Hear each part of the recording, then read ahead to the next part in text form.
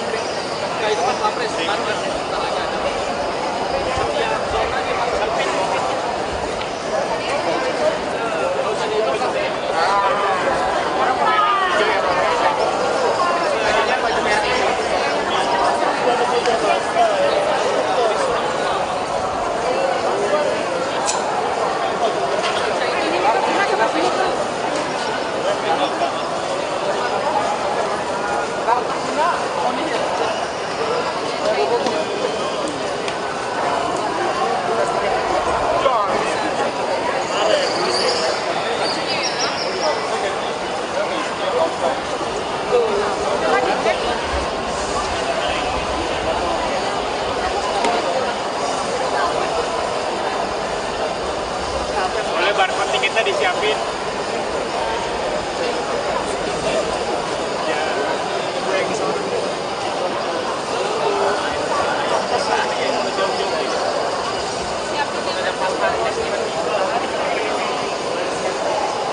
Boleh barcode tiketnya disiapin kan?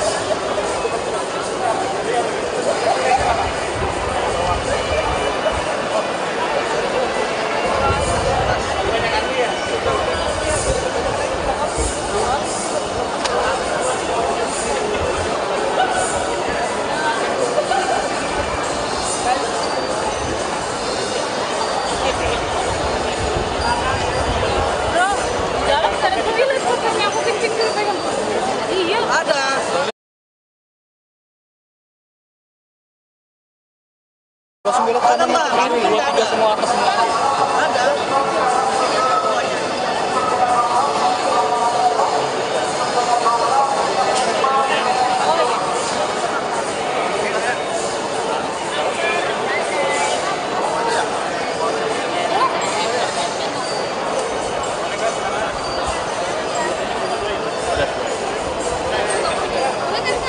Ikan plastik.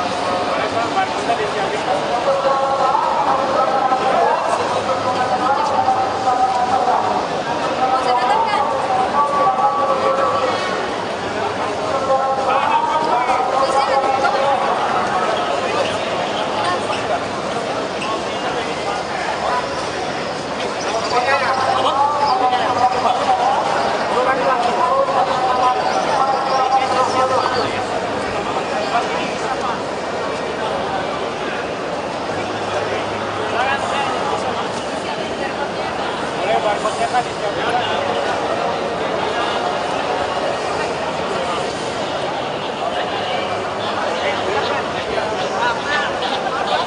Itu apa?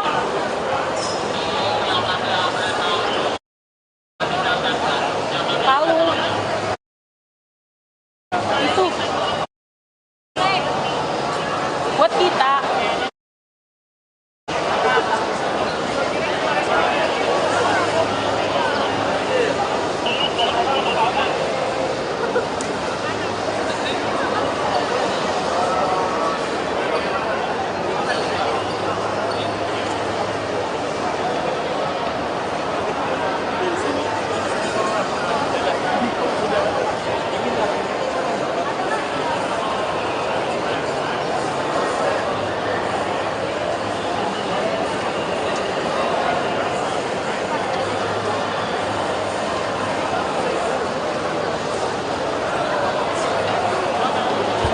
Itu untuk contoh tiket yang palsunya kayak gimana?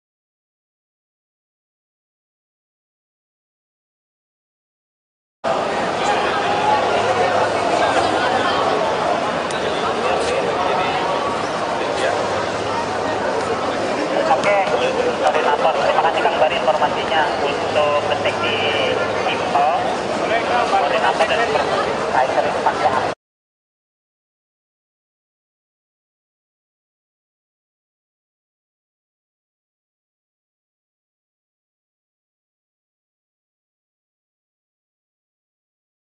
Itu untuk deteksi dirinya.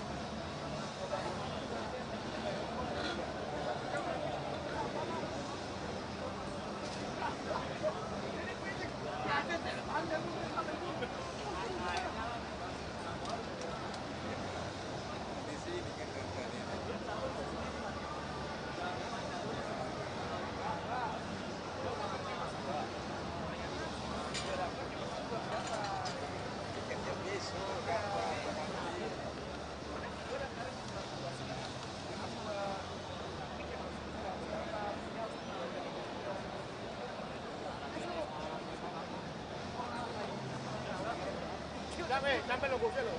Acuérdate, los senior quita que tienen su mano.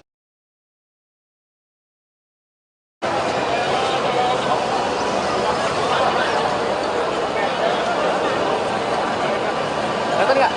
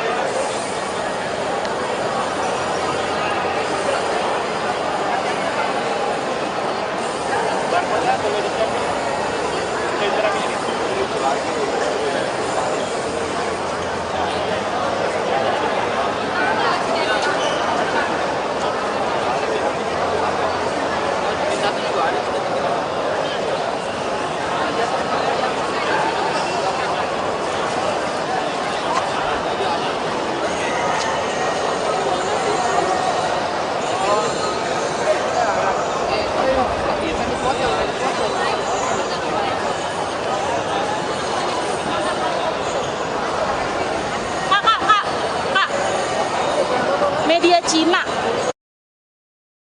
Nggak apa-apa. Sorry. Iya dong.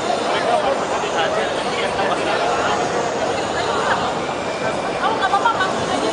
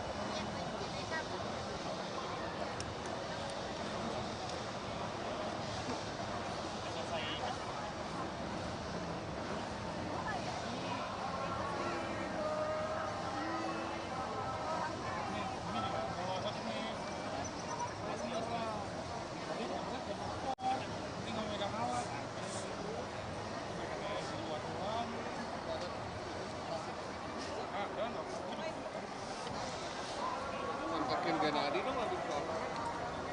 Kan? Ke Bang Deddy ntar ganti baterai dulu.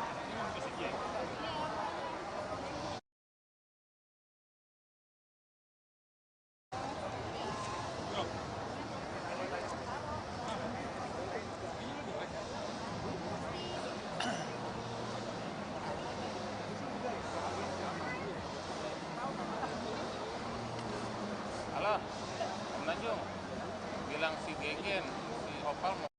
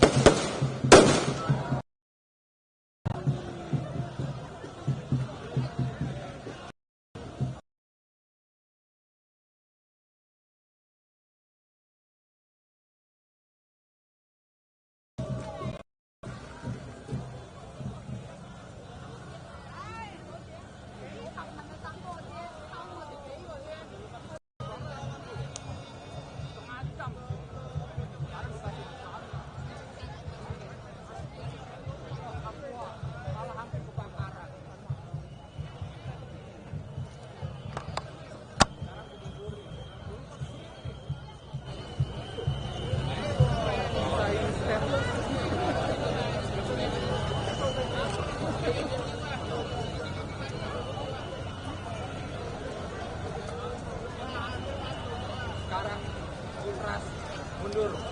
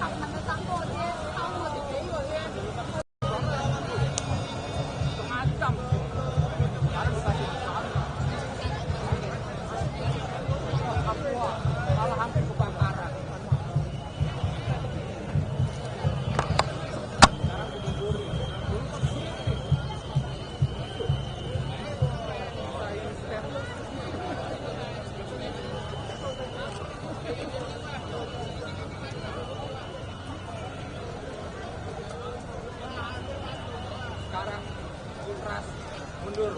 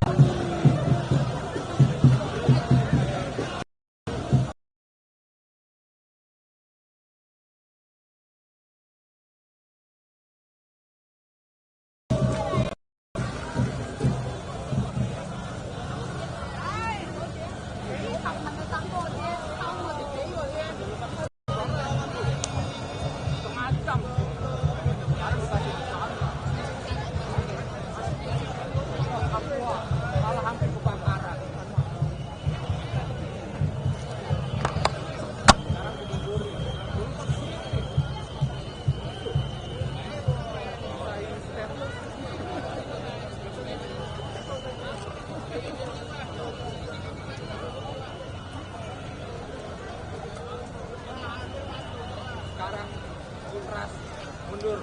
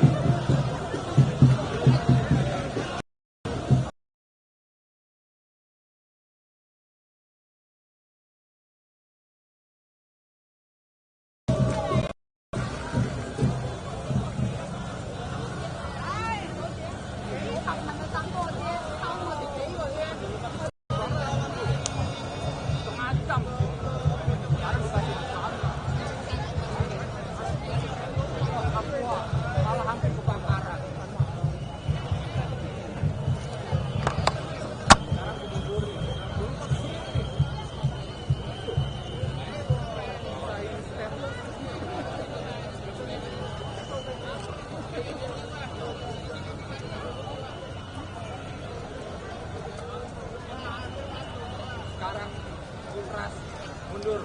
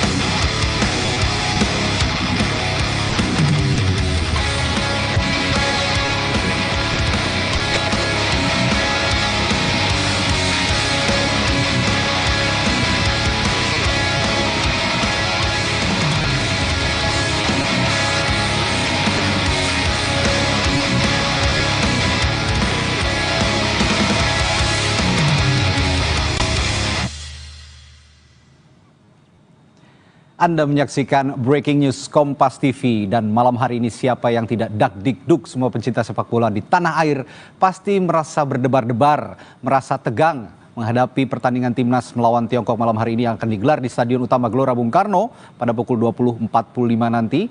Kick-off-nya akan segera berlangsung. Laga timnas Garuda melawan Tiongkok di Stadion GBK ini merupakan laga hidup mati, saudara. Timnas Indonesia untuk menjadi untuk lolos ke Piala Dunia 2026 yang akan diselenggarakan di 3 negara, Amerika Serikat, Meksiko, dan juga Kanada. Dan kita langsung saja akan melihat bagaimana kondisi terkini supporter Indonesia saat atau jelang menyaksikan laga timnas Garuda kontra Tiongkok yang berlangsung di Gelora Bung Karno, Jakarta. Seperti yang Anda lihat di layar kaca Anda, ini beberapa saat yang lalu supporter timnas Indonesia sudah memadati area Gelora Bung Karno, Jakarta, yang sangat antusias tentu saja membawa alat-alat peraga dan juga ada flare atau suar yang dinyalakan oleh para supporter berwarna merah, tentu saja warna yang identik dengan timnas Indonesia. Ini salah satu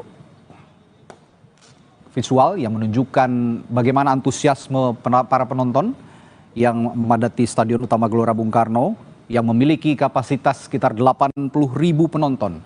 Namun dikabarkan tidak semua seats ini dijual oleh penyelenggara pertandingan atau tempat duduk dijual, sehingga kurang lebih untuk supporter saja khusus itu dijual sekitar 70.000, sedangkan sisanya 10.000 itu diisi oleh tamu undangan dan juga ofisial dari timnas, termasuk juga pengurus PSSI, pemerintah dan yang lainnya. Dan direncanakan nanti juga Presiden Prabowo Subianto akan hadir di Gelora Bung Karno untuk sama-sama menyemangati timnas Indonesia yang masih punya asa atau masih punya peluang cukup besar. Kalau kata hitung-hitungannya Wakil Menteri Ristek Dikti kemarin, Stella Christie, itu kita punya peluang sekitar 41% untuk lolos ke Piala Dunia. Dan ini akan sama-sama kita wujudkan malam hari ini di Stadion Utama Gelora Bung Karno dengan semangat supporter sebagai pemain ke-12 di lapangan. Kalau di istilah di sepak bola, supporter ini adalah pemain ke-12 yang bisa menyemangati atau juga punya pengaruh kuat memenangkan laga, terutama pada laga-laga penting. Sekelompok supporter atau komunitas supporter seperti La Grande Indonesia juga sudah menyiapkan kejutan untuk timnas Indonesia yang saat ini malam ini bersiap untuk bertanding, dan konon juga menyiapkan koreo-koreo yang memukau untuk menyemangati Jai Itses dan kawan-kawan berlaga di lapangan hijau di Gelora Bung Karno, Jakarta. Dan tidak hanya koreo, nanti juga akan ada tifo yang seperti juga disiapkan oleh kelompok supporter. Tifo ini adalah satu bentuk poster raksasa yang biasanya disajikan untuk membuat lawan gentar, membuat kondisi psikis lawan juga terganggu, begitu kira-kira. Malam hari ini Tiongkok tentu saja meskipun tidak tampil dengan kekuatan penuh, tapi juga punya ambisi yang sama untuk memenangkan pertandingan, karena sama-sama butuh kemenangan untuk lolos ke putaran selanjutnya dalam kualifikasi Piala Dunia 2026 zona Asia.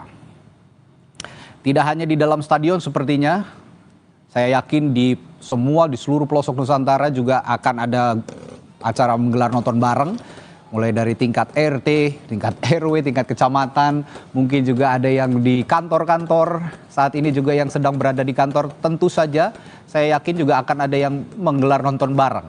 Dan malam hari ini Kompas TV melalui Breaking News juga akan menemani Anda untuk melihat kondisi terakhir yang terjadi di Stadion Utama Gelora Bung Karno, Jakarta, kemeriahan yang terjadi di sekitar Stadion GBK yang sejak sore tadi ribuan supporter sudah memadati Stadion Utama Gelora Bung Karno, dan tiket juga sudah terjual habis bahkan sejak hampir 1,5 bulan yang lalu. Ini tiket terjual dalam jangka waktu yang tidak lama. Begitu penyelenggara membuka tiket box, semua tiket langsung habis terjual.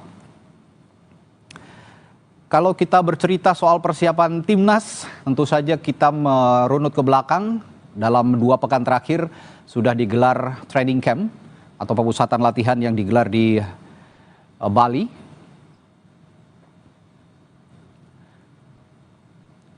Oke, ya, ini adalah kondisi beberapa saat lalu di Gelora Bung Karno. Ada suar yang dinyalakan oleh supporter. Kalau memang berdasarkan aturan FIFA, suar ini sangat ketat dipakai jika ingin dipakai atau dinyalakan di area stadion. Untuk pertandingan-pertandingan penting seperti malam hari ini sepertinya memang dilarang oleh FIFA dinyalakan di dalam stadion, sehingga para supporter ini menyalakan suar atau flare di luar Stadion Utama Gelora Bung Karno. Dan kita akan coba lihat kondisi paling akhir di sana di Stadion Utama Gelora Bung Karno dari beberapa titik di Stadion Utama Gelora Bung Karno. Ada 2 reporter kami yang sudah memantau jelang laga antara Timnas melawan Tiongkok. Ya, kita akan sapa jurnalis Kompas TV, ada Suar Adzani dan juga Benediktus di Stadion Utama Gelora Bung Karno. Saya akan sapa dulu Suara di sana. Suara, wah pipinya sudah dicoret-coret gambar ataupun bendera Indonesia nih kayaknya. Sudah siap untuk menyemangati Timnas. Bagaimana kondisi paling akhir di sana, Suara? Ya, jelas memang di sini kami sudah siap bersama dengan pendukung Timnas lainnya untuk nantinya berteriak begitu ya saat Indonesia memasuki gol gitu. Tetapi memang jika kami melihat di sini Gelora Bung Karno juga bisa digambarkan ini penuh dengan warna merah dan putih karena seluruh supporter ini sudah memasuki Stadion Utama Gelora Bung Karno sejak pukul 5 sore maksud kami, dan kemudian memang sampai saat ini satu persatu begitu untuk menduduki tempat masing-masing. Dan jika kami pantau memang bahkan sejak siang ini Gelora Bung Karno memang sudah dipenuhi oleh supporter, dan bahkan sampai saat ini di bagian luar ini juga masih penuh supporter yang mungkin beberapa memang tidak kebagian tiket gitu ya, jadi memang disediakan untuk nobar bersama di luar Gelora Bung Karno. Dan ini juga sudah ada salah satu supporter, yang ini bukan satu doang ya, karena ramean ini. Halo, ini ada keluarga ya, ini sudah bersiap ya, ini udah membawa, ada tulisan "We stand for our dream, our spirit will bring you to the World Cup." Waduh, ini luar biasa sekali. Ini ada yang udah bawa piala dunia, ini artinya sudah sangat ingin Indonesia masuk ya ke Piala Dunia. Oke, halo Mbak, namanya siapa Mbak? Namanya Riani.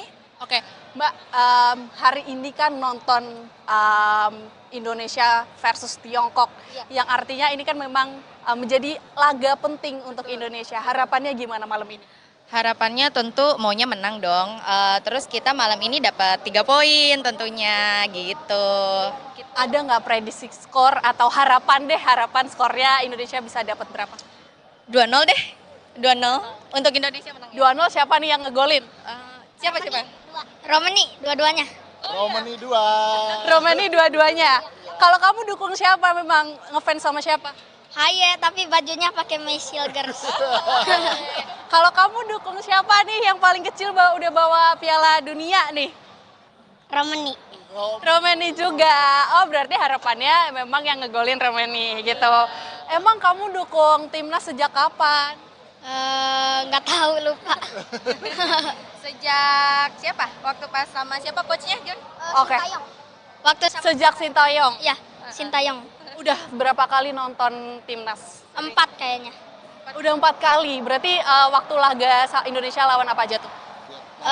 Vietnam, Brunei, Irak, Filipina, sama Jepang. Wah, keren banget. Keren banget ya, ternyata udah gak cuman sekali ya gitu ya. Oke, berarti ini kan bawa anak-anak, berarti kan nanti sampai malam. Itu gimana persiapannya, Mbak? Persiapannya ya kebetulan kan besok udah libur. Jadi ya udah kita udah prepare mau nonton, ya udah kita pergi ke GBK aja. Kebetulan kita menang juga war ticket. Ya udah. Berarti sebelumnya memang menang war ticket gitu. Tapi kesulitan gak sih buat war ticket ini? Alhamdulillah sih untuk yang ini kita enggak ya. Yang akhirnya dapat juga yang di seat yang kita mau, ya udah berjalan begitu aja. Berarti ini bakalan mendukung Indonesia sampai nanti malam ya, Mbak? Jelas dong, kita pasti selalu sampai selesai, Mbak. Oke, udah kalau menang udah nyiapin yel-yel belum? Udah sih. Gimana, boleh nggak dinyanyiin sedikit? Indonesia 3 poin. Keren banget. Luar biasa, selamat menonton ya. Semoga sesuai dapat 3 poin dan menang masuk ke Piala Dunia. Oke, Terima kasih.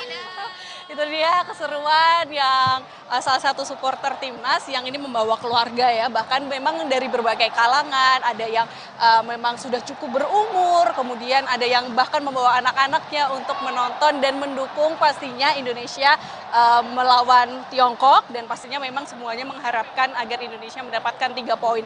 Prediksi skor macam-macam, ada yang tadi 1-0, ada yang 2-1, ini tadi 3-0 berharapnya, yang artinya memang ini menjadi suatu laga penting untuk Indonesia agar bisa melanjutkan kepada babak berikutnya, dan memang harapan-harapan ini dicerminkan dari pelatih Indonesia juga kemarin mengatakan saat press conference.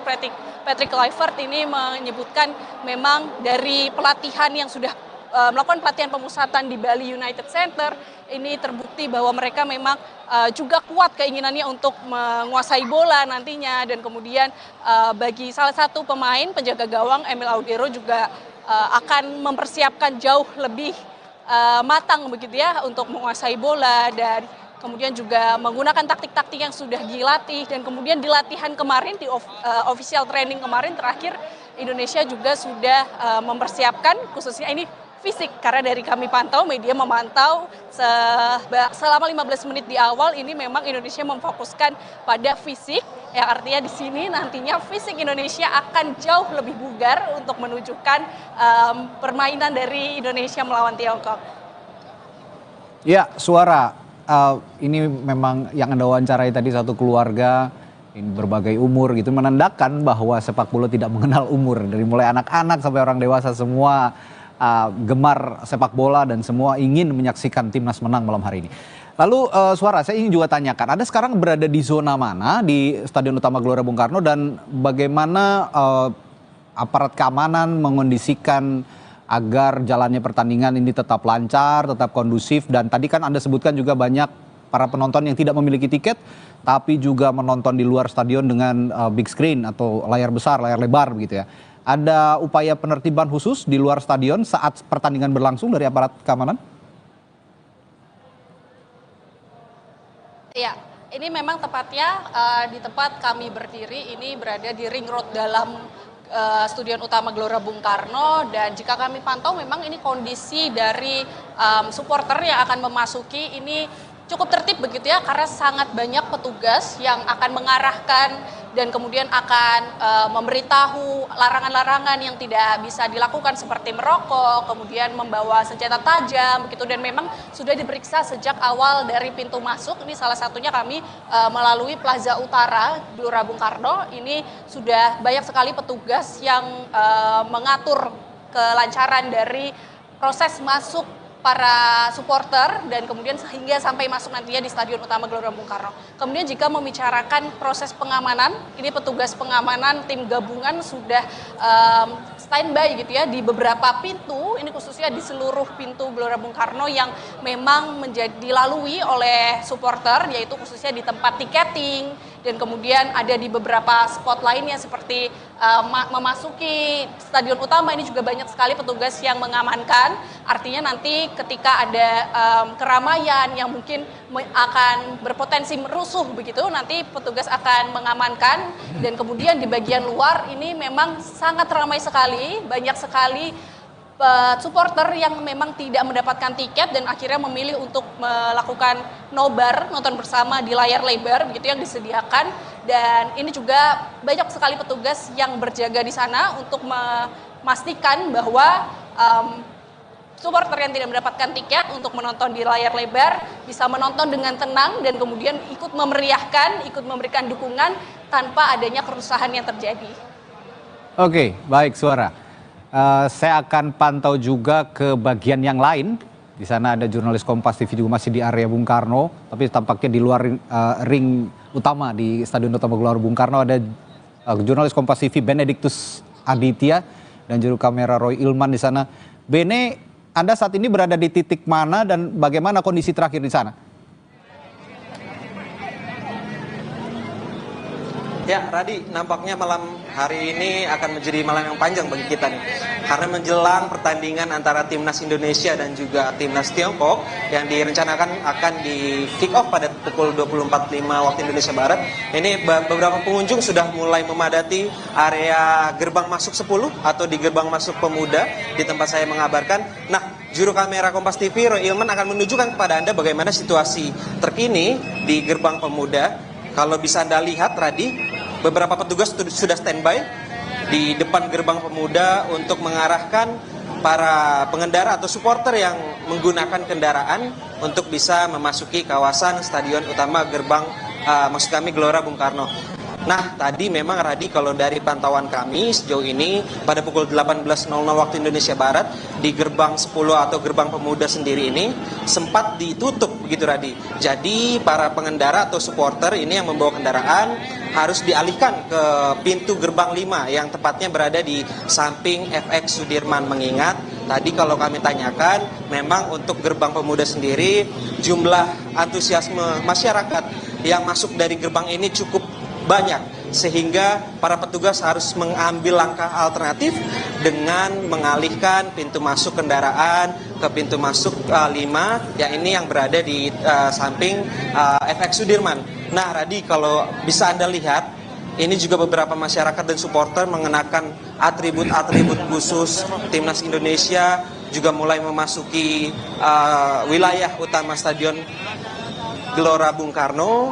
Dan kalau bisa Anda lihat, memang yang menarik, Radi, di luar ini tidak hanya para supporter begitu ya, Radi, karena juga banyak pedagang-pedagang seperti pedagang atribut begitu ya, pedagang minuman, kemudian jajanan yang menjajakan jajanannya begitu untuk para supporter. Nah, kalau tadi kami tanya-tanya juga para supporter Timnas yang ada yang datang dari Palembang, Lampung, dan sekitarnya. Nah, tadi mereka juga berharap nih untuk nanti pertandingan supaya Timnas Indonesia bisa menang. Begitu, Radi? Baik, Bene. Ini ya jam pulang kantor, Timnas main, ya memang harus dihindari artinya ya jalan-jalan di sekitar Stadion Utama Gelora Bung Karno, sehingga Anda yang ingin melanjutkan aktivitas ataupun nggak minat nonton Timnas gitu ya, atau mau nonton Timnas di rumah gitu ya sambil beristirahat, ya jangan melewati jalan-jalan yang berada di sekitar Stadion Utama Gelora Bung Karno. Begitu ya kira-kira, Bene, tadi yang Anda laporkan dari gerbang 10, gerbang pemuda, ini sudah sangat padat dan ada di titik-titik lainnya juga ada pengalihan arus oleh pihak kepolisian sehingga nanti juga tidak mengganggu aktivitas masyarakat yang berada di sekitar Jalan Sudirman, Jalan Gatot Subroto dan sebagainya yang berada di lingkungan SUGBK. Terima kasih Benediktus Aditya dan juga jurnalis Kompas TV Suara Azani. Nanti kami akan perbaharui lagi informasi dari kalian. Terima kasih rekan-rekan, selamat bertugas kembali. Dan saudara, bagaimana kan Timnas Indonesia merebut 3 poin dan membayar tuntas kekalahan di Qingdao Oktober lalu? Kita akan bahas bersama mantan pemain Timnas Indonesia. Ini idola saya juga waktu dulu nih ya, Bang Zainal Arif. Bung Zainal Arif atau Bang Abo biasa disapa. Selamat malam, Bang Abo. Saat bersama. Bang Abo, selamat malam. Sepertinya belum bisa mendengar, Bang Abo. Saya akan perbaiki, mungkin tim kami akan juga perbaiki sambungan komunikasi kami dengan Zainal Arif, mantan pemain Timnas. Saya akan sapa lagi. Selamat malam, Bung Zainal Arif, Bang Abo. Selamat malam. Oke, apa kabar Bang Abo? Baik, alhamdulillah. Ini idola saya waktu dulu nih main jadi striker di Timnas, Bang Abo. Sekarang berkesempatan untuk berbicara langsung. Bang Abo, kalau lihat optimis, ya gimana Bang Abo? Ya, gimana? Oke, kalau lihat optimismenya Coach Patrick Kluivert meraih kemenangan keduanya bersama Timnas di GBK. Kemarin kan sudah meraih kemenangan melawan Bahrain. Sekarang mengincar kemenangan keduanya di kandang di Gelora Bung Karno. Kalau lihat optimismenya masuk akal kah, make sense kah, atau memang pantasnya menang kita ini di GBK begitu? Ya, masuk akal, pantas menang. Ya, memang itu satu tujuan ya. Apa yang mesti dilakukan Patrick Kluivert sejauh ini sudah di jalur positif, apalagi ini pertandingan di kandang, pertandingan yang sangat menentukan. Mudah-mudahan para pemain juga tidak terbebani, sang Alena Torre juga, sang pelatih juga merasa lebih ringan ketika nanti berhadapan melawan Jepang. Andai kata di pertandingan kali ini kita harus wajib meraih 3 poin. Ya, lalu ini kan ada 23 pemain yang sudah ditetapkan sama Coach Patrick Kluivert ya. Kalau kemarin kan 32 dipanggil, lalu diseleksi lagi di training camp, sekarang ditetapkan 23 pemain yang sudah dipilih oleh Patrick Kluivert untuk melawan Tiongkok. Dari komposisi 23 orang ini, Anda melihatnya udah pas atau sebenarnya harus ada yang masuk atau harus ada yang keluar? Ya, menurut saya sih ini komposisi yang sangat kompetitif ya. Apalagi kemarin terakhir masuknya Beckham Putra yang selama ini juga selalu menjadi pembeda di tim Persib Bandung. Dia dalam keadaan percaya diri, dia menatap masa depannya di klub begitu cemerlang. Saya pikir kesempatan ini mesti dimanfaatkan dengan baik oleh Beckham Putra. Dan saya juga tidak mengesampingkan para pemain lain. Di sini juga ada Peru Pesi, ada Hai, Kambuaya, juga Egy yang sangat baik penampilannya dan cukup produktif di klubnya di Dewa United. Dan tentunya yang patut kita tunggu adalah sang pencetak gol sebelumnya di kandang ketika melawan Bahrain, yaitu Romeni. Oleh Romeni. Tapi ini ada kendala sedikit nih Bang Abo. Kalau kemarin oleh Romeni itu dapat passing-passing yang memanjakan dia gitu ya dari Marcelino Ferdinand, malam hari ini Lino nggak bisa main gitu kira-kira. Anda melihat celah tidak adanya Lino, siapa yang bisa memberikan atau memanjakan oleh Romeni mencetak gol di lini depan? Iya, Lino adalah pemain masa depan kita ya. Lino adalah pemain yang sangat penting di timnas kita kali ini, tetapi kita juga tidak bisa mengesampingkan kemampuan Beckham Putra yang hampir mirip. Sejauh ini penampilannya cukup eksplosif, efektif, eksplosif, dan tentunya juga dia sangat rajin membuat serangan dan bisa mencetak gol. Saya pikir ini banyak pilihan di sini ya. Ada Kambuaya juga, ada Egy juga. Ini tergantung sesuai kebutuhan tim siapa yang mendapat kehormatan di menit pertama. Ya, kalau melihat karakteristik Marcelino Ferdinand kan eksplosif, lalu rajin membantu pertahanan menyerang begitu ya, tidak kenal lelah. Ini juga karakter ini ada di Beckham Putra begitu kurang lebih ya Bang Abo?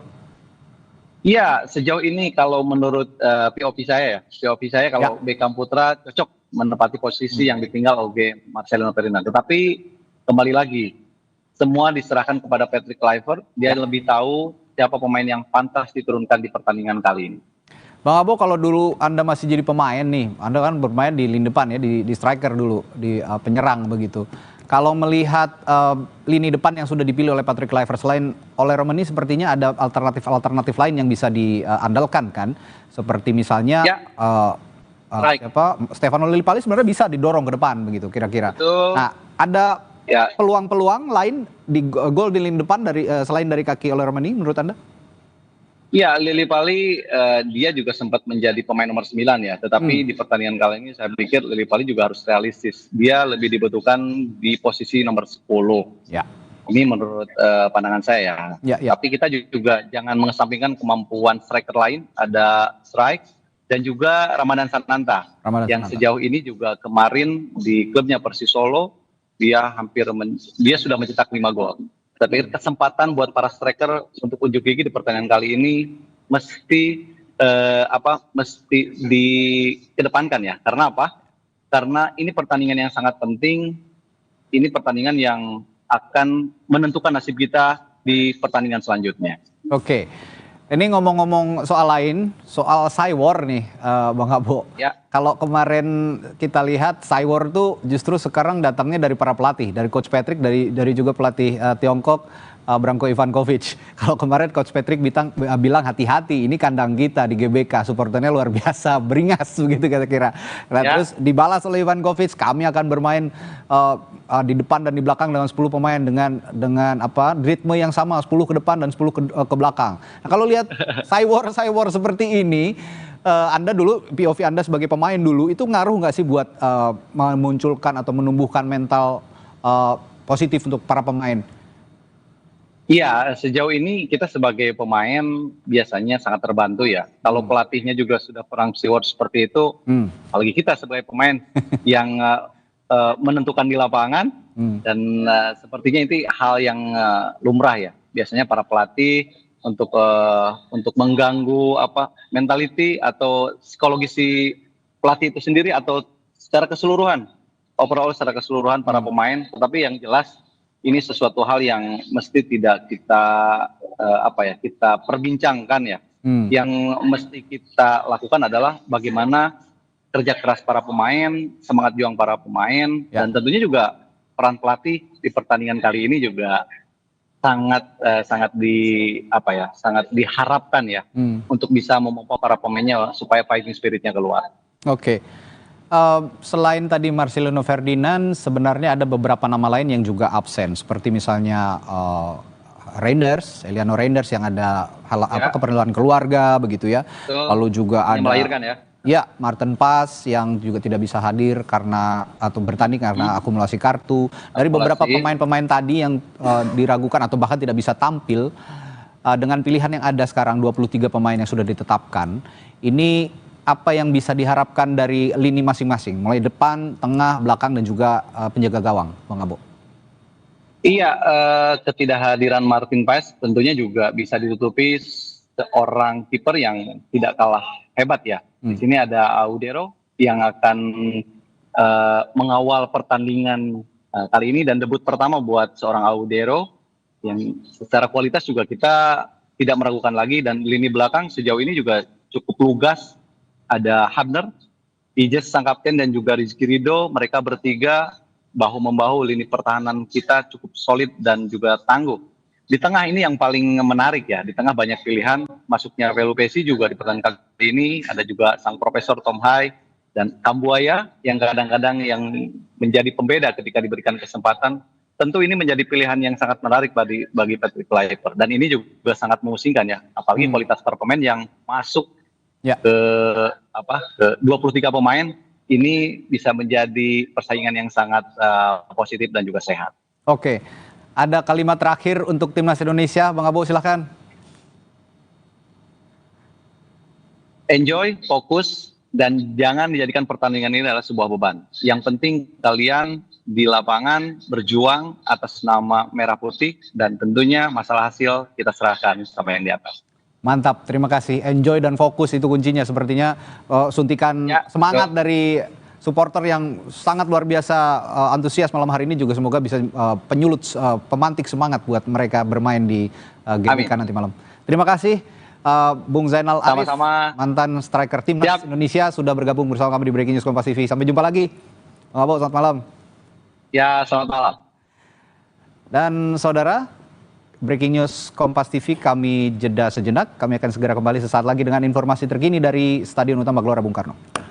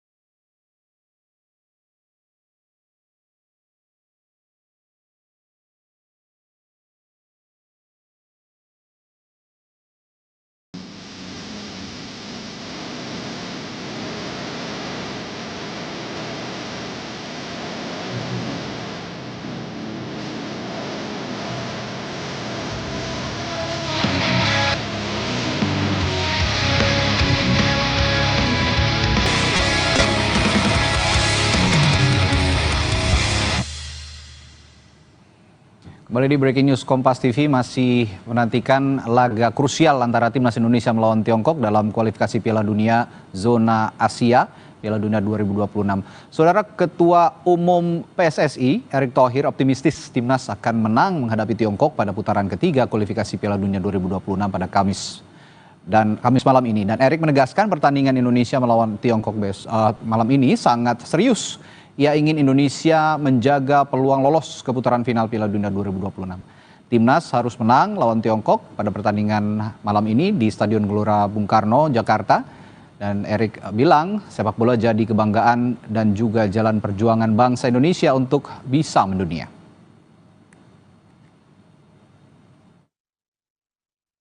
Ya besok hitungannya kita harus menang kalau kita mau masuk di ranking 3 dan 4 untuk menuju playoff. Jadi dan pemerintah China juga tadi saya sampaikan ke Bapak Presiden sangat serius mengirimkan perwakilan pemerintahnya langsung. Ya ini memang sepak bola kan sudah jadi marwah semua bangsa sepertinya. Sepak bola ini bagian juga alat perjuangan, pengkibaran bendera dan proudness of the nation. Ya jadi ya kita juga menanggapinya secara serius. Kenapa kemarin juga para pemain TC lebih awal. Saudara, pemain pilihan pelatih Timnas Indonesia Patrick Kluivert saat kontra Tiongkok di kualifikasi Piala Dunia 2026 ronde ketiga grup C telah resmi dirilis. Kluivert memilih 23 pemain setelah 5 pemain lainnya juga dicoret. Untuk di deretan penjaga gawang atau kiper, Kluivert menetapkan 3 nama, diantaranya Nadeo Argawinata, Emil Audero Mulyadi, dan Hernando Ari Sutaryadi. Selanjutnya di posisi bek, Timnas ada 4 nama yang dipilih, diantaranya ada Justin Hubner, Jai Itzes, Rizky Ridho, dan Meis Hilgers.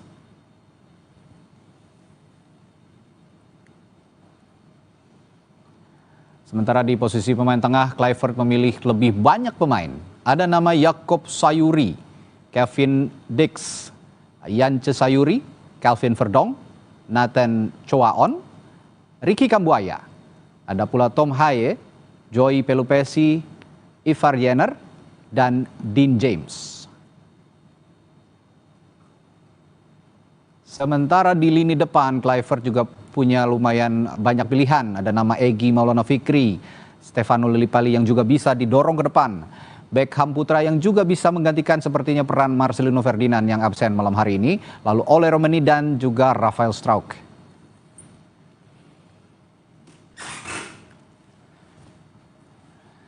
Dari 23 pemain yang didaftarkan untuk melawan Tiongkok, siapa penghuni starting 11 atau 11 nama pertama? Berikut prediksi kami. Di posisi penjaga gawang sepertinya akan diisi oleh Emil Audero, kemungkinan akan menjalani debutnya malam hari ini. Lalu ada trio benteng pertahanan Timnas yang akan diisi Rizky Ridho sepertinya, Jai Itzes dan juga Meis Hilgers. Di tengah ada duet Joey Pelupesi dan Tom Haye akan menjadi metronom di lini tengah. Dan di sisi kanan dan kiri ada Kevin Dix dan Calvin Verdong. Ini sepertinya juga mereka akan naik turun mengawal pertahanan dan mendukung serangan. Dan sementara di lini depan ada trio Egy Maulana Fikri, Ole Romeni, dan Stefano Lillipali yang sepertinya juga akan menambah daya dobrak penyerang lini depan Indonesia.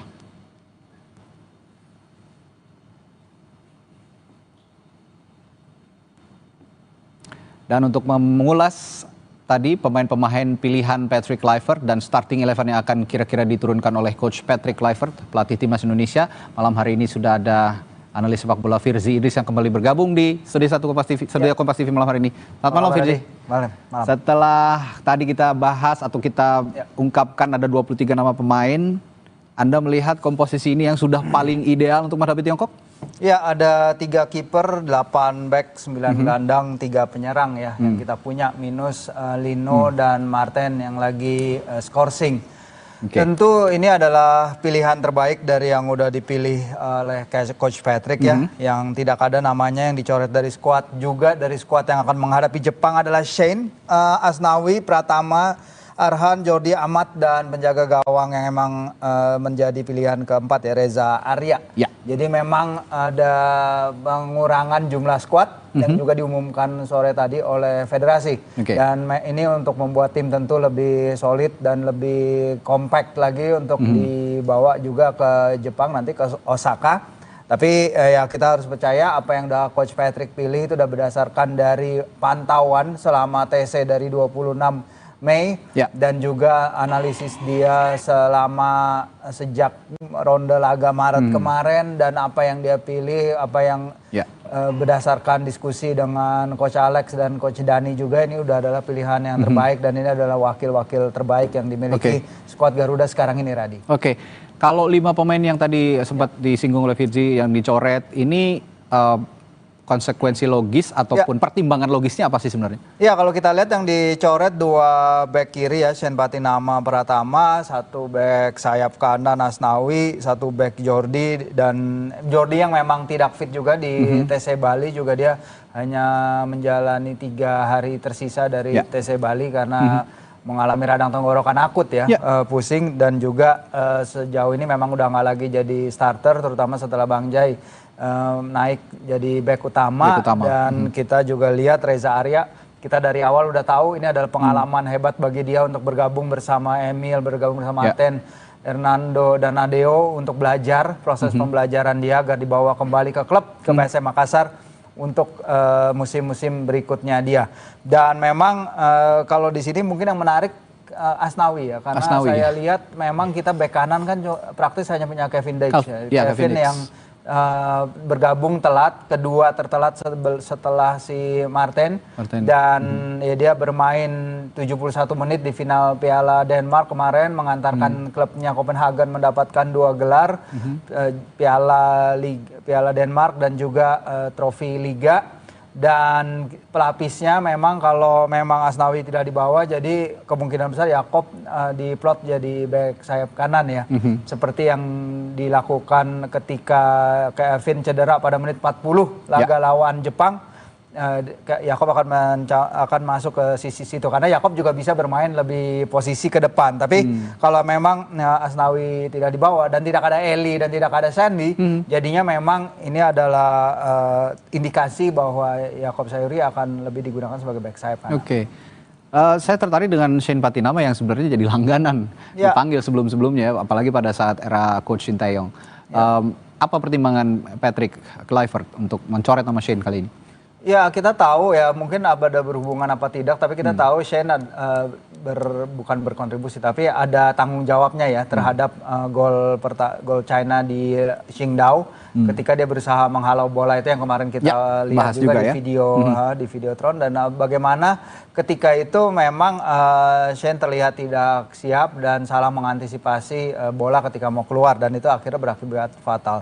Tapi memang kiri kita setelah kedatangan Dean James yang juga seorang pemenang ya, dia berhasil membawa Go Ahead Eagles menjadi juara Piala KNVB untuk pertama kalinya sepanjang sejarah, dan dia dicoba ketika menghadapi Australia, dia juga bermain memberikan width itu, dan mungkin di antara 2 itu dengan Kelvin tentu saja ada di posisi tersebut.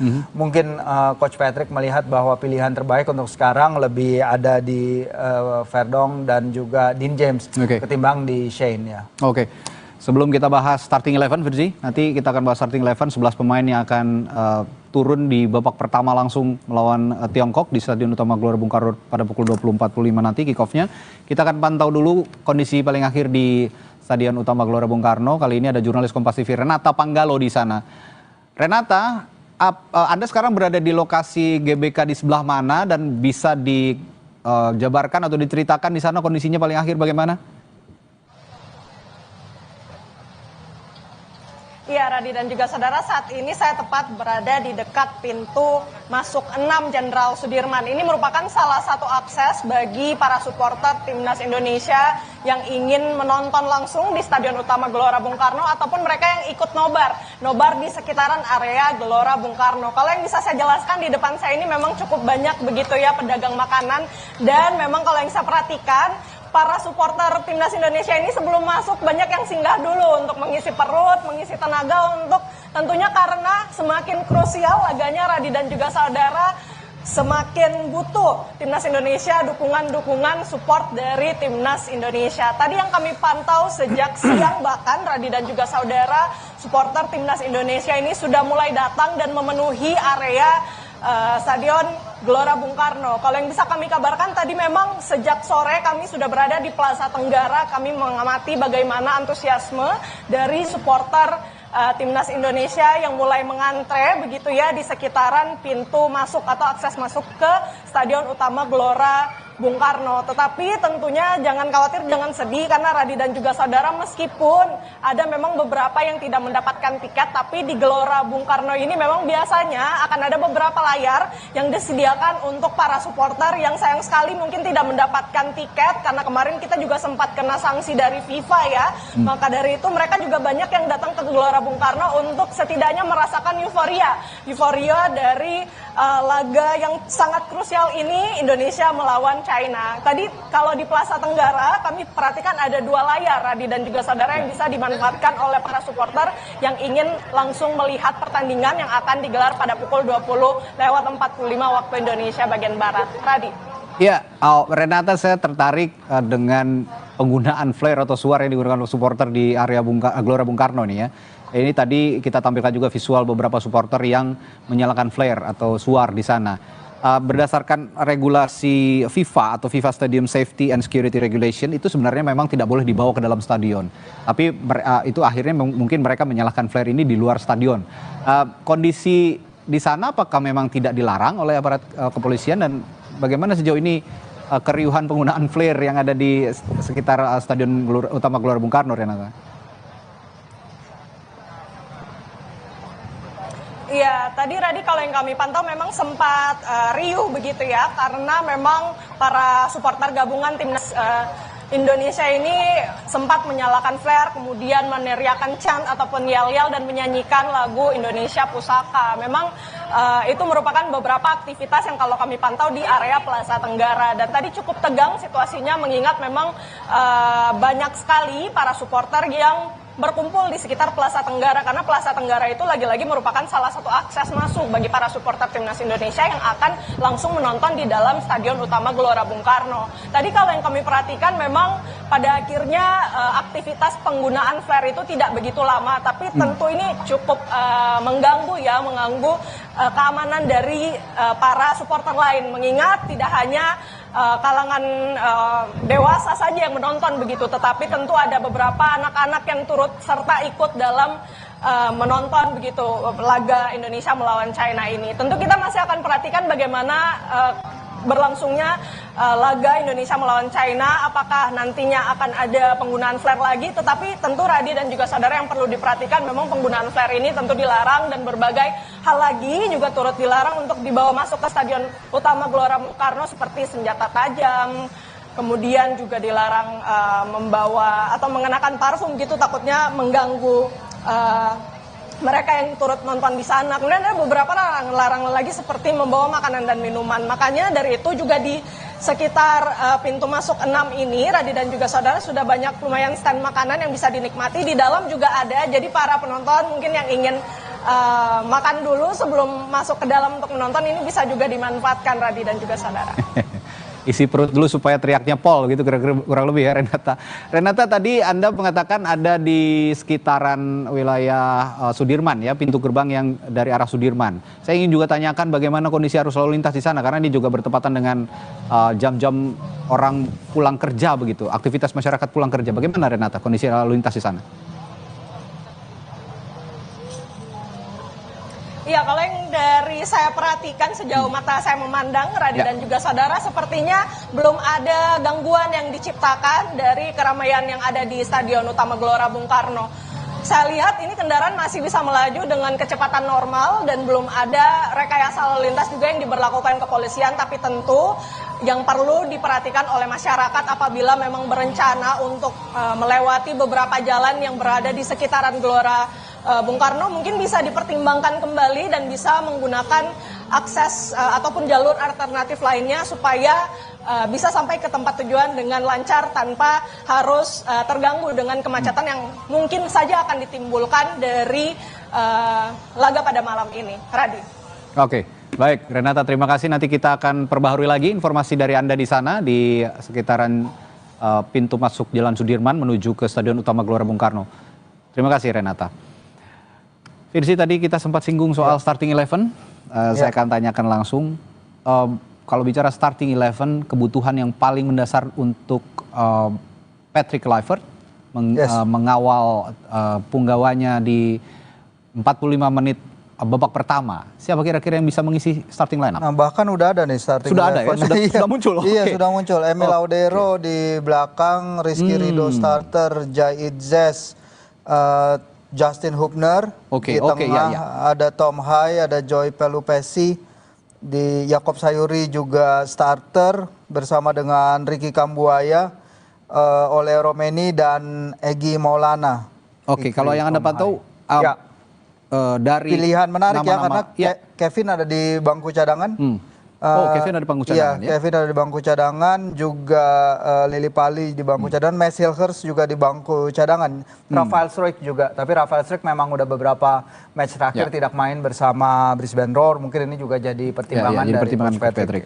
Kalau dari tadi starting 11 yang sudah muncul nama-namanya, kira-kira pola yang akan dimainkan formasinya 3-4-2-1 atau 3-4-3 atau kayaknya masih sama 3-4-3 dengan dua pendukung di belakang Ole Romeni ya. Ricky Kambuaya mungkin bisa memainkan peran lagi seperti ketika dia masuk menghadapi Bahrain, number 8 tapi bermainnya melebar dan bermainnya menusuk sangat ke depan. Egy yang membuat saya tertarik sebenarnya dia wajib starter sih karena penampilan luar biasanya bersama Dewa United tadi. Zainal Arif juga udah mengatakan performanya sangat luar biasa dan juga kemampuan dari Rizky Ridho untuk bersaing tempat dengan Max Hilgers ya. Dan yang dipasang adalah Rizky dan luar biasa sekali dari Coach Patrick juga melihat bahwa memang chemistry di antara Rizky dan juga Jai Itzes untuk sekarang mungkin masih lebih bagus daripada Jai dengan Max. Oke, kalau lihat starting line up ini sepertinya terjawab. Pengganti Marcelino Ferdinand ini adalah dua orang sepertinya. Egy dan Yakob bisa juga digantikan menggantikan posisi Marcelino sepertinya begitu ya? Kayaknya sih back sayap kanan ya. Back sayap kanan ya. Dilihat di sini ya. Ricky Kambuaya mungkin yang bermain di number 8. Posisi nomor 8 dengan Egy Maulana lebih bermain di belakang striker ya. Jadi kreativitas yang tadi ditanyakan itu kepada Zainal juga pasti akan berasal dari dirinya ya, dari Egy Maulana Fikri. Nah, selain starting 11 ada game changersnya, game changers ini substitutes-nya, pemain penggantinya nanti akan kita bahas setelah jeda di Breaking News Kompas TV. Tetaplah bersama kami.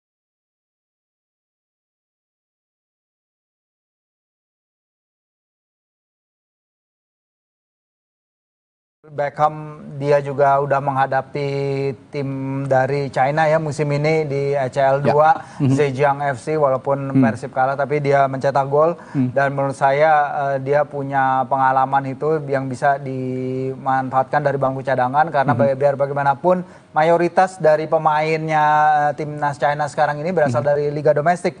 Radi, tidak ada yang berasal dari liga luar dan 24 nama mereka itu berasal dari tim-tim yang berada di 5 besar klasemen Liga Super China. Jadi mereka memang adalah tim yang super lokal dan kita mungkin akan melihat ya Beckham ketika kalau keadaannya memungkinkan ya bisa saja diturunkan tapi itu tergantung game situation, tergantung skema, tergantung plan A, plan B, plan C dari sang pelatih. Oke, karena Anda sudah menyinggung liga domestik di Liga China, Liga Tiongkok begitu ya. Saya tertarik dengan sosok Wang Yudong yang disebut sebagai Lamine Yamalnya Tiongkok. Betul.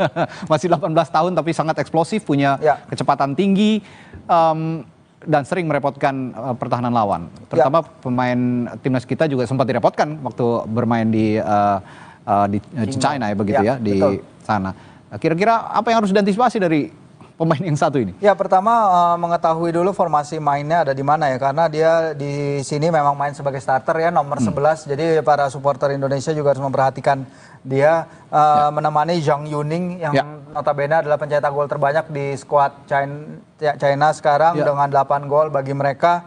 Dan Wang ini terkenal juga terkenal dengan penetrasinya, lari-larinya behind the lines, bagaimana dia bisa mengeksploitasi ruang di belakang garis pertahanan. Itu yang kita harus hati-hati juga, Radi, kalau kita bermain terlalu ofensif itu juga bisa jadi bahaya. Tapi kita juga tahu Tiongkok di sini juga dalam posisi harus menang ya. Mereka di sini dalam posisi genting juga, mereka harus mengambil 3 poin. Dan Wang Yudong ini sebenarnya bisa bermain di beberapa posisi. Dia bisa bermain di wing kiri, dia bisa bermain di wing kanan, dia bisa bermain di tengah ataupun di belakang Zhang Yuning. Jadi kita harus lihat seperti apa implementasinya di lapangan. Tapi pelatih Branko Ivankovic kayaknya akan kembali menerapkan formasi andalannya, yaitu 4-4-2 diamondnya dia yang terkenal, yang selalu sering dipakai ya. Kalau nature-nya Wang ini kan sebenarnya left winger ya, di kiri ya, sering beroperasi di sisi kiri. Berarti nanti kalau ini most likely akan berhadapan dengan Yakob sepertinya ya? Iya, dengan Yakob juga eksplosivitas. Yakob juga pasti harus waspada juga ya dalam duel 1 lawan 1 kalau misalnya memang Wang bermain di sisi kiri penyerangan mereka. Tusukan-tusukannya bisa berbahaya dan kita tahu apa yang bisa dia bikin ya. Walaupun kembali lagi tim China ini bukan tim yang subur di laga tandang, udah 4 pertandingan baru mencetak 2 gol dan mereka menyadari itu, tapi mereka di sini dalam posisi genting. Di sini mereka harus mencetak gol di GBK. Jadi kita akan lihat kalau Ivankovic sebelum berangkat dari Shanghai ya, dari training camp mereka, dia mengatakan oke, kita harus mencari 3 poin. Tapi dalam sepak bola itu defense tetap adalah yang utama, terutama di laga tandang. Dan kemudian setelah defense itu baru menemukan the right mixture yang tepat, keseimbangan antara bermain menyerang dan bertahan. Jadi disinilah kita akan lihat apa yang telah disiapkan timnas Tiongkok juga dalam training camp mereka. Nanti kita akan lebih lanjut bahas soal siapa-siapa pemain timnas Tiongkok yang harus diwaspadai selain Wang tadi. Saya akan sapa dulu terlebih dahulu jurnalis Kompas TV yang berada di Gelora Bung Karno, terutama berada di dalam Stadion Utama Gelora Bung Karno. Ada Yasir Nenek Ama di sana. Selamat malam Yasir. Baik. Ya, Yasir, bisa digambarkan kondisi di dalam stadion saat ini jelang pertandingan?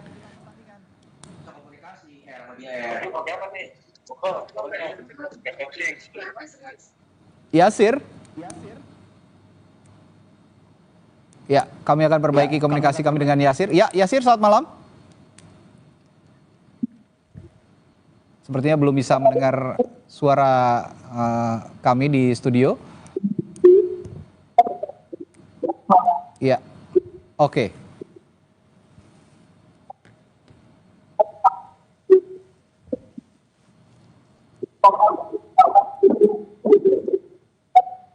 Ya, kami sepertinya mengalami gangguan komunikasi, gangguan audio dengan Yasir Nenek Ama. Kami akan perbaiki dulu sambungan komunikasi dengan Yasir Nenek Ama, jurnalis Kompas TV yang saat ini berada di dalam Stadion Utama Gelora Bung Karno. Dan sambil menunggu sambungan komunikasi Yasir sudah tersambung dengan baik, saya akan sapa juga mantan pemain timnas Indonesia yang juga sekarang pelatih sepak bola di tanah air, Coach Indrianto Nugroho. Selamat malam, Coach. Selamat malam, Mas. Coach Indri, gimana menghadapi melihat line up yang sudah dirilis sama PSSI atau sama timnas? Ada 11 nama starting line up. Anda punya analisis soal ini? Siapapun yang diturunkan pada pertandingan malam ini, ya saya berharap mereka bisa tampil maksimal. Apalagi ini mereka bermain di kandang kita sendiri dengan dukungan supporter yang sangat luar biasa. Bisa memberikan yang terbaik. Maaf, saya belum lihat susunan pemainnya, baru sampai soalnya, Mas. Sedikit saya bacakan ya, Coach Indri mungkin juga bisa menambah perspektif Anda malam hari ini untuk bisa berkomentar. Di penjaga gawang ada Emil Audero Mulyadi, lalu di lini belakang ada Rizky Ridho, Jai Itses, Justin Hubner dan Jakob Sayuri. Lalu juga di lini tengah juga membantu pertahanan bisa kompak ini sepertinya ada Calvin Verdong, Tom Haye, Joey Pelupesi, Ricky Kambuaya, Egy Maulana Fikri, dan di lini depan ada Ole Romeni. Begitu kurang lebih Coach Indri. Ya, ini susunan pemain yang agak sedikit berubah di posisi kiri ya. Ada Yakob Sayuri di situ, Verdong di sisi kanan. Verdong di sisi kiri, di tengah ada Haye dan Pelupesi. Ini menurut saya komposisi yang cukup menurut saya agak sedikit berubah ya. Karena mungkin melihat kondisi Kevin Dix yang mungkin belum fit, makanya di situ ditaruh Sayuri. Sayuri menurut saya juga cukup bagus. Bagaimana dia bertahan, menyerangnya juga bagus. Di timnya di Malut United dia juga jadi pemain yang diandalkan juga. Terus di sisi depan saya malah Kambuaya ini. Ya. Padahal di situ ada Beckham Putra, ya kan, ada ini. Tapi Coach Patrick Kluivert pilih Kambuaya. Jujur pemain ini juga sangat luar biasa bersama timnya Dewa United, dan satu sisi Egy juga di Dewa United. Ya, depan saya berharap bisa menampilkan penampilan dan bisa mencetak gol untuk pertandingan malam ini. Oke, mungkin duet lini tengah yang menjadi penopang oleh malam hari ini ada Kambuaya dan Egy Maulana Fikri. Ini duet Dewa United yang diharapkan chemistry-nya juga punya chemistry yang baik untuk menopang lini depan. Coach Indri, ada thoughts, ada analisis soal ini? Iya pastinya, karena Ricky Kambuaya di pertandingan lawan Bahrain sangat luar biasa. Walaupun dia pengganti tapi bisa merubah situasi, apalagi kemarin dia juga memberikan assist juga ke Eliano Raiders, dan Eliano belum bisa memaksimalkan. Dan di tengah saya jujur ini Pelupesi dan sang profesor ini yang membuat perbedaan lagi. Semoga mereka berdua bisa bahu membahu. Di sisi kiri ada Verdong, di sisi kanannya ada Sayuri. Ya ini tiga belakang nggak usah dipertanyakan lagi lah. Ini komposisi yang sangat luar biasa. Menurut saya jos untuk Indonesia malam ini. Jos kata Coach Indri untuk Indonesia malam ini. Tapi saya juga ingin meng-highlight sedikit Firzi, posisi Tom Haye yang kita kenal tidak bisa bermain full ya 90 menit karena ada terkadang di menit 70 sudah agak keteteran gitu fisiknya. Kira-kira siapa pelapis The Professor yang bisa menggantikan peran dia? Ya kalau kita lihat memang Tom juga mengatakan di podcastnya bahwa kondisi di GBK itu terkadang menyiksa juga ya bagi pemain-pemain kita yang berbasis di Eropa karena memang lembabnya, cuacanya, humidnya, panasnya, tidak ada angin, itu berpengaruh semua. Dan mungkin itu juga alasan kenapa Kevin ada di bangku cadangan ya, karena ketika dia bermain akhir pekan kemarin itu suhu di venue laga final Piala Denmark itu adalah 14 derajat Celcius dibandingkan malam ini yang mungkin 30-31 derajat Celcius. Tapi balik lagi ke pertanyaan Radi tadi, Tom Haye dan tentu kita tahu di bangku cadangan masih ada Ivar ya. Ivar yang beberapa pertandingan terakhir juga masuk dari bench, pemain muda yang bisa jadi jangkar yang sangat baik juga. Nathan, tapi kita tahu juga bagaimana Nathan perform ketika tampil melawan Australia yang mungkin dia bisa lebih baik juga. Mungkin dia menemukan ketajamannya lagi di TC di Bali. Mungkin Patrick melihat bahwa dia mungkin bisa bermain untuk beberapa menit terakhir.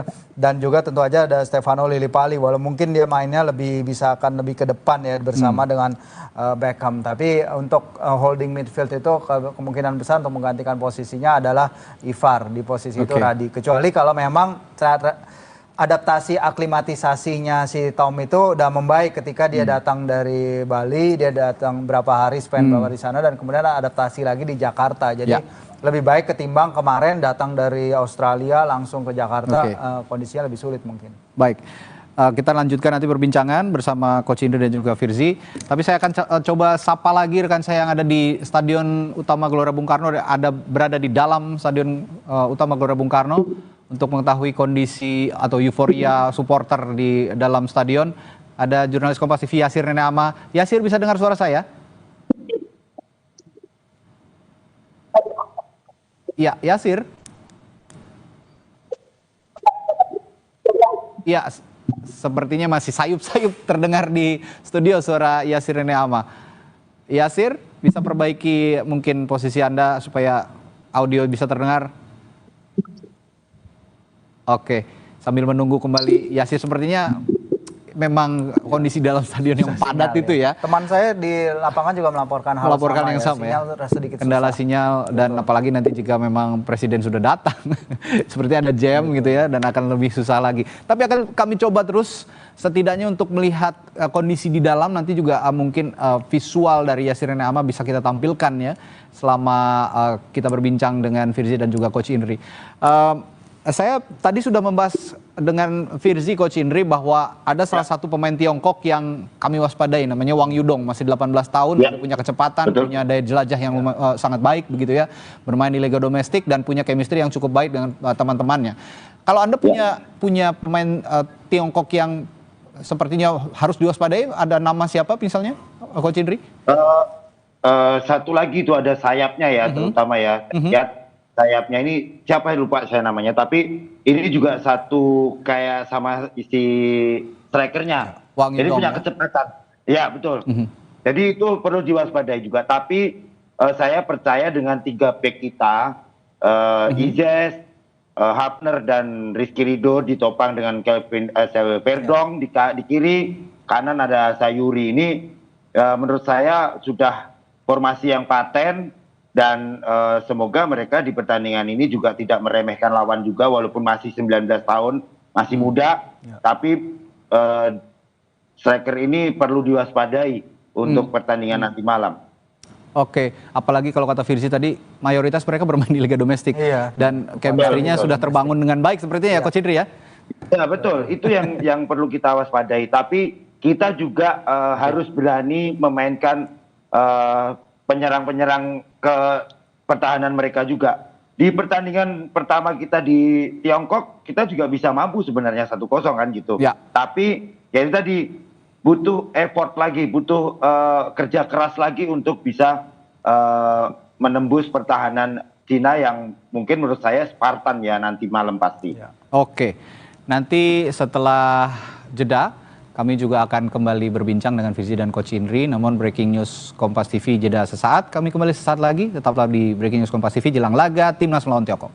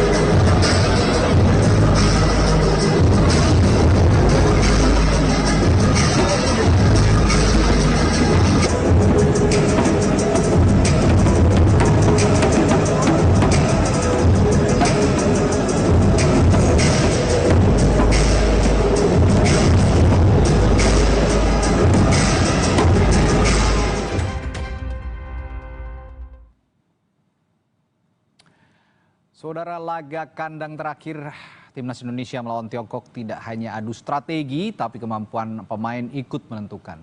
Mulai dari mereka yang berada di lini belakang, menjaga asa agar tidak kebobolan pemain tengah, hingga bagaimana penyerang bisa leluasa memanfaatkan peluang.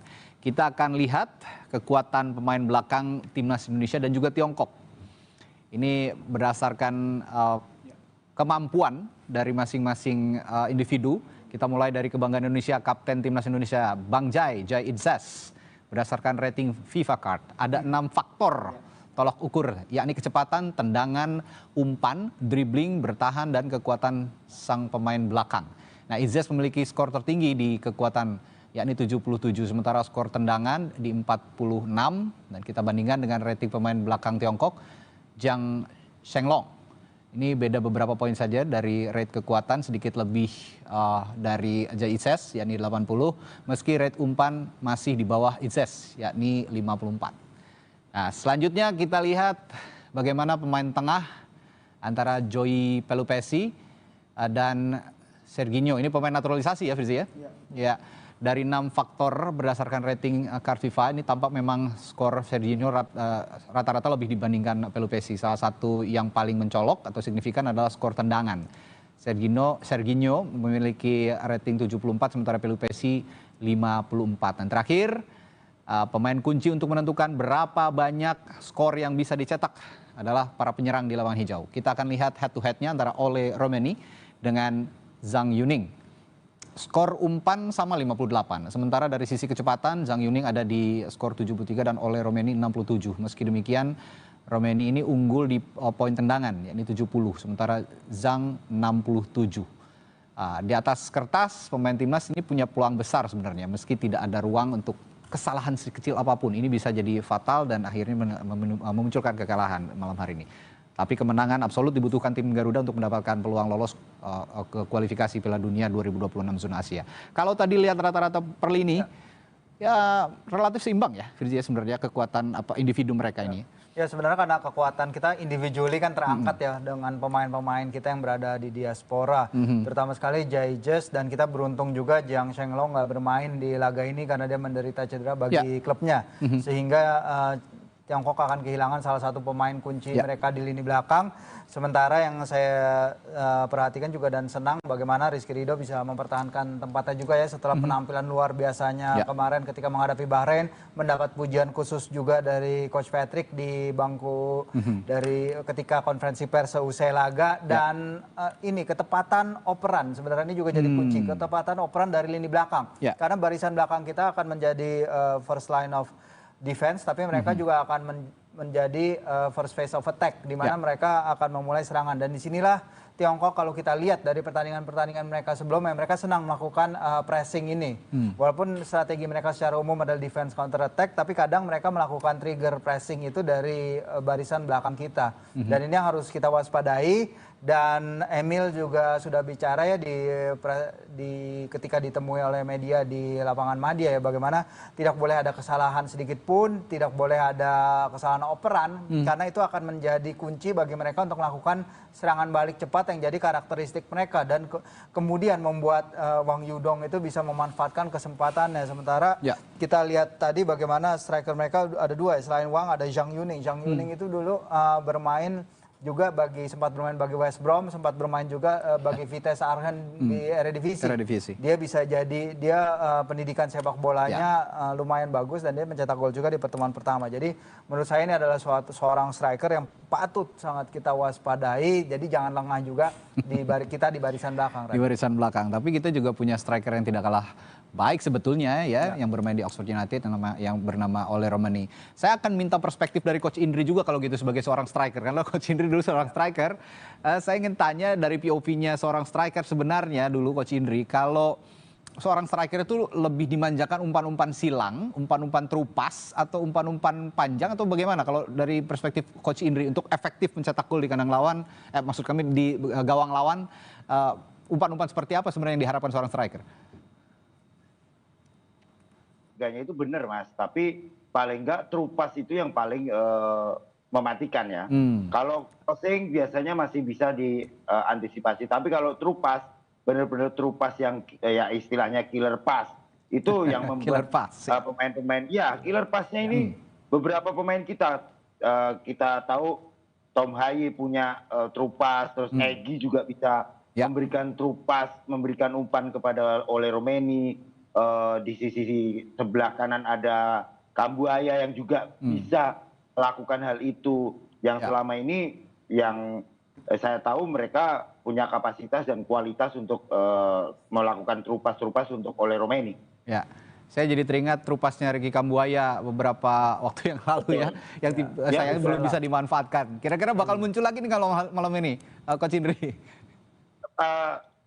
Ya pasti ada lah, tapi nggak tahu momennya di babak pertama atau babak kedua. Tapi saya berharap pemain-pemain kita di menit awal, biasanya pertandingan yang krusial begini, menit awal, 5 menit sampai 10 menit awal itu harus diwaspadai. Ya baik buat lawan dan buat kita sendiri. Kalau buat kita, bagaimana kita memanfaatkan menit awal untuk bisa menyerang. Tapi di satu sisi, di belakang kita juga harus waspada. Apakah Tiongkok ini akan melakukan hal yang sama dengan pressing di depan di menit-menit awal. Anda sepakat dengan Coach Indri, Bu Firzi, kalau 5-10 menit awal ini momen krusial? Iya, jangan memberi mereka oksigen, memberi mereka nafas. Kita harus bisa mengejutkan mereka, bikin mereka shock. Kan pasti juga kita lihat dari teman-teman La Grande pasti memberikan tifo yang luar biasa kembali, dan itu pasti memberikan mereka para pemain juga kerasa ya, karena Tom juga mengatakan di podcastnya bahwa para pemain berjalan keluar dari tunnel melihat pemandangan itu pasti mereka ada wow keren banget. Dan ini kalau para pemain dari Tiongkok belum pernah merasakan hal-hal seperti itu, mereka lagi mengagumi suasana, atmosfer, langsung tekan mereka dari awal. Saya jadi teringat momen final UEFA Champions League kemarin, di mana tifonya supporter PSG bikin lumayan jiper pemain-pemain Inter, sehingga banyak kehilangan bola sejak menit awal, sehingga terus digempur, alhasil 5-0. Ya mudah-mudahan ini tidak terjadi di Gelora Bung Karno, malah kita yang bisa mencetak skor yang besar gitu ya di kandang sendiri.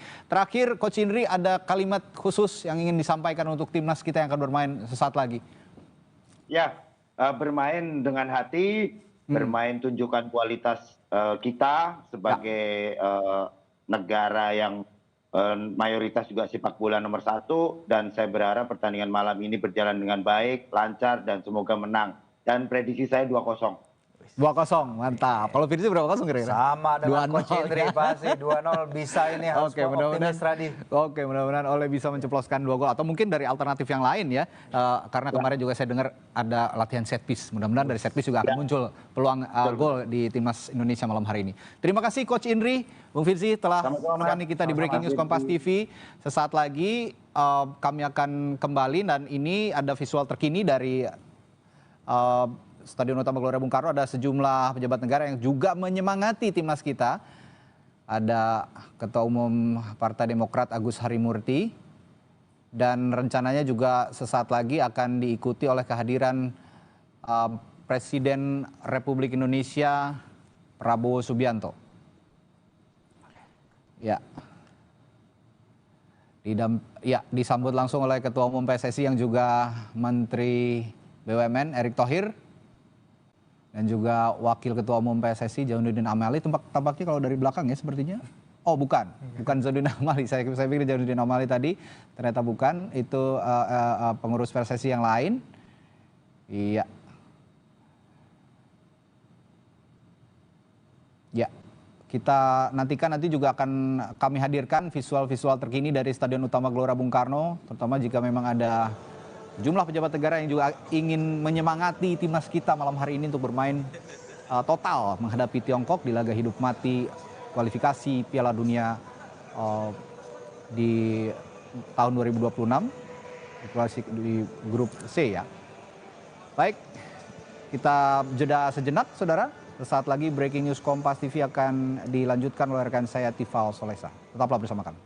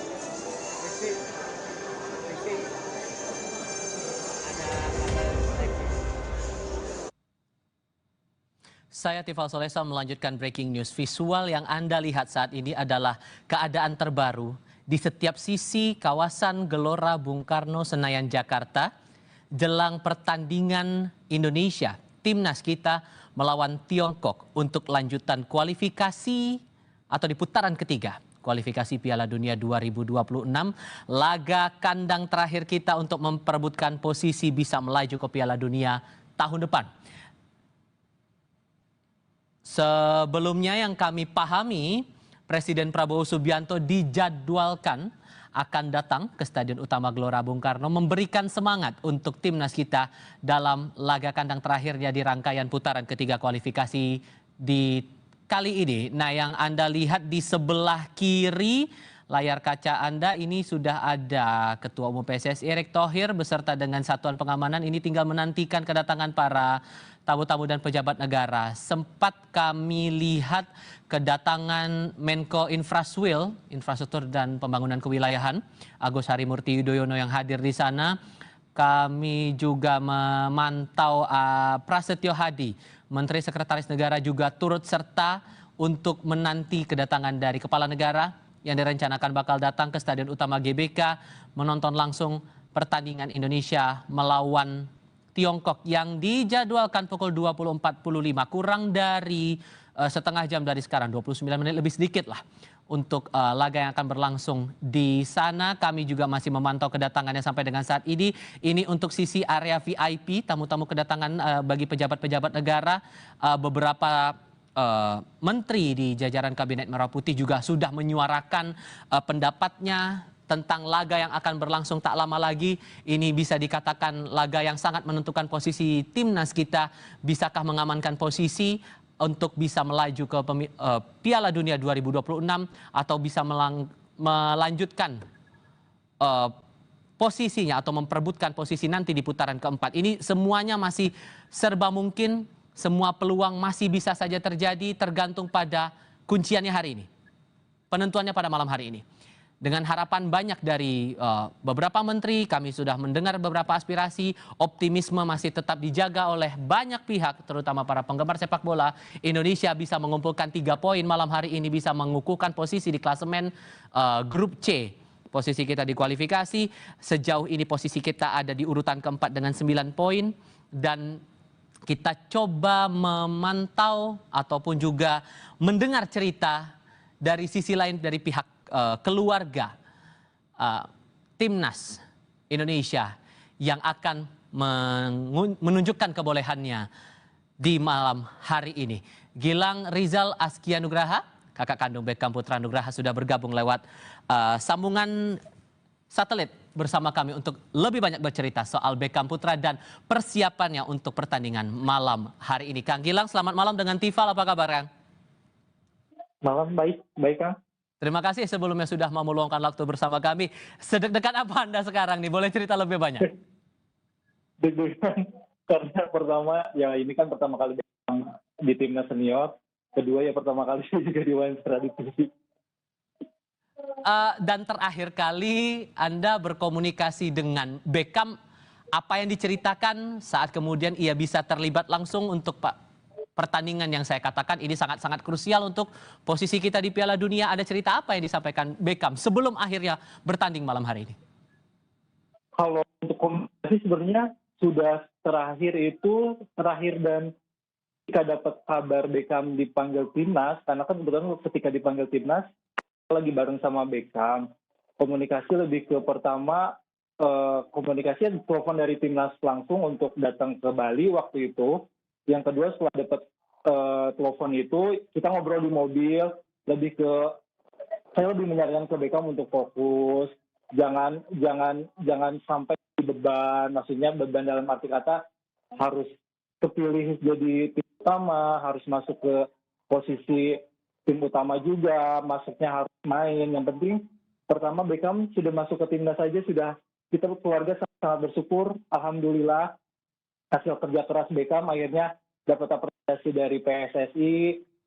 Masalah nanti masuk ke dua timnas, maksudnya masuk ke tim utama itu bonusnya Beckham. Yang penting Beckham tunjuk terbaik, baik di latihan dan terbukti alhamdulillah sekarang masuk ke 23 pemain di lawan Cina ini.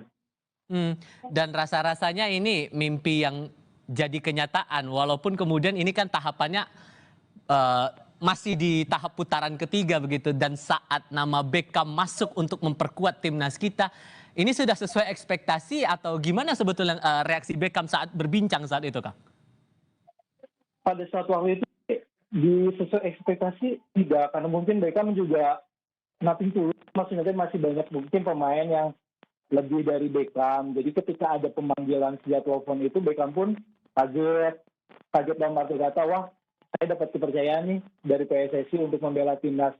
Jadi ketika dapat kabar itu, akhirnya Beckham juga ngabarin orang tua. Kang Gilang, punten, saya harus potong dulu sebentar, mohon maaf. Ini yang sedang kita lihat sekarang, mohon maaf Kang Gilang, saya harus potong. Yang Anda lihat sekarang ini, terutama Anda pemirsa, Presiden Prabowo Subianto sudah tiba di Stadion Utama Gelora Bung Karno, Senayan, Jakarta, tepat pada pukul 20.20. Kira-kira 25 menit lagi jelang pertandingan Indonesia melawan Tiongkok untuk mengamankan posisi kita di Piala Dunia 2026. Ini menjadi lanjutan kualifikasi Piala Dunia 2026 di putaran ketiga. Ini jadi bisa dikatakan salah satu wujud support dari pemerintah Indonesia terhadap timnas kita yang sedang berjuang untuk laga yang lebih tinggi lagi kelasnya. Kita sudah belajar ataupun juga mencerna setiap upaya yang dilakukan sampai terakhir kali timnas kita melakukan pemusatan latihan di Pulau Dewata, Bali. Tadi juga sempat diceritakan juga oleh Kang Gilang tadi ya. Sorry Kang, tadi saya sempat potong karena ada kedatangan dari Presiden Prabowo. Sehingga kalau dari yang saya dengar cerita Kang Gilang tadi, saat mendapatkan informasi Beckham bisa bergabung untuk memperkuat timnas kita, hal yang sudah sesuai ekspektasi, tapi dari pihak keluarga sendiri membacanya arahnya apakah memang inilah jalannya tepat untuk Beckham bisa mengembangkan karirnya di dunia sepak bola kita?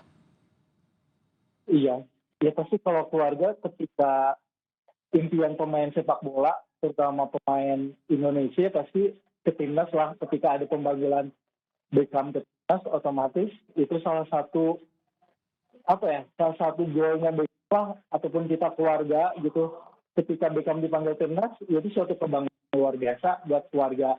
Even mau itu Beckham masuk ke dalam tim inti atau tidak, yang penting sudah ada panggilan dari timnas pun kita keluarga mah sudah bangga buat Beckham gitu. Terlebih apalagi Beckhamnya gitu, kita aja keluarganya bangga, Beckham juga pasti bangga luar biasa gitu bisa bila timnas senior, apalagi ini untuk pertama kali buat Beckhamnya untuk kualifikasi Piala Dunia juga. Selain Kang Gilang bergabung, kami juga masih bergabung dengan mantan pemain timnas Indonesia Indrianto Nugroho lewat sambungan dalam jaringan. Mas Nunung dengan Tifal di sini masih mendengar suara saya ya? Oke. Gini, kalau saya melihat track record kita berjuang dalam kualifikasi Piala Dunia 2026, Mas Nunung, setidaknya kita membaca dari 25 tahun terakhir saja, dalam catatan itu kita paling mentok itu selalu berhenti di putaran kedua. Dan sekarang kita sudah masuk ke putaran ketiga dan rasa-rasanya ini adalah capaian yang cukup jauh. Ini sudahkah sesuai dengan ekspektasi Anda atau justru Anda sebetulnya punya penerawangan yang lain tentang timnas kita ini di Piala Dunia?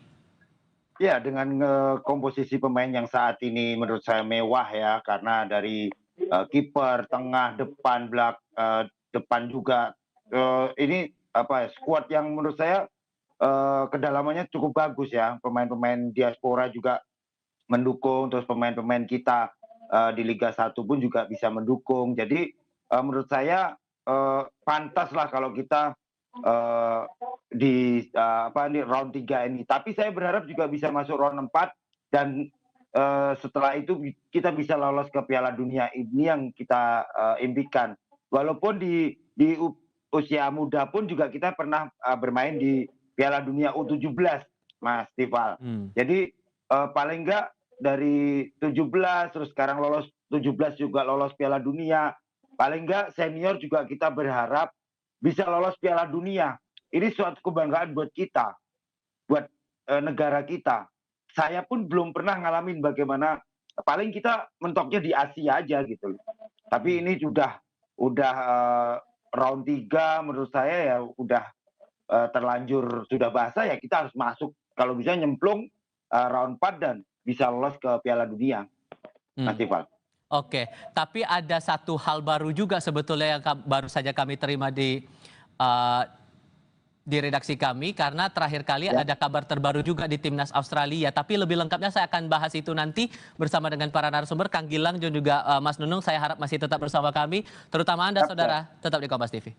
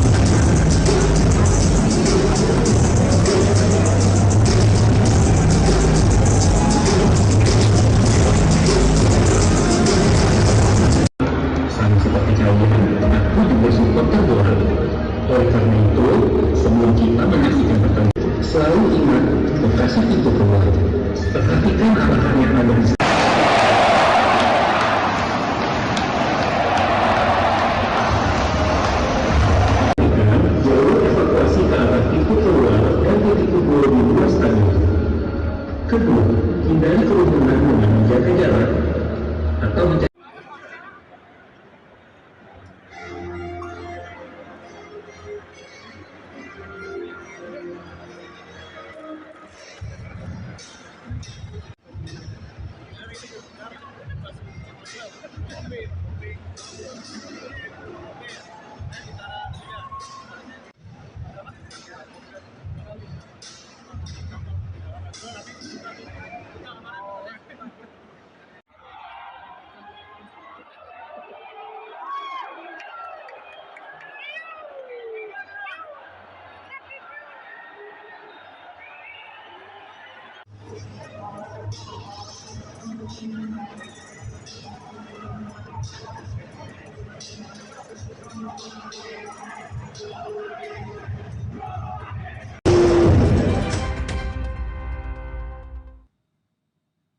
Tak sampai 20 menit lagi pertandingan Indonesia versus Tiongkok untuk lanjutan putaran ketiga kualifikasi Piala Dunia 2026 akan segera berlangsung di Stadion Utama Gelora Bung Karno, Senayan, Jakarta. Saya yakin lebih dari 70.000 penonton sudah berada di dalam stadion dan tidak menutup kemungkinan juga bagi pecinta sepak bola, pecinta timnas Indonesia yang tidak kebagian tiket akan setia menanti di area luar GBK, terutama yang visual Anda lihat saat ini adalah suasana di Ring Road Stadion Utama GBK yang masih memerah. Banyak penonton dan juga pecinta sepak bola timnas Indonesia terutama masih mengenakan jersey timnas berwarna merah, memerahkan GBK hari ini dengan harapan bisa mengamankan posisi kita di Piala Dunia tahun depan. Posisi kita sekali lagi terakhir kali yang saya pahami itu dengan posisi di urutan keempat dengan perolehan 9 poin. Namun yang kami pahami juga sejauh ini sudah ada kabar terbaru. Timnas Australia yang kami terima informasinya sejauh ini baru saja mengalahkan Jepang 1-0 di laga lain Grup C kualifikasi Piala Dunia 2026 zona Asia. Nah, dengan hasil ini maka Australia sudah mengantongi 16 poin dan sudah tidak terkejar lagi oleh timnas kita untuk meraih posisi kedua. Artinya saudara, peluang Indonesia untuk bisa lolos langsung, sekali lagi saya tekankan, untuk lolos langsung ke Piala Dunia 2026 sudah pupus.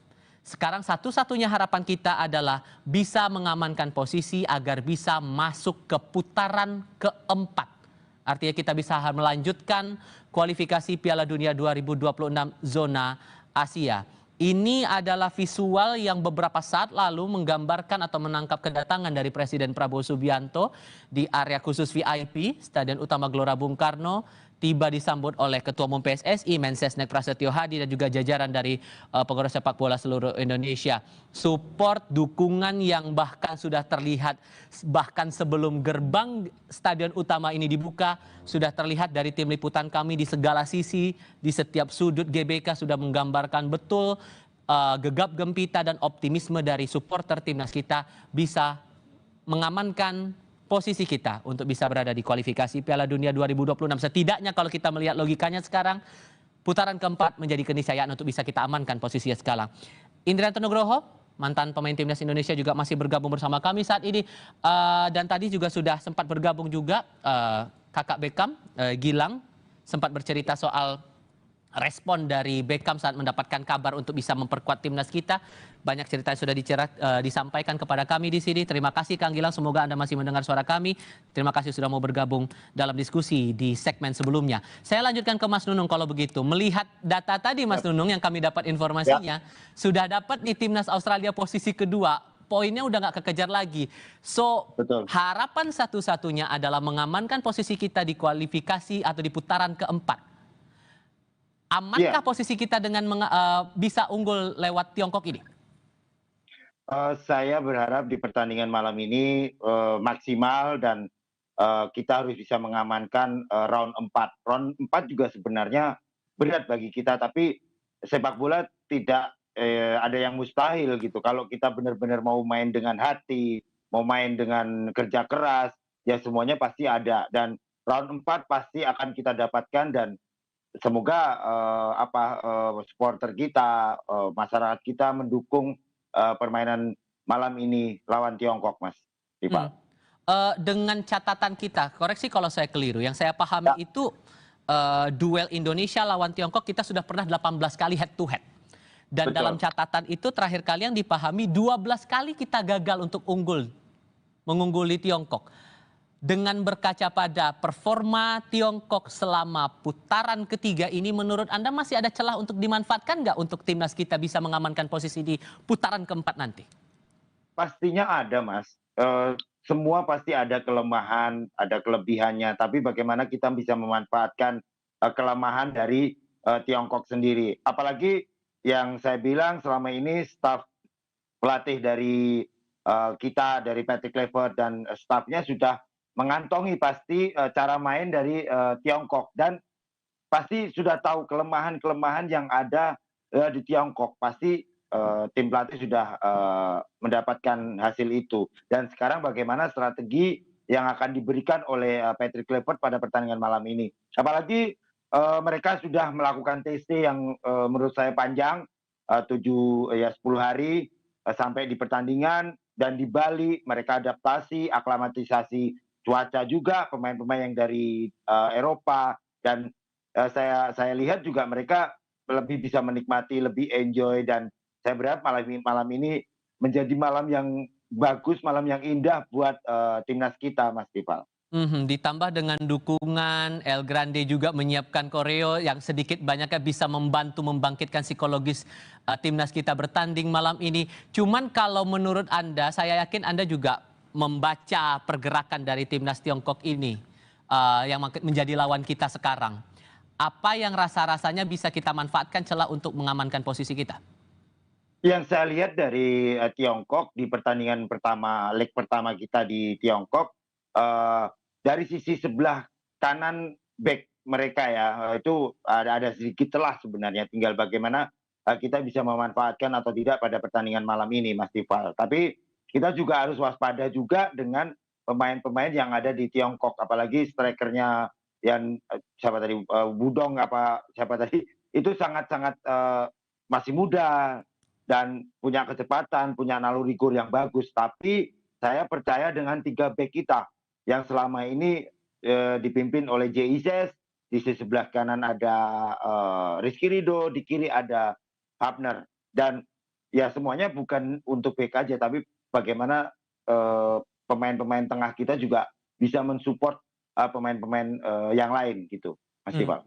Saya tiba-tiba terpikir dialog saya dengan Wamendikti Saintek hari Senin lalu, Prof. Stella Christy, yang sempat mengeluarkan analisis statistikanya waktu itu. Mungkin Mas Nunung juga sempat melihat dia sempat memprediksi waktu itu kemungkinan kita untuk lolos putaran keempat justru jauh lebih besar. Saat itu hitungannya 80% lebih kemungkinan kita bisa lolos. Justru untuk kita lolos langsung nggak nyampe 2%. Anda juga sudah menduga itu dari awal? Sepertinya saya lihat dari awal sudah seperti itu ya Mas ya. Karena ya kita lihat di komposisi klasemen pun kita dari awal juga sudah paling nggak kita bisa sampai di round 4 gitu. Maksudnya masuk round 4 gitu. Dan seterusnya nanti tinggal bagaimana di round 4 lagi. Di round 4 kita tinggal bagaimana mempersiapkan lagi. Makanya di pertandingan malam ini saya berharap timnas bisa bermain all out, bisa bermain lebih enjoy, lebih dengan hati mereka, kerja keras lagi dari mulai kiper, belakang, tengah, depan, saling sinergi. Ya pertandingan malam ini membuat euforia lagi untuk masyarakat Indonesia. Dan paling logis memang kita harus menempuh putaran 4 itu menurut Anda? Pasti Mas, pasti. Jadi secara logis ya kita round 4 sudah bagus, dan di round 4 lagi saya bilang dari awal ya kita harus persiapkan lagi lebih baik lagi. Yang kita lihat yang di visual layar kaca Anda juga saudara adalah keadaan di dalam Stadion Utama Gelora Bung Karno. Sejumlah tamu undangan terutama tamu-tamu pejabat negara dan Presiden Prabowo Subianto sudah mengarah menuju ke dalam Stadion Utama menantikan pertandingan yang akan berlangsung beberapa saat lagi. Kami juga akan ajak Anda untuk melihat laporan dari jurnalis kami Yasir Neniama di dalam area Stadion Utama Gelora Bung Karno Senayan, Jakarta. Saudara, saat ini saya sudah berada di Gelora Bung Karno Jakarta bersama dengan 78.000 supporter dari timnas Indonesia yang sudah siap memberikan dukungan untuk Indonesia. Seperti yang terdengar, teriakan Indonesia terus bergemuruh jelang pertandingan antara Indonesia melawan Tiongkok. Kalau dilihat di lapangan, ini sedang dilakukan pemanasan begitu antara timnas Indonesia dan juga timnas Tiongkok. Starting line up-nya sudah keluar, dan tadi juga kita sudah melihat beberapa nama yang nantinya akan diturunkan oleh Patrick Kluivert dalam pertandingan melawan Tiongkok kali ini. Saya berada di tribun zona 2 dan di sini memang sangat padat sekali. Kalau dilihat di sana, nanti di sebelah sana itu nanti akan ada pertunjukan ataupun tifo yang nantinya dipertunjukkan oleh dari La Grande Indonesia. Tidak hanya itu, namun di sini sudah banyak sekali supporter yang datang untuk memberikan dukungannya untuk timnas Indonesia. Di sini teriakan Indonesia dan juga teriakan untuk mendukung timnas Indonesia terus bergemuruh begitu. Semangatnya luar biasa, dan saya yakin Anda yang ada di rumah yang juga menonton lewat televisi juga tentu selalu memberikan dukungannya untuk timnas Indonesia. Satu harapan kita, pertandingan antara timnas Indonesia melawan Tiongkok ini bisa dimenangkan oleh Indonesia. Sekali lagi, Indonesia. Yasir Neniama melaporkan dari Gelora Bung Karno, Jakarta. Mendengar riuh rendahnya saja kita sudah merinding nih Mas Nunung melihat ini, dan harapan kita tentu hasil positif untuk timnas kita. Dan timbal baliknya adalah saat pemain kita berupaya maksimal, penonton pun, pendukung pun juga harus sportif dalam sepanjang pertandingan berjalan nantinya. Mungkin Anda punya pesan untuk para pendukung kita yang sedang nonton di dalam Stadion Utama maupun yang tidak kebagian tiket tapi tetap setia menanti di luar area. Mungkin pesan apa yang perlu dipahami di sini? Lebih dewasa menikmati pertandingan, terus jangan membuat hal-hal yang tidak diinginkan seperti flare. Saya berharap ini pertandingan berjalan menarik, dan ini pertandingan yang sangat krusial buat kita. Jadi berikanlah support yang bagus, membangun supaya pemain-pemain kita juga bermain dengan maksimal dan bisa memberikan yang terbaik di pertandingan malam ini, Mas Dipal. Dan untuk ya kita sekarang bicara peluang kita untuk mengamankan di putaran keempat. Hal apa yang harus betul-betul dijaga dari sekarang? Kita tetap optimis untuk pertandingan malam ini kita bisa menang. Dengan asumsi kita bisa menang, maka bagaimana caranya kita menjaga performa, menjaga psikologis untuk bisa tetap stabil, performa maksimal juga untuk putaran keempat. Pesan apa yang rasanya paling relevan untuk Anda bisa sampaikan ke pemain timnas kita? Ya, saya berharap pemain timnas malam ini bisa memberikan yang terbaik, tetap fokus di pertandingan dulu. Setelah itu baru memikirkan pertandingan selanjutnya. Yang penting malam ini menang, kerja keras lagi, tetap memberikan yang terbaik buat Garuda dan bisa memenangkan pertandingan malam ini, dan semuanya berharap ada di tangan mereka. Dan saya hanya menginginkan jangan terpancing emosi. Ya, kalau udah terpancing emosi otomatis, walaupun tim Cina menurut saya, tim Tiongkok tidak seperti Arab Saudi atau Bahrain gitu loh. Jadi sedikit jatuh, tapi mereka Spartan. Nah, ini yang harus kita waspadai, karena Spartan China ini sangat luar biasa, dan ya pemain-pemain kita juga harus tetap waspada, memanfaatkan momen, Mas. Gegap gempita boleh, semangat boleh, tapi tetap jaga psikologis, pastikan semua tetap kondusif, baik itu di arena pertandingan maupun di area penonton, terutama yang menyaksikan langsung maupun kita-kita yang akan melihat dari kejauhan lewat layar kaca nantinya. Mas Nunung, saya apresiasi sekali Anda sudah mau berbagi pandangan dan perspektif bersama kami sejak setengah 7 malam tadi sampai dengan saat ini, sudah mau berbicara untuk Breaking News Kompas TV. Sehat selalu ya Mas, selamat malam. Sama-sama Mas Iva, selamat malam. Yang Anda lihat ini sekali lagi adalah suasana terbaru di Stadion Utama Gelora Bung Karno, Senayan, Jakarta. Misi menang timnas kita versus Tiongkok untuk menjamin posisi kita tetap aman di putaran keempat kemungkinannya sekarang untuk kualifikasi Piala Dunia 2026 zona Asia.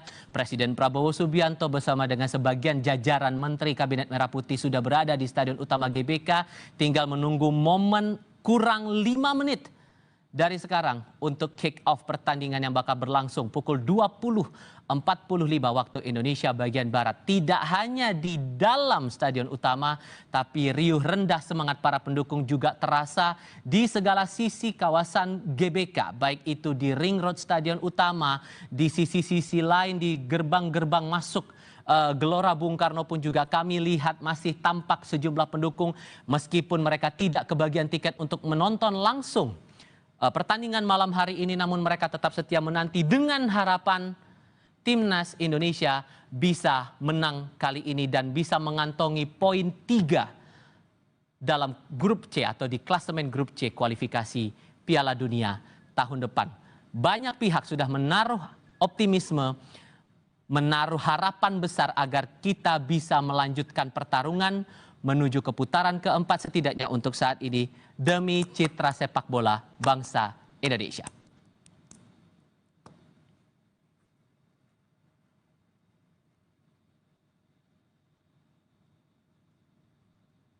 Informasi seputar pertandingan Indonesia versus Tiongkok bisa Anda simak dalam program kami berikutnya. Saya Tifa Solesa untuk saat ini. Terima kasih sudah menyaksikan Breaking News Kompas TV. Selamat malam.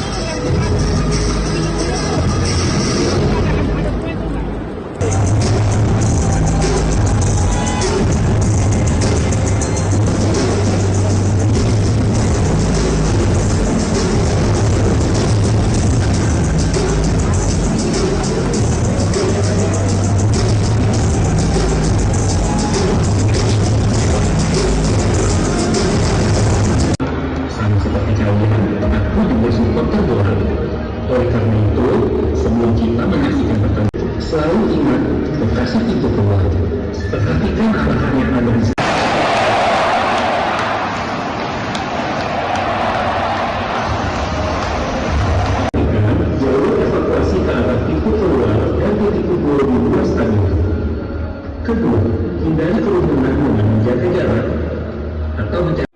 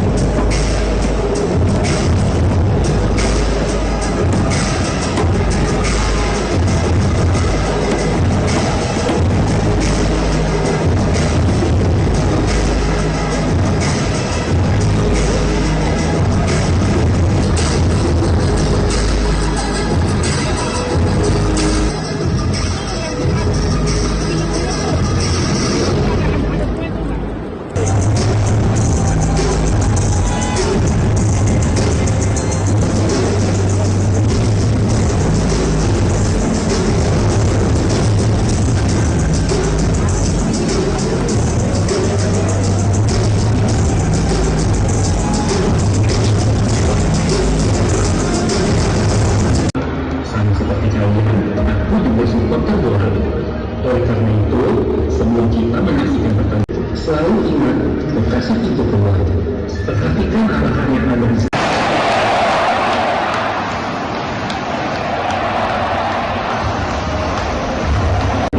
jalur evakuasi ke arah pintu keluar dan pintu keluar di luar stadion.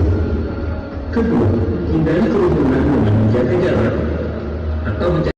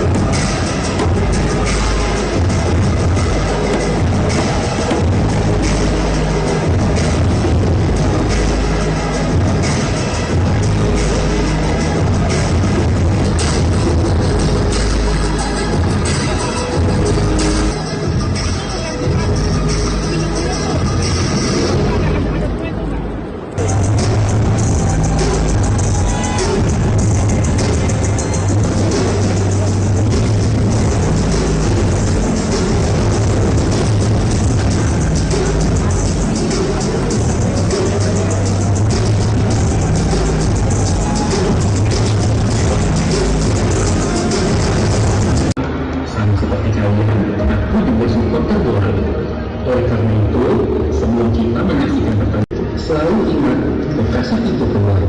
Perhatikan arahan yang ada di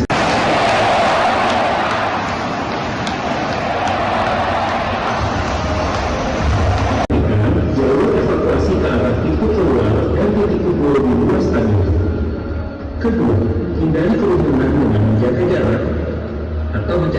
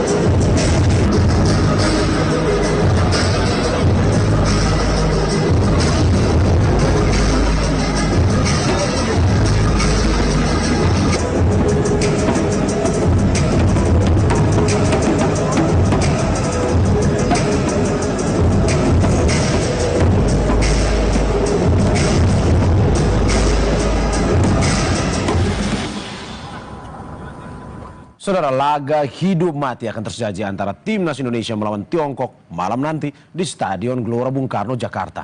Pertandingan ini menjadi krusial karena kedua tim sama-sama wajib meraih kemenangan demi menjaga asa untuk lolos ke kualifikasi Piala Dunia 2026. Lalu bagaimana taktik skuad Garuda melawan Tiongkok malam nanti? Siapa saja tim lawan yang harus diwaspadai? Kita ulas pagi ini bersama narasumber mantan pemain Timnas Indonesia, Aji Santoso. Selamat pagi, Mas Aji. Selamat pagi, Bung Arba. Terima kasih Mas Aji sudah bergabung di Dialog Sapa Indonesia pagi hari ini. Kami juga masih menunggu kehadiran pengamat sepak bola Anton Sanjoyo yang kabarnya akan bergabung bersama kita. Tapi saya mulai dengan Mas Aji dulu. Mas Aji, yang kita pengen tahu nih Mas, mantan pemain Timnas, bagaimana sih Mas malam ini pertandingan krusial? Biasanya suasana ruang gantinya seperti apa? Pada deg-degan kah, pada rileks kah, atau gimana sebenarnya biasanya pemain-pemain itu? Iya, memang untuk pertandingan nanti malam ini pertandingan yang sangat krusial di mana pada malam hari nanti tim kita harus memenangkan pertandingan kalau ingin sampai babak berikutnya ya. Karena kalau menang sudah memastikan diri akan di babak berikutnya, tetapi kalau seri bahkan kalah tentunya itu pulang itu sangat berat karena pertandingan terakhir di grup C ini kita akan berhadapan dengan Jepang. Tentunya kita tahu bagaimana kualitas tim Jepang. Yang jelas di ruang ganti juga memang sangat penting bagaimana seorang pelatih bisa menciptakan satu atmosfer yang sangat kondusif, pemain bisa rileks, pemain bisa tenang. Tentunya itu sudah menjadi kewajiban seorang pelatih menciptakan suasana seperti itu, karena ini pertandingan penting bagaimana pemain-pemain itu bisa rileks tapi tetap serius begitu. Jadi menurut saya memang di ruang ganti juga akan terjadi situasi yang benar-benar menurut saya akan membuat pemain-pemain lebih waspada, karena bagaimanapun juga pemain-pemain kita ini kan pemain-pemain yang sudah berpengalaman, pemain-pemain yang sudah memiliki jam terbang cukup tinggi. Jadi menurut saya itu akan bisa diatasi dengan baik melalui pemahaman-pemahaman yang diberikan seorang pelatih kepada seluruh pemain, Bung Arpa. Oke, Mas Aji, Andrea Pirlo, mantan punggawa Timnas Italia, itu tahun 2006 sebelum mendapatkan Piala Dunia, dia bilang beberapa saat sebelum main di final Piala Dunia, itu dia main PS, bersantai. Kalau di Indonesia seperti itu, apakah memang harus rileks itu Kak? Akhirnya bisa menunjukkan permainan terbaik nanti para pemain timnas kita, atau bagaimana sebenarnya? Iya, pemain memang harus enjoy ya untuk menghadapi satu pertandingan. Kebanyakan mayoritas dari pemain-pemain itu mendengarkan musik, mendengarkan lagu-lagu di ruang ganti itu akan membuat pemain lebih rileks sesaat ya. Artinya sebelum memasuki lapangan yang mana pemain perlu konsentrasi yang sangat penuh sebelum masuk lapangan. Nah, mereka lebih lirik. Banyak sekali caranya, salah satunya yang banyak dilakukan oleh para pemain itu memang mendengarkan musik kesukaan dari pemain. Apakah itu secara individu dia menggunakan earphone atau memutar di tape recorder atau yang lainnya. Itu memang salah satu cara untuk pemain supaya bisa enjoy sebelum pertandingan. Berarti enjoy ini penting ya, untuk dalam arti bahwa tidak boleh gugup, tidak boleh tegang dalam menghadapi pertandingan nanti ya? Iya, sangat penting. Bahkan memang pemain sekelas pemain kelas dunia pun dalam pertandingan yang menentukan seperti final di Piala Dunia, final di Eropa, mereka pasti akan ada sedikit nervous, tetapi dia bisa mengendalikan situasi seperti tersebut sehingga di dalam lapangan enjoy. Karena mereka itu tadi saya sampaikan bahwa salah satu yang penting, yang krusial buat pemain-pemain itu adalah jam terbang. Nah, kita lihat semua pemain-pemain ini memiliki jam terbang yang cukup bagus baik di kompetisi di domestik atau yang di luar negeri gitu. Jadi menurut saya situasi ini pasti dihadapi oleh setiap pemain, oleh setiap pelatih. Tinggal bagaimana pelatih menciptakan satu situasi yang enjoy di dalam tim sebelum pertandingan. Oke, Mas Haji, ini yang bikin masyarakat penasaran. Biasanya beberapa jam sebelum pertandingan, kalau kita di Indonesia malam nanti, biasanya apakah memang selama menunggu hingga pertandingan mulai, kick off, itu apa saja kegiatan yang dilakukan? Apakah memang hari ini kosong kegiatannya, dalam arti bahwa istirahat penuh, mungkin bisa berkumpul bersama, atau mungkin ada latihan lapangan, latihan teknis, atau bagaimana sebenarnya? Ya, kalau latihan pada hari H sudah tidak ada tentunya. Tetapi kemarin tentunya adalah melakukan official training namanya. Jadi latihan yang resmi untuk hari H ketika malam main pagi dulu, zaman-zaman dulu tahun 80 90-an ada pemanasan, tetapi sekarang saya lihat di sepak bola modern sudah tidak ada melakukan kegiatan-kegiatan itu, hanya saja tadi malam pasti mereka melakukan melihat video kekuatan dan kelemahan lawan, terus video-video kita, hal-hal yang positif harus kita tunjukkan kepada pemain, itu yang membuat pemain lebih percaya diri. Tapi ketika hari H paling bisa sarapan, mungkin ada meeting pertandingan nanti malam, selain itu hanya santai-santai aja menurut saya. Oke, tadi kita sudah berbicara soal jam terbang, terus juga bagaimana kesamaan, baik itu pemain internasional di luar yang bermain Piala Dunia maupun pemain Indonesia kita, itu sama-sama merasakan nervous, merasakan gugup. Nah, ini saya bahas satu pemain, misalkan Emil Audero, seorang pemain yang pernah berlaga di Liga Besar Dunia, Liga Italia, pernah di Juventus, di Palermo.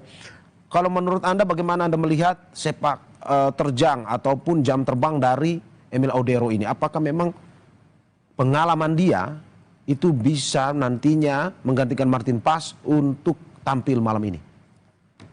Iya, untuk pertandingan nanti malam sudah dipastikan Martin Paes tidak bisa karena akumulasi kartu, tetapi menurut saya penggantinya juga pemain-pemain yang sudah berpengalaman. Hanya saja memang di dalam satu pertandingan kan tidak bisa memasang dua-duanya penjaga gawang, hanya satu penjaga gawang. Tetapi menurut saya penjaga gawang yang dipanggil saat ini termasuk Hernando juga menurut saya pemain-pemain yang berkualitas. Jadi menurut saya siapapun yang diturunkan, pemain-pemain ini sudah memiliki jam terbang yang tinggi, memiliki jam terbang yang sudah tidak bisa kita ragukan lagi. Jadi kembali lagi, kalau nervous itu di mana-mana setiap pemain ada, tetapi bagaimana pemain-pemain tersebut bisa mengendalikan nervous itu menjadi satu kepercayaan diri yang cukup bagus. Seperti itu, Oke, Mas Aji, kita tahan sebentar karena sudah bergabung bersama kita pengamat sepak bola Anton Sanjoyo. Selamat pagi, Mas Anton. Selamat pagi Mas Aji. Dengan Mario di studio ya. Mas Anton, bagaimana Anda melihat, ini kita langsung saja, karena tadi saya sudah ngobrol banyak dengan Mas Haji. Mas Anton, bagaimana Anda melihat malam hari ini siapa yang akan jadi starter analisis Anda? Ya, kalau saya lihat sih, karena sejumlah pemain kan nggak bisa tampil, Verdong nggak bisa tampil. Saya nggak tahu Dix apa sudah pulih cedera atau belum. Kalau Kevin Dix sudah pulih, saya rasa dia akan menempati posisi back sayap kanan atau gelandang kanan. Karena dugaan saya memang formasinya adalah 3 di belakang. 3 di belakang itu Hübner, Jai, sama Rizky Ridho di belakang. Ada kiper Emil Audero yang saya rasa ya kalau dari sisi pengalaman dan physical presence-nya kan juga sangat mumpuni ya. Jadi lawan mungkin juga akan akan keder duluan kalau lihat Emil karena dia kan memang tinggi besar, mana ganteng lagi gitu kan. Jadi memang kehadiran dia itu cukup bisa menggantikan Martin Paes lah. Pengalamannya juga luar biasa kan, dia tampil di Serie A, tampil di Serie B, ya Serie B-nya Italia tetap rata-rata lebih baik lah daripada rata-rata di Asia Tenggara. Di tengah saya rasa pilihan tidak mungkin tidak adalah Joy Pelupesi karena dia merupakan missing link yang hilang selama ini sebelum kedatangan dia. Indonesia kan tidak punya gelandang bertahan yang betul-betul mumpuni dan visioner, dan ini ada pada Joy Pelupesi. Dan di sekitarnya bisa saja siapapun sebetulnya. Kalau formasinya 3-5-1 ya di tengah bisa Nathan, bisa siapapun. Tapi yang pasti Joy akan menjadi kunci di lini tengah karena dia back to back posisi nomor 6 dan posisi nomor 8 gitu. Jadi dia bisa di dua posisi itu. Kalau di depan saya rasa Ole nggak akan tergantikan. Cuma sekarang yang menjadi masalah adalah siapa pengganti Ratnar Oratmangun dan Marcelino Ferdinand. Karena menurut saya yang ada sekarang di posnya pemain di belakang Ole itu ada beberapa. Ada Stefano Lillipali, ada Egy yang penampilannya juga bagus di Liga 1, ada Sayuri yang juga bagus, bahkan ada Beckham Putra yang penampilannya di Liga 1 pun sebetulnya tidak mengecewakan. Jadi dia layak dicoba lah. Jadi sebetulnya timnya Patrick Kluivert ini saya bilang cukup mewah ya. Dari belakang, kiper, belakang, tengah, depan ini cukup mewah sekarang. Bahkan di lapisan keduanya pun yang di bench saya kira komposisinya cukup mewah juga. Jadi rasanya sih tidak ada kata kalah ya melawan Cina pada pertandingan malam ini. Oke, dengan melihat formasi 3-5-1, Bung Joy, apakah Anda melihat bahwa ini Patrick Kluivert terlalu berani misalkan dengan memainkan hanya 3 back dalam arti bahwa ini pertandingan krusial, ataukah Anda melihat bahwa malam ini ya sudah dengan faktor ada keberuntungan kita main di kandang, kita jual beli serangan aja malam ini? Enggak, bukan soal terlalu berani atau tidak. 3-5-1 itu formasi baku yang banyak juga dipakai oleh tim-tim besar sekarang. Memang kalau di Belanda kebanyakan 4-3-3. Tapi 3-5-1 itu kan sebetulnya 3 center back itu coverage-nya itu ada di kanan dan kiri. Oleh sebab itu saya bilang kalau Kevin Dix ada di kanan, sementara Verdonk ada di kiri, saya rasa cukup aman karena pemain ini mampu coverage itu di lini tengah dan lini belakang. Jadi kalau Indonesia kehilangan bola posisinya 5 back. Kalau mendapatkan bola posisinya 3 back. Jadi saya rasa intuisi bermain dengan 3 back itu sudah didapatkan. Kan sering juga Sintayong memainkan 3 back.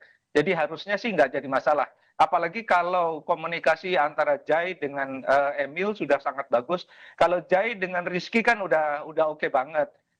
Hübner masih kadang-kadang ada sedikit miss, tapi saya rasa dengan beberapa hari mereka sudah berkumpul lama juga, sudah bermain lama, nggak ada masalah lah dengan 3 back karena formasi 3-5-1 itu formasi yang sangat ofensif, tetapi memang butuh intensitas yang sangat tinggi dan yang paling menentukan adalah posisi 2 back sayap itu. Oke, Mas, sorry, saya sedikit koreksi, 3-5-1 atau 3-6-1? 3-6-1. 3-6-1 ya. Oke. 3-5-1-1 atau 3-5-2 bisa aja. Oke. Mas, pokoknya 3-5 di tengahnya, di depannya bisa berapa pun. Oke, dengan menumpuk pemain di tengah, apakah memang nantinya seperti yang Anda jelaskan tadi, Patrick Kluivert akan lebih mengarahkan permainan di bola tengah, penguasaan di bola tengah, atau seperti apa? Sehingga mungkin saja oleh Romani di depan bisa lebih terbantu untuk ya suplai bola dengan ditinggal oleh si Marcelino Ferdinand dan juga Ragnar. Ya kalau 3-5-2 itu bukan 3-5-1 ya, kalau 3-5-2 atau 3-5-1-1 itu sebetulnya memang inti kekuatannya ada di lini tengah. Jadi kalau kita lihat ketika Indonesia pakai 4-3-3 sekalipun, sebetulnya lini tengah Indonesia ini salah satu yang terbaik di grup C ya. Intercept mereka sangat bagus, mereka juga dinamis sekali di lini tengah. Transisinya juga bagus dari lini tengah. Oleh sebab itu saya selalu bilang kehadiran Joy Pelupesi ini merupakan missing link karena dia adalah pemain yang betul-betul punya visi bertahan yang sangat bagus. Jadi memang inti kekuatan Indonesia itu ada di lini tengah sepanjang pemain-pemain yang ada di sana, terutama kalau saya bilang Nathan atau siapapun yang ada di sana mau melakukan intercept cepat ya. Ketika pemain lawan mendapatkan bola di sekitar lini tengah, mereka berani tackling yang clean ya. Berani tackling, berani berebut bola, berani berkelahi lah kira-kira di lini tengah supaya mereka tidak bisa berkembang, berhenti saja di lini tengah lawan itu. Dan ini yang paling bisa melakukannya adalah pemain-pemain yang ada di lini tengah karena memang perimeter mereka ada di sana. Jadi memang inti kekuatan Indonesia ada di lini tengah. Kalau lini belakang sudah cukup kuat, apalagi kalau Emil dengan dalam debutnya sangat meyakinkan ya. Saya rasa sih Indonesia sulit ditembus dari lini tengah dan belakang. Oke, saya ke Mas Haji. Mas Haji, bagaimana Anda melihat dengan formasi yang disampaikan oleh Bung Joy tadi? Apakah memang dengan analisa Anda, dengan struktur pemain, dengan pemain yang ya cukup dilatih oleh Patrick Kluivert ini bisa pada akhirnya memenangkanlah pertandingan malam ini? Ya, oke. Memang apa yang dikatakan oleh Bung Sanjoyo tadi sangat tepat bahwa pemain-pemain ini adalah pemain-pemain mewah. Hampir antara pemain starting line up sama pemain yang ada di bench itu perbedaannya sangat tipis sekali. Artinya siapapun yang dipasang tentunya memiliki kualitas yang hampir sama. Kembali lagi kalau kita menyampaikan mengatakan bilang masalah formasi. Di pertandingan terakhir, tim ini menggunakan 1-3-4-2-1 ya. Ada pemain sayap itu kadang-kadang sering masuk ke tengah, main di bawah striker, dengan harapan kedua bek kanan kiri bisa naik membantu serangan. Karena itu memang bek kiri dan bek kanan ketika menggunakan formasi 3 pemain di belakang ini diminta untuk aktif. Baik overlapping, baik menyerang maupun bertahan gitu. Karena memang sudah menggunakan 3 pemain di belakang, di mana ketika menyerang bisa menggunakan 3-4-3, ketika bertahan yang jelas pasti menggunakan formasi 5 pemain belakang, 3 stopper dan 2 bek kiri dan bek kanan, menjadi 1-5-4-1 seperti itu. Oke. Jadi menurut saya untuk pertandingan nanti malam apapun formasinya tentunya sudah menjadi pemikiran dari head coach, kira-kira formasi apa yang tepat. Yang jelas ketika pertandingan terakhir dengan menggunakan formasi 1-3-4-2-1 ini bermain cukup bagus. Oke, sebagai mantan pemain timnas, bermain di kandang menurut Anda selalu bisa menguntungkan ketimbang main di tandang atau gimana? Ya, tentunya memang suatu kemenangan dalam suatu pertandingan sepak bola bukan hanya ditentukan main di kandang atau tandang, tetapi paling tidak main di home. Saya mendengar sudah 70.000 tiket sudah sold out. Tentunya ini menjadikan spirit buat pemain bagaimana bisa memenangkan pertandingan pada pertandingan malam nanti. Karena main di kandang, pemain tentunya lebih percaya diri, lebih semangat, lebih enjoy dengan dukungan masyarakat yang akan datang di stadion nanti. Nah, untuk itulah pertandingan ini tidak boleh disia-siakan. Harus tidak ada kata seri. Kalau kata ada nanti seri ataupun kalah, hampir tertutup peluang kita. Bukan berarti kita tidak percaya diri dengan Jepang, tetapi mungkin Bung Sanjoyo atau masyarakat Indonesia sudah tahu kualitasnya tim Jepang seperti apa. Jadi tidak ada kata lain, malam ini harus menang. Dan itu terbuka lebar kesempatan tersebut. Oke. Seperti itu, Bung. Tidak ada kata lain, malam ini harus menang. Bung Joy, kita bahas dalam waktu hampir 1 bulan ini persiapan yang dilakukan oleh timnas. Menurut Anda dengan persiapan yang begitu lama dilakukan oleh timnas, teknis maupun non teknis yang dilakukan baik di Bali maupun di Jakarta, sudah cukup untuk pada akhirnya membuat timnas pada malam hari ini bermain rileks, bermain enjoy untuk bisa mengalahkan Tiongkok? Ya, kalau kita bandingkan dengan persiapan ketika hendak melawan Australia, memang saat ini kan waktunya sangat baik ya. Mereka sempat berkumpul di Bali, meskipun kelengkapannya itu mungkin tidak sampai 1 bulan ya, mungkin hanya 3 minggu atau 2 minggu setengah lah gitu. Tapi overall sebetulnya memang dengan mereka berkumpul lebih cepat, lebih lama, bahkan sempat pindah TC dari Bali ke Jakarta, saya rasa itu adalah keuntungan yang luar biasa. Yang saya sayangkan hanya mereka tidak sempat mengadakan competitive matches pada ketika mereka berkumpul di TC. Di Bali. Ya, di Bali dan di Jakarta hanya sempat internal game ya. Saya nggak tahu, saya mau tanya ke Coach Aji, internal game itu apakah berapa persen mampu melihat keseluruhan penampilan performa pemain, terutama dari kesiapannya. Karena kalau dalam bayangan saya, internal match itu kan mereka sempat beberapa kali melakukan pertandingan tim A lawan tim B gitu ya, timnya dibagi dua, lalu kemudian, nah ini yang saya meragukan apakah itu cukup ya, karena kan tidak cukup kompetitif. Saya tidak melihat apakah kalau di luar negeri kan internal match itu kadang-kadang pemainnya sampai cedera juga karena mereka betul-betul serius. Gitu. Serius ya. Nah, sangat serius. Nah, saya nggak tahu apakah apakah fenomena seperti itu ada juga di tim nasional karena kan bagaimanapun suasananya bukan suasana kompetitif. Mungkin itu saja sih kekurangannya. Tapi dari sisi waktu, dari sisi manajemen TC, saya rasa ini sudah jauh lebih bagus daripada ketika persiapan melawan Australia. Jadi harapannya sih semuanya jadi positif ya. Cuma satu kurangnya aja itu nggak ada competitive matches. Katakanlah lawan siapa yang setara atau tingkatannya lebih sedikit daripada timnas, sehingga kemudian ada evaluasi yang bisa dilakukan oleh Kluivert dan kawan-kawan terhadap siapa yang akan mereka pasang sebagai starter, siapa yang ada di bench, siapa yang masuk DSP. Jadi rasanya itu saja sih kekurangannya, tapi overall sih tidak terlalu bermasalah menurut saya. Oke, Mas Aji, bagaimana menanggapi ini? Apakah memang biasanya internal match itu juga kompetitif dilakukan atau sebenarnya perlu juga nih kompetitif match dilakukan selama TC harusnya? Iya, kalau memang ini untuk timnas itu menurut saya meskipun hanya internal game, saya yakin pemain-pemain juga akan serius karena apa? Karena mereka juga ingin menghadapkan satu tempat di tim tersebut gitu loh. Mungkin ada pertimbangan dari tim pelatih, salah satunya ketika melakukan pertandingan seperti yang Bung Sanjo sampaikan, umpamanya melakukan friendly match dengan tim luar negeri, itu juga ada risikonya. Risikonya kalau tim kita mengalami kekalahan itu pun juga akan berakibat kepada mental tim yang nanti bisa sedikit down gitu loh. Jadi mungkin itu salah satu pertimbangan, tetapi dengan catatan ketika melakukan internal game pemain harus benar-benar 100%, harus benar-benar serius sehingga pelatih bisa melihat sejauh mana kesiapan tim ini untuk pertandingan melawan pertandingan yang benar-benar real ya, seperti pertandingan melawan Cina nanti. Jadi apa yang disampaikan Bung Sanjo tadi juga ada benarnya.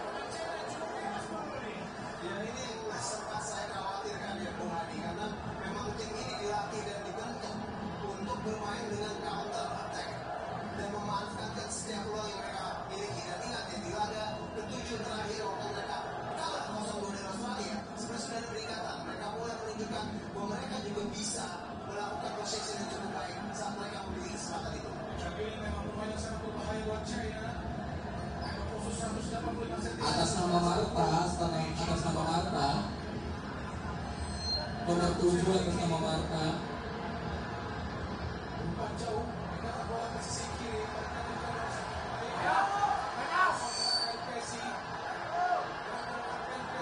Nomor 7 atas nama Marta.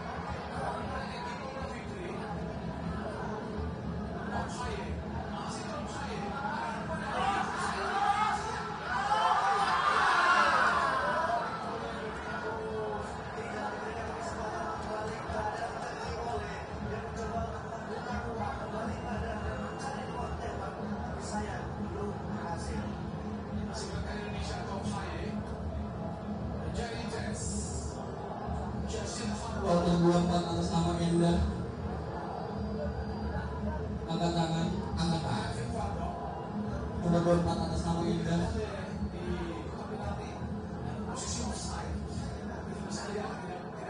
24 atas nama Endah.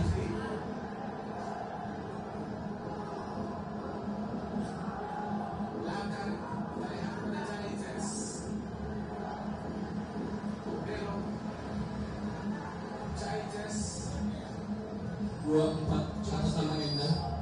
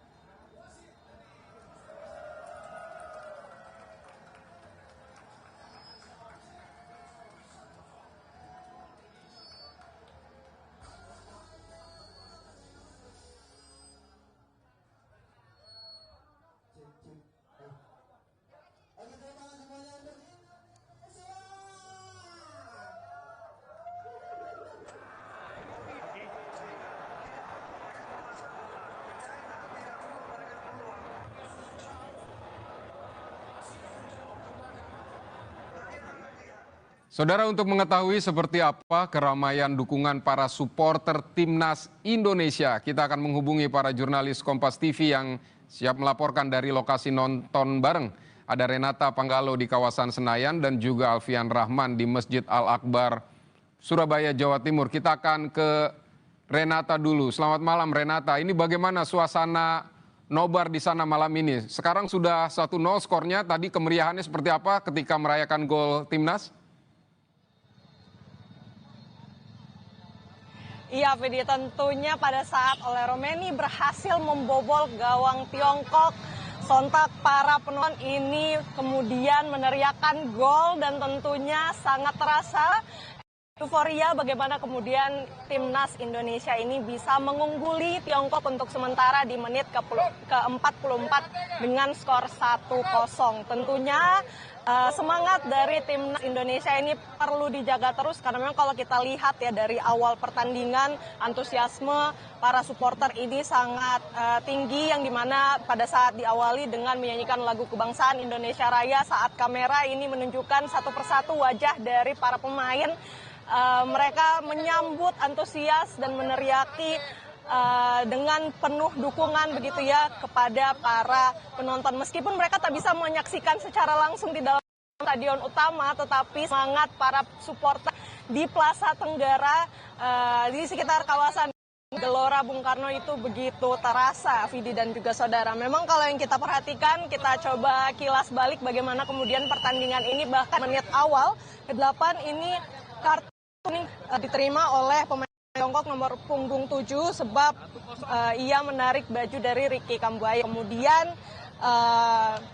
di sekitar menit ke-40 sekian begitu ya, kemudian Indonesia mendapatkan kesempatan untuk melakukan penalti dan ini langsung dimanfaatkan oleh Ole Romeni untuk mencetak atau membobol gawang dari Tiongkok.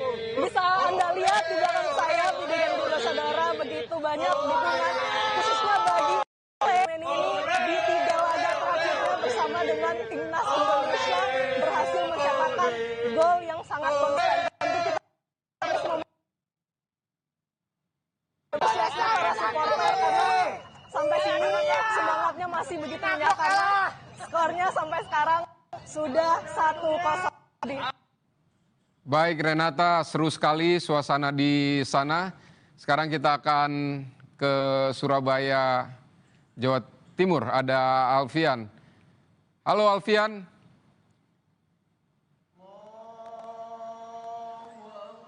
Alfian. Ya, Vidi. Baik Alfian, bisa diceritakan kalau tadi di Jakarta Vidi, ini antusiasnya luar biasa, bagaimana di sana?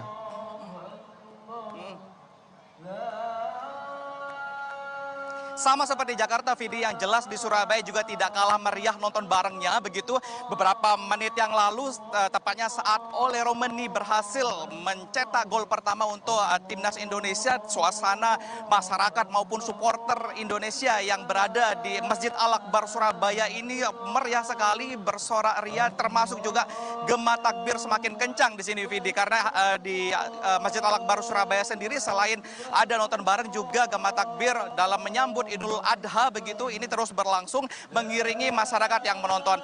Sebelumnya kami informasikan, Vidi, ini merupakan kali pertama Masjid Al-Akbar Surabaya menggelar nonton bareng bertepatan dengan malam Hari Raya Idul Adha yang menjadi antusias dan juga daya tarik bagi warga Surabaya dan juga sekitarnya untuk datang berbondong-bondong menuju masjid untuk takbir dan juga nonton bareng. Tidak sia-sia di babak pertama ini Indonesia berhasil unggul 1-0 dari Tiongkok dan ini menjadi kebanggaan sendiri bagi masyarakat yang hadir langsung menonton di Masjid Al-Akbar Surabaya. Untuk di sini sendiri, Vidi, persiapan sudah dilakukan sejak sore tadi begitu dengan menyiapkan satu buah layar lebar sekitar ukuran 5x3 meter begitu, lengkap dengan sound system termasuk juga karpet untuk memberikan kenyamanan kepada penonton, supporter, masyarakat yang datang bersama untuk menonton timnas kebanggaan mereka begitu.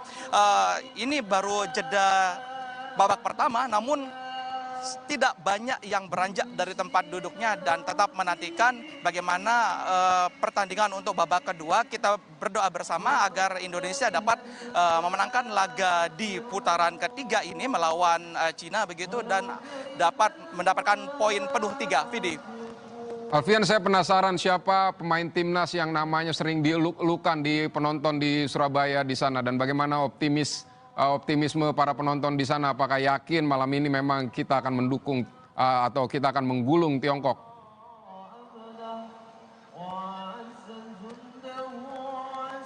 Iya, ada beberapa nama yang dieluk-elukan. Pertama ada pastinya Ole Romani yang hingga saat ini sudah mengemas hingga 3 gol di setiap pertandingan yang dia lakoni. Selain itu juga ada nama Egy Maulana Fikri dan juga yang tidak kalah menarik disebut menjadi idola baru bagi masyarakat di Surabaya, yaitu Ricky Kambuaya, karena di setiap penampilannya memberikan penampilan yang sangat ciamik dan juga menarik untuk ditonton dan juga diperhatikan.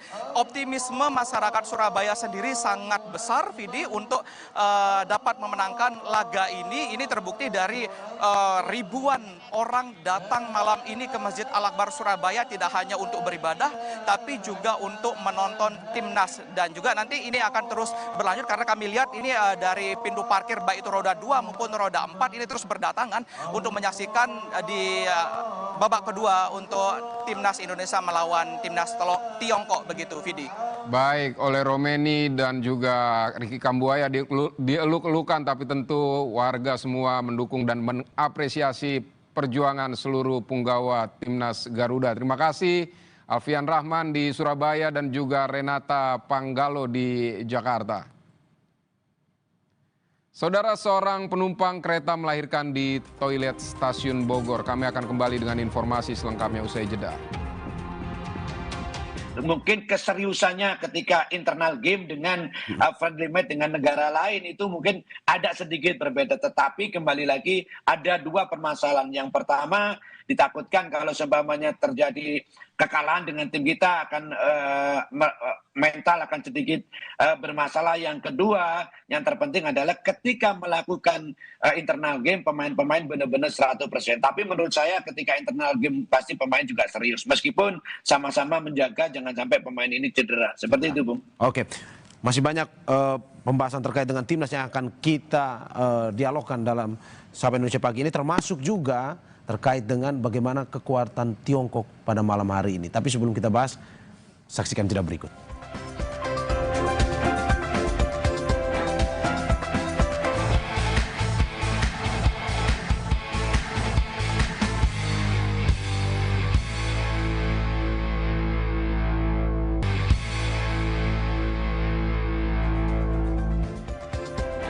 Saudara, Menko Infrastruktur dan Pembangunan Kewilayahan Agus Harimurti Yudhoyono dan Menteri Ketenagakerjaan Yasirli siap mendukung timnas Indonesia di gala pertandingan timnas Indonesia melawan Tiongkok. Keduanya optimistis timnas akan unggul dalam pertandingan kualifikasi Piala Dunia 2026 yang akan digelar di Stadion Utama Gelora Bung Karno malam ini. Harus berdoa sekencang-kencangnya dan juga suara kita sekeras-kerasnya untuk mendukung timnas kita. Harus menangnya menentukan. Mudah-mudahan berapa ya kira-kira?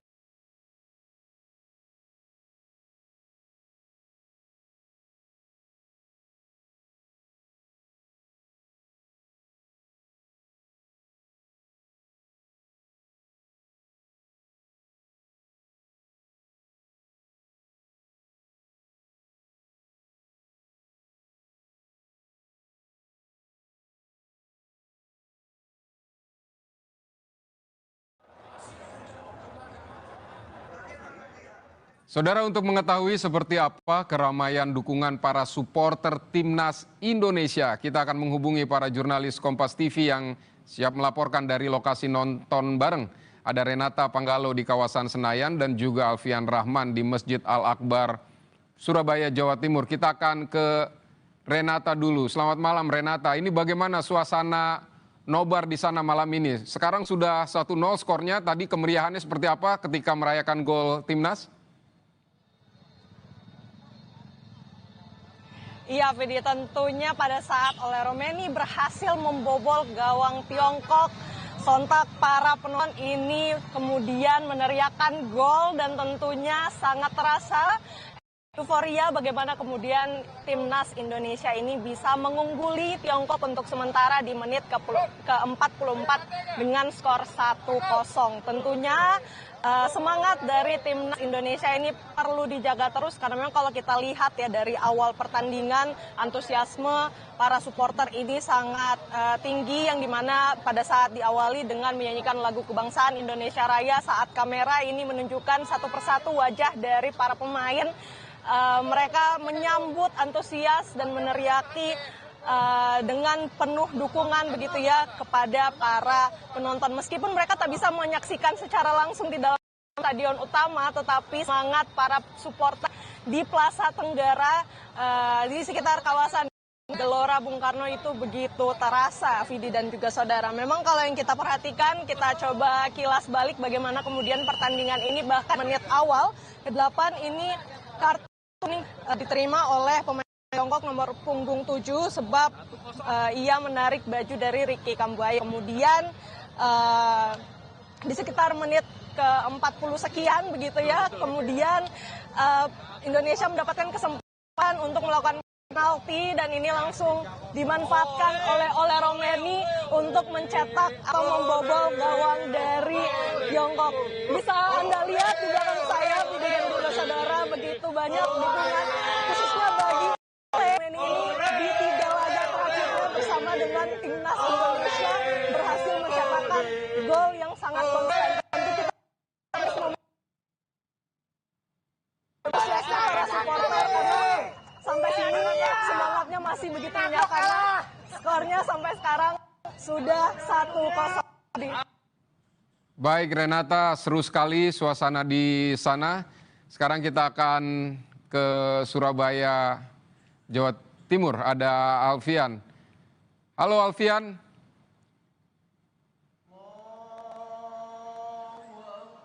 Alfian. Ya, Vidi. Baik Alfian, bisa diceritakan kalau tadi di Jakarta Vidi, ini antusiasnya luar biasa, bagaimana di sana?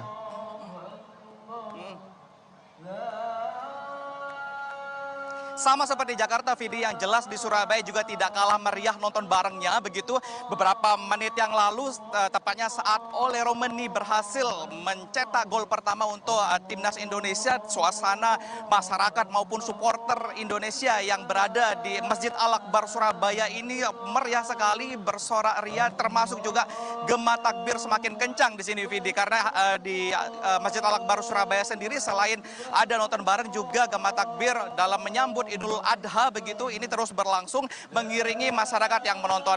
Sebelumnya kami informasikan, Vidi, ini merupakan kali pertama Masjid Al-Akbar Surabaya menggelar nonton bareng bertepatan dengan malam Hari Raya Idul Adha yang menjadi antusias dan juga daya tarik bagi warga Surabaya dan juga sekitarnya untuk datang berbondong-bondong menuju masjid untuk takbir dan juga nonton bareng. Tidak sia-sia di babak pertama ini Indonesia berhasil unggul 1-0 dari Tiongkok dan ini menjadi kebanggaan sendiri bagi masyarakat yang hadir langsung menonton di Masjid Al-Akbar Surabaya. Untuk di sini sendiri, Vidi, persiapan sudah dilakukan sejak sore tadi begitu dengan menyiapkan satu buah layar lebar sekitar ukuran 5x3 meter begitu, lengkap dengan sound system termasuk juga karpet untuk memberikan kenyamanan kepada penonton, supporter, masyarakat yang datang bersama untuk menonton timnas kebanggaan mereka begitu.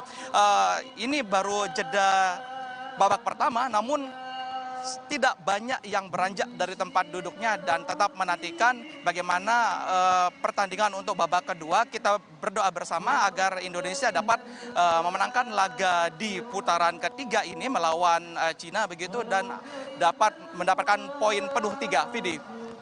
Alfian, saya penasaran siapa pemain timnas yang namanya sering dieluk-elukan di penonton di Surabaya di sana dan bagaimana optimisme para penonton di sana, apakah yakin malam ini memang kita akan mendukung atau kita akan menggulung Tiongkok?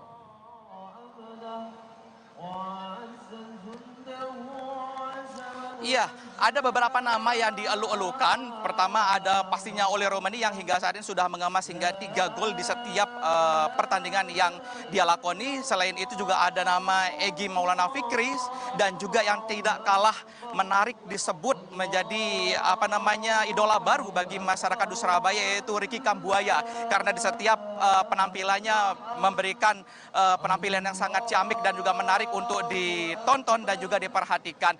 Optimisme masyarakat Surabaya sendiri sangat besar, Vidi, untuk dapat memenangkan laga ini. Ini terbukti dari ribuan orang datang malam ini ke Masjid Al-Akbar Surabaya, tidak hanya untuk beribadah, tapi juga untuk menonton timnas. Dan juga nanti ini akan terus berlanjut karena kami lihat ini dari pintu parkir baik itu roda 2 maupun roda 4 ini terus berdatangan untuk menyaksikan di babak kedua untuk timnas Indonesia melawan timnas Tiongkok, begitu, Vidi. Baik, oleh Romeni dan juga Ricky Kambuaya dieluk-elukan, tapi tentu warga semua mendukung dan mengapresiasi perjuangan seluruh punggawa timnas Garuda. Terima kasih Alfian Rahman di Surabaya dan juga Renata Panggalo di Jakarta. Saudara, seorang penumpang kereta melahirkan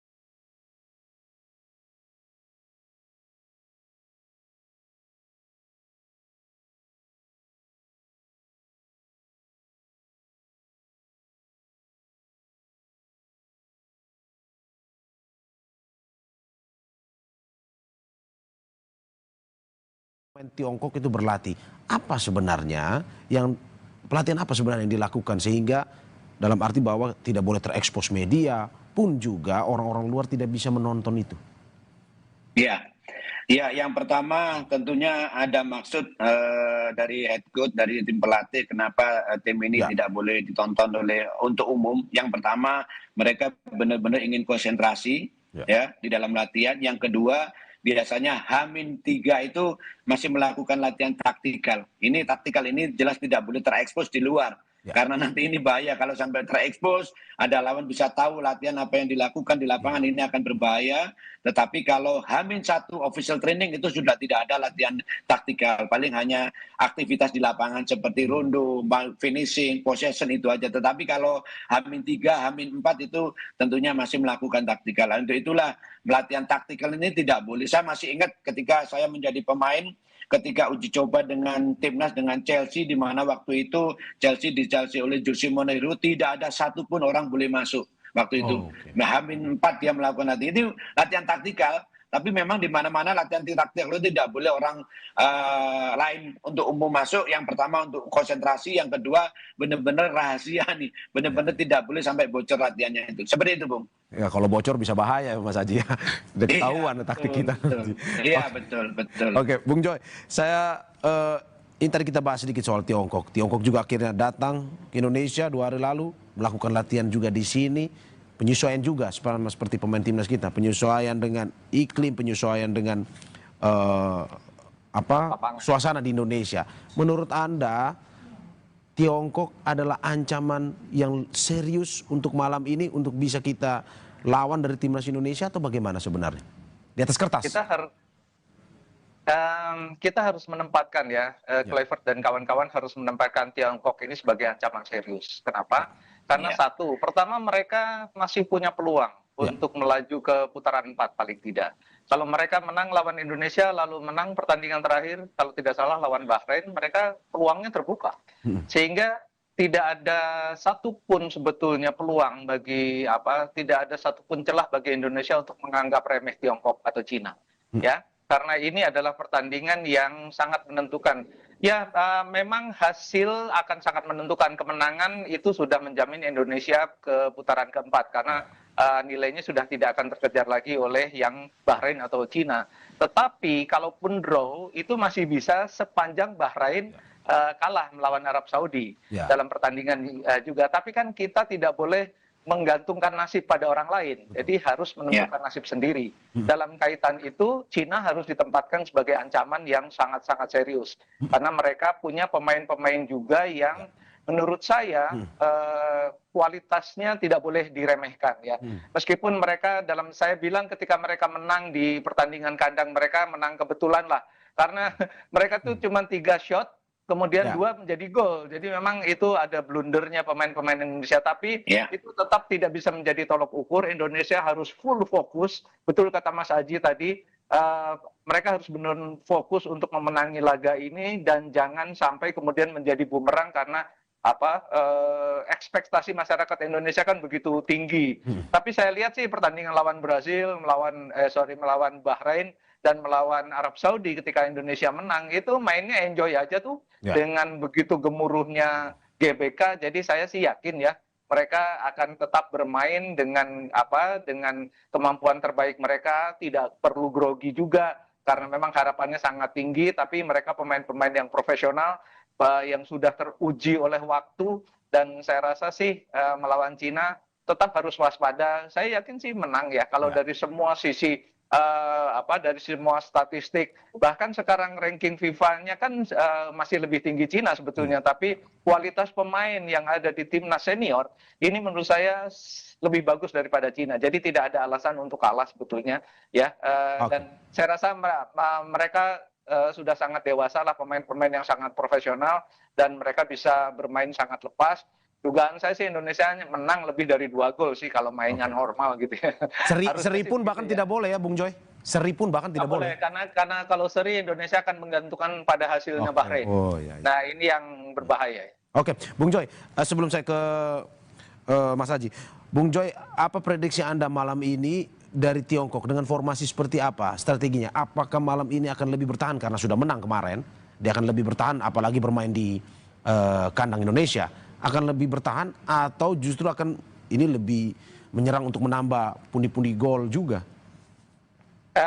Kalau dari lihat kebiasaannya Cina sejak ditangani oleh pelatih yang sekarang, mereka sering bermain dengan 4-3-3. 4-3-3 itu formasi yang cukup ofensif tapi balance. Jadi saya rasa mereka tetap akan menggunakan formasi itu, dan ada beberapa, mereka juga sangat mahir ya dalam serangan-serangan sayap. Mereka punya Wulei, punya Serginho yang di tengah juga sangat dominan. Mereka punya Zhang Yuning juga di lini depan, jadi mereka harus diwaspadai juga. Dengan tidak memandang remeh mereka, menurut saya justru itu akan menjadi fokus pada lini pertahanan dan lini tengah Indonesia supaya mereka bisa tidak terlalu melakukan eksplosif ya di gerakan-gerakan yang mengagetkan di lini pertahanan Indonesia. Jadi rasanya sih mereka tetap akan bermain menyerang tapi lebih balance, tidak sefrontal Indonesia lah gitu kira-kira. Oke, saya ke Mas Haji. Mas Haji, bagaimana Anda melihat pemain yang harus antisipasi melihat pertandingan kali lalu Cina versus Indonesia di kandang Cina? Apa yang timnas Indonesia harus antisipasi ke depan dalam arti bahwa tidak boleh terjadi yang seperti Bung Joy bilang, ada blunder-blunder yang dilakukan di kandang Cina kemarin. Betul. Jadi ketika main di Cina kemarin, kalau nggak salah bulan Oktober 2024 itu ya, sebenarnya apa yang disampaikan Bung Sanjoyo tadi tepat, bahwa Indonesia lebih mendominasi permainan, hanya melakukan dua kesalahan kecil yang akhirnya berakibat fatal. Saya masih ingat sekali, kedua gol itu kesalahan dari lini belakang kita, di mana bek kiri dan bek kanan, salah satu center back juga tidak tepat menempatkan posisi mereka, sehingga ada lubang yang bisa dimanfaatkan oleh striker mereka yang muncul dari second line. Tentunya tim pelatih, analisis sudah memutar kembali video tersebut, apa-apa yang menjadi kekurangan pemain kita, apa-apa yang menjadi kesalahan pemain kita ketika pertandingan pertama, itu sudah dievaluasi dan tidak boleh melakukan kesalahan sekecil apapun, terutama di lini belakang. Kenapa? Karena kalau pemain depan, pemain tengah melakukan kesalahan, masih ada pemain belakang. Tetapi kalau pemain belakang melakukan kesalahan sekecil apapun bisa dimanfaatkan oleh lawan, dan mereka akan berhadapan 1 lawan 1 dengan penjaga gawang. Untuk itu selain tentunya semua tim pemain harus main sepak bola modern itu satu sisi sekarang itu. Artinya satu sisi ketika kita bertahan, semua pemain masuk di pertahanan setengah lapangan ke bawah. Tetapi kalau melakukan penyerangan, masuk di setengah lapangan penyerangan. Bahkan kalau kita melihat pertandingan di Eropa, itu kalau mereka melakukan penyerangan sampai tidak setengah lapangan lagi, tapi 1/3 lapangan di atas mereka berani. Kenapa? mereka karena memang sepak bolanya levelnya sudah tinggi gitu. Jadi lawan pun tidak ada yang tinggal di garis tengah satu. Ya. Kalau tinggal di garis tengah satu aja, kalah jumlah orang semakin tidak akan pernah mendapatkan bola gitu. Jadi sekarang nanti Indonesia saya harapkan juga bermain hanya satu sisi, ketika bertahan semua bertahan di bawah garis tengah, ketika menyerang semua naik di garis tengah. Itu akan menjadikan lebih solid, lebih kompak ketika bertahan maupun menyerang. Yang jelas timnas kita tidak boleh melakukan kesalahan sedikit pun di lini belakang terutama, karena itu akan menjadi fatal.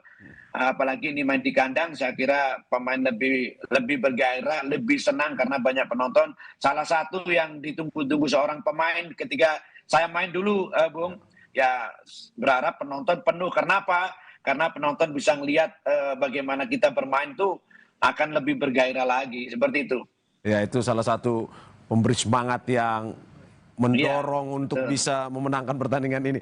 Bung, tapi Mas Haji, bagaimana Anda melihat bahwa kemarin sudah pernah kalah sebagai pemain, mantan pemain. Apakah memang itu juga mempengaruhi psikologis pemain ketika main malam ini? Bahwa mereka melihat, oh ini kemarin yang pernah mengalahkan kita nih. Apakah mungkin seperti itu? Sebagai mungkin dulu pernah merasakan seperti itu atau bagaimana, Mas Haji? Ya, di benak seorang pelatih ataupun seorang pemain pasti itu ada.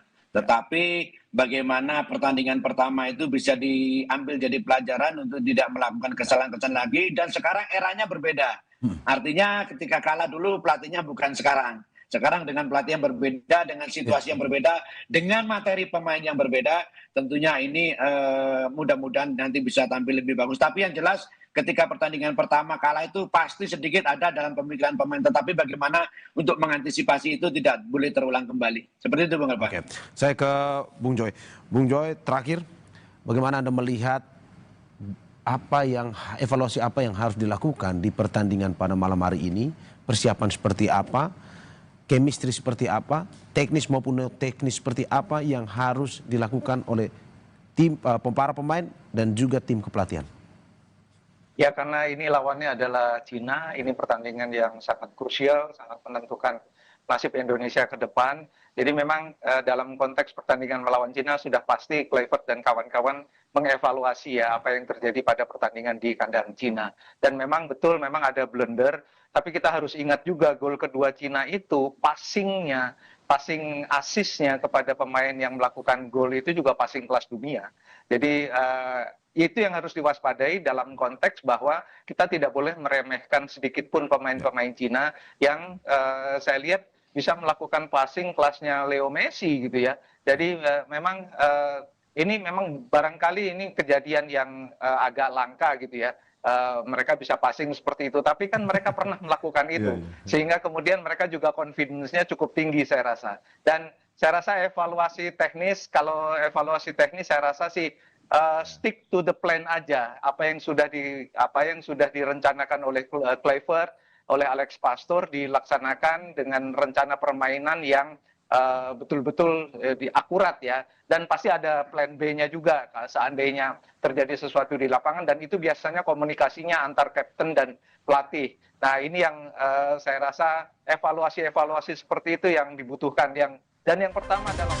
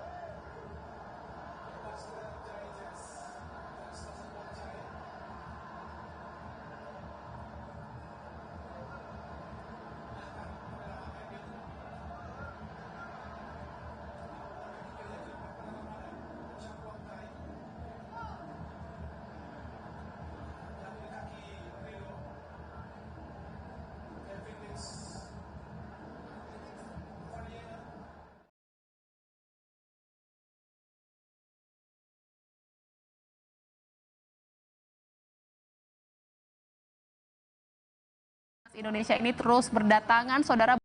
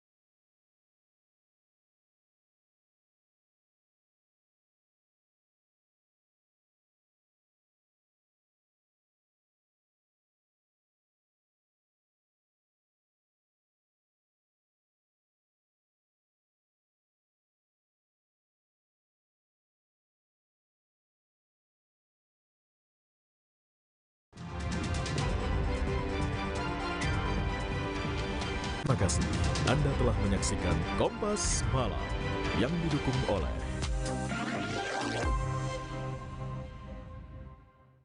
siapapun bisa jadi media, pemengaruh, bahkan pendengung. Tapi kebenarannya dapatkah dipertanggungjawabkan? Percayalah hanya pada sumber independen yang menjunjung tinggi prinsip jurnalisme dalam setiap tayangan terbaiknya. Ikuti saya, saudara. Rosi, Satu Meja, The Forum, Sapa Indonesia Malam Akhir Pekan, Dipo Investigasi, Kompas TV, independen, terpercaya.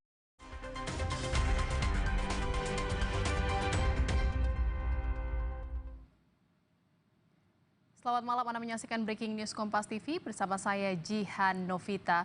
Saudara, tim nasional Indonesia bermain menyerang sejak menit pertama, namun gol baru tercipta lewat sepekan oleh Romeni di penghujung turun minum. Ricky Kambuaya bermain impresif saat dipercaya Kluivert menjadi starting line up skuad Garuda. Namun tendangannya masih melebar di sisi kiri gawang Tiongkok. Peluang juga didapat oleh Romeni, namun tendangannya masih belum mencapai target. Indonesia akhirnya memecah kebuntuan melalui titik putih pada menit ke-45 setelah Ricky Kambuaya dijatuhkan di kotak penalti.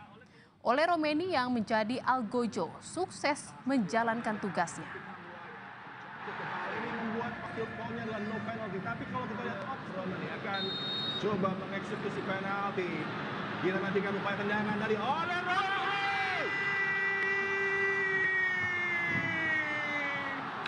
Tiga laga, 3 gol awal babak kedua, tendangan penjuru dari di babak kedua, saudara, timnas Indonesia mendapat tekanan dari Tiongkok. Namun Emil Audero tampil apik setelah berhasil menahan tendangan jarak jauh dari pemain Tiongkok.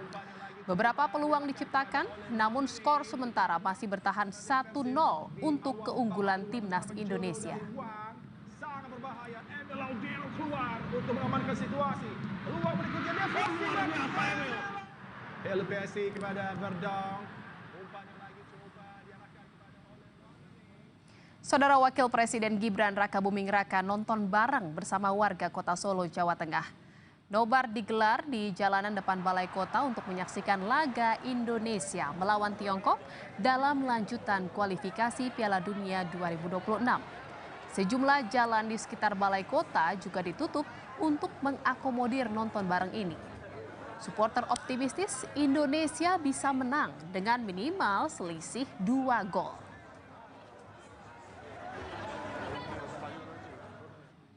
Dan saudara, untuk lebih lengkapnya kita akan bergabung dengan jurnalis Kompas TV Widi Nugroho yang berada di Solo, Jawa Tengah. Selamat malam Widi. Ya Widi, seperti apa kemeriahan nonton bareng di sana yang sekaligus juga dihadiri Wapres Gibran Rakabuming Raka? Ya, Jihan dan saudara, memang malam hari ini tadi Wakil Presiden Gibran Rakabuming Raka mengikuti nonton bareng timnas Indonesia melawan Tiongkok di Balai Kota Solo. Tadi dia datang sekitar pukul 20 lebih 25 ke Balai Kota, ditemani dengan Solo, Respati Ardi, dan kemudian mereka berjalan menuju ke lokasi notebar yang berada di halaman Balai Kota. Memang lokasi ini sering sekali digunakan untuk nonton bareng, terutama untuk kegiatan timnas Indonesia, pertandingan timnas Indonesia, sejak zaman Gibran masih menjabat sebagai wali kota. Dan tadi juga Gibran sempat berinteraksi dengan warga yang memadati lokasi ini sejak tadi petang, dan sempat menyapa warga yang ikut nonton bareng di sini dan kemudian duduk di tempat yang sudah disediakan tidak terlalu jauh dari lapangan Balai Kota dan tepat menghadap ke arah layar yang berada di seberang Balai Kota. Dan sampai saat ini pun di belakang saya acara nonton bareng ini masih berlangsung dan Wakil Presiden juga masih ada di lokasi tersebut bersama Wali Kota Solo dan juga pejabat-pejabat lainnya. Jian. Iya Widi, saat ini timnas unggul 1-0 dari Tiongkok. Lalu bagaimana kemeriahan saat gol timnas Indonesia tercipta di babak pertama tadi? Maaf, audionya tidak terlalu terdengar, Jian. Iya, Widi, saat ini timnas Indonesia unggul 1-0 dari Tiongkok. Lalu bagaimana kemeriahan nonton bareng saat gol tercipta untuk timnas Indonesia di babak pertama tadi? Ya, tadi saat gol prosesnya kan ada wasit melihat VAR dulu, VAR, video assistant referee. Itu cukup menegangkan di sini. Artinya warga juga sudah berteriak-teriak supporter di sini bahwa itu adalah pelanggaran. Begitu juga dengan Pres Gibran yang sempat bereaksi pada saat pelanggaran terjadi dan kemudian penalti dan berbuah gol. Akhirnya ada selebrasi bersama dengan warga yang memadati lokasi ini sejak sore tadi. Dan saat ini kemeriahan ini masih terus terjaga karena memang kondisi Indonesia masih unggul 1-0, di mana para penonton masih bertahan di tempatnya, tidak seperti pada saat Indonesia kalah dari Australia di pertandingan sebelumnya. Jadi memang kali ini penontonnya luar biasa banyak dan kebetulan juga ada Wakil Presiden sehingga suasana di Balai Kota Solo ini semakin meriah pada malam hari. Siap. Terima kasih jurnalis Kompas TV Widi Nugroho dari Solo, Jawa Tengah. Nanti saya akan kembali ke Anda. Namun saudara, breaking news Kompas TV akan jeda sejenak, tetaplah bersama kami.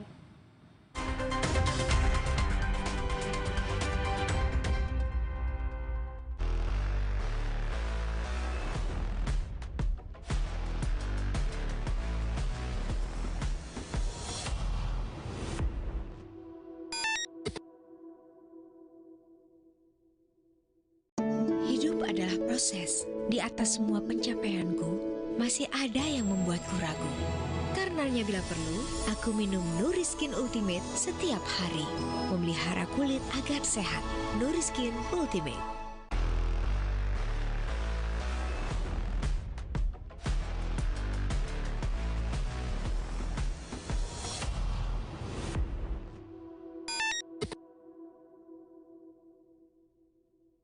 Dipo, investigasi setiap Senin pukul 8:30 malam.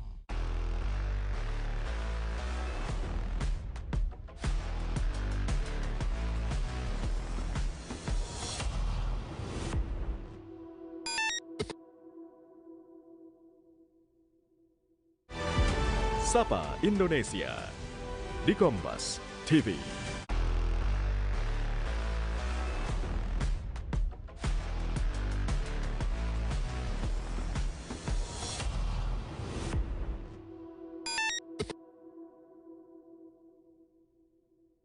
Gelar perkara setiap Sabtu di Kompas TV.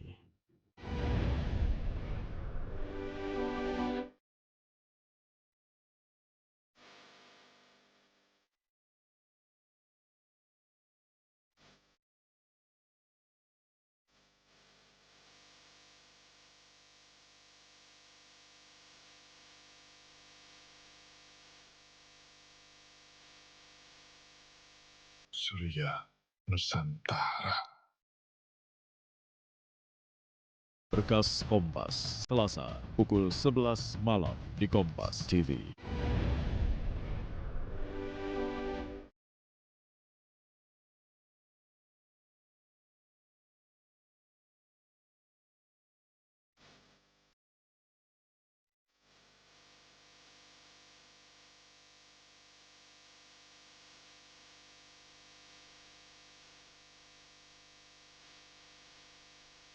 Surya Nusantara.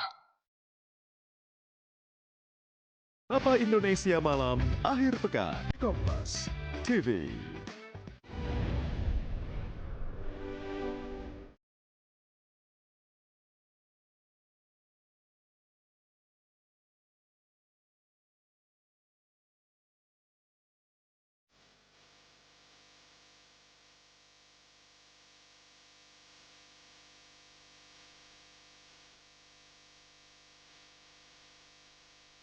Surya Nusantara.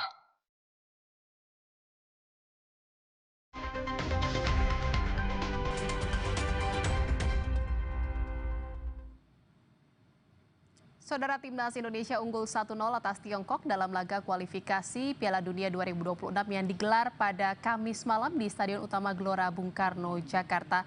Dan dukungan untuk Timnas menuju Piala Dunia terus mengalir dari supporter di berbagai penjuru. Di antaranya di Tokyo, Jepang, saudara, ada Garuda yang memantau jalannya pertandingan Timnas versus Tiongkok. Lalu seperti apa keseruan nonton bareng Timnas versus Tiongkok di sana? Kita sudah bersama dengan jurnalis Kompas TV, ada Swasta Putra Dianto dari Garuda Cafe Tokyo, Jepang. Selamat malam waktu Indonesia, Mas Dianto. Selamat malam. Seperti apa keseruan nonton bareng di Jepang? Ya, di sini sudah sangat ramai sekali, banyak warga Indonesia antusias sekali menonton bareng nobar di salah satu tempat di Tokyo, Jepang. Semuanya dari Indonesia. Dan semuanya di sini banyak orang dari berbagai macam, yang dari Jakarta, dari Jawa, Cirebon, lengkap ini. Ramai sekali ya Mas Dianto ya di sana ya? Ramai sekali, betul, ramai sekali. Ini kan di Tokyo, Jepang, apakah memang yang nonton di sana ini WNI yang berada di Tokyo saja atau dari kota-kota lainnya di Jepang yang sengaja untuk datang ke lokasi itu untuk nobar? Warga WNI yang paling banyak. Tapi bukan hanya dari Tokyo ya? Ya. Bukan hanya yang memang tinggal di Tokyo aja, tapi juga di kota-kota lainnya akhirnya menuju ke Tokyo untuk nonton bareng. Iya, betul. Jadi dari setiap daerah di luar Tokyo juga semua ngumpulnya di sini. Mas Dianto, pastinya tentunya harapannya Timnas Indonesia ini menang ya lawan Tiongkok. Ya, pasti harus menang. Lalu kan setelah ini nanti Indonesia akan bertemu dan berhadapan dengan Jepang. Nah, bagaimana persiapan supporter Jepang menghadapi di mana timnas Jepangnya akan menghadapi Indonesia? Ya, semua sangat antusias sekali, sangat persiapan sangat lengkap, atribut-atribut bendera Indonesia semua. Di sekarang semuanya sangat antusias. Akan ada rencana nggak Mas untuk nonton langsung di stadion saat Indonesia melawan Nanti Jepang? semua akan nonton bareng langsung ke stadion di Osaka. Sudah ada yang koordinasi atau koordinatorin untuk nonton bareng di sana di stadion langsung? Oh ya, kebetulan kita di sini ada komunitas dari Garuda Japan. Jadi setiap Sudah ada komunitas, itu semua nanti ikut nobar nonton langsung ke Osaka, Jepang.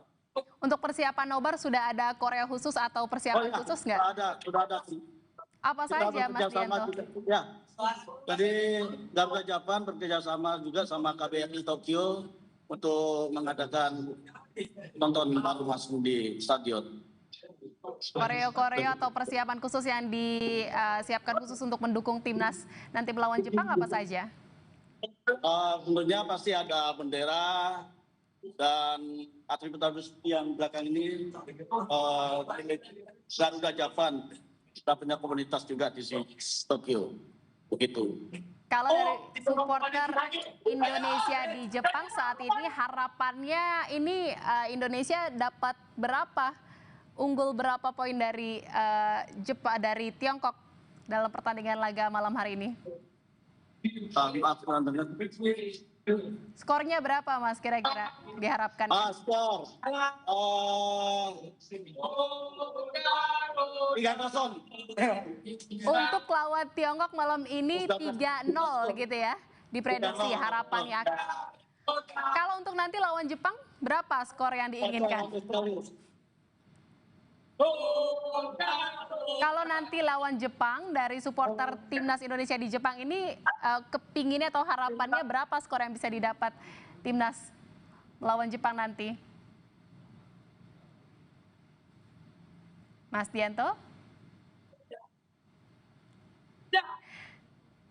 Ya, seperti ini adalah euforia atau kemeriahan, kebahagiaan para pendukung supporter timnas Indonesia di Jepang yang sedang mendukung timnas atau skuad Garuda ini berlaga melawan Tiongkok di Stadion Utama Gelora Bung Karno, Jakarta. Memang dukungan untuk timnas Indonesia ini terus berdatangan, saudara, bukan hanya di Indonesia saja, bukan hanya pendukung yang datang langsung ke Stadion Utama Gelora Bung Karno saja untuk mendukung tim kesayangan timnas Indonesia ini bisa menaklukkan Tiongkok pada laga malam hari ini, tetapi juga dukungan datang dari supporter fanatik timnas Indonesia di Tokyo, Jepang.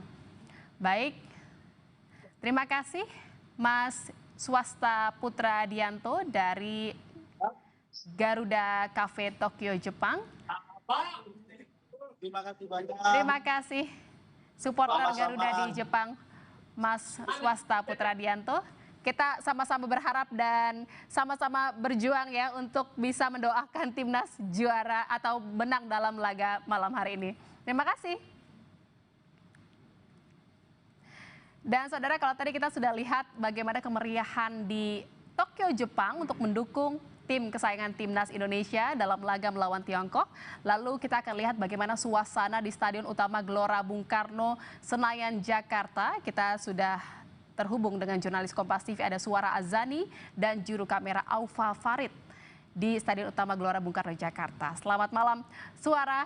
Seperti apa, Suara, suasana kemeriahan di Stadion GBK pasca Indonesia ini unggul 1-0 atas Tiongkok?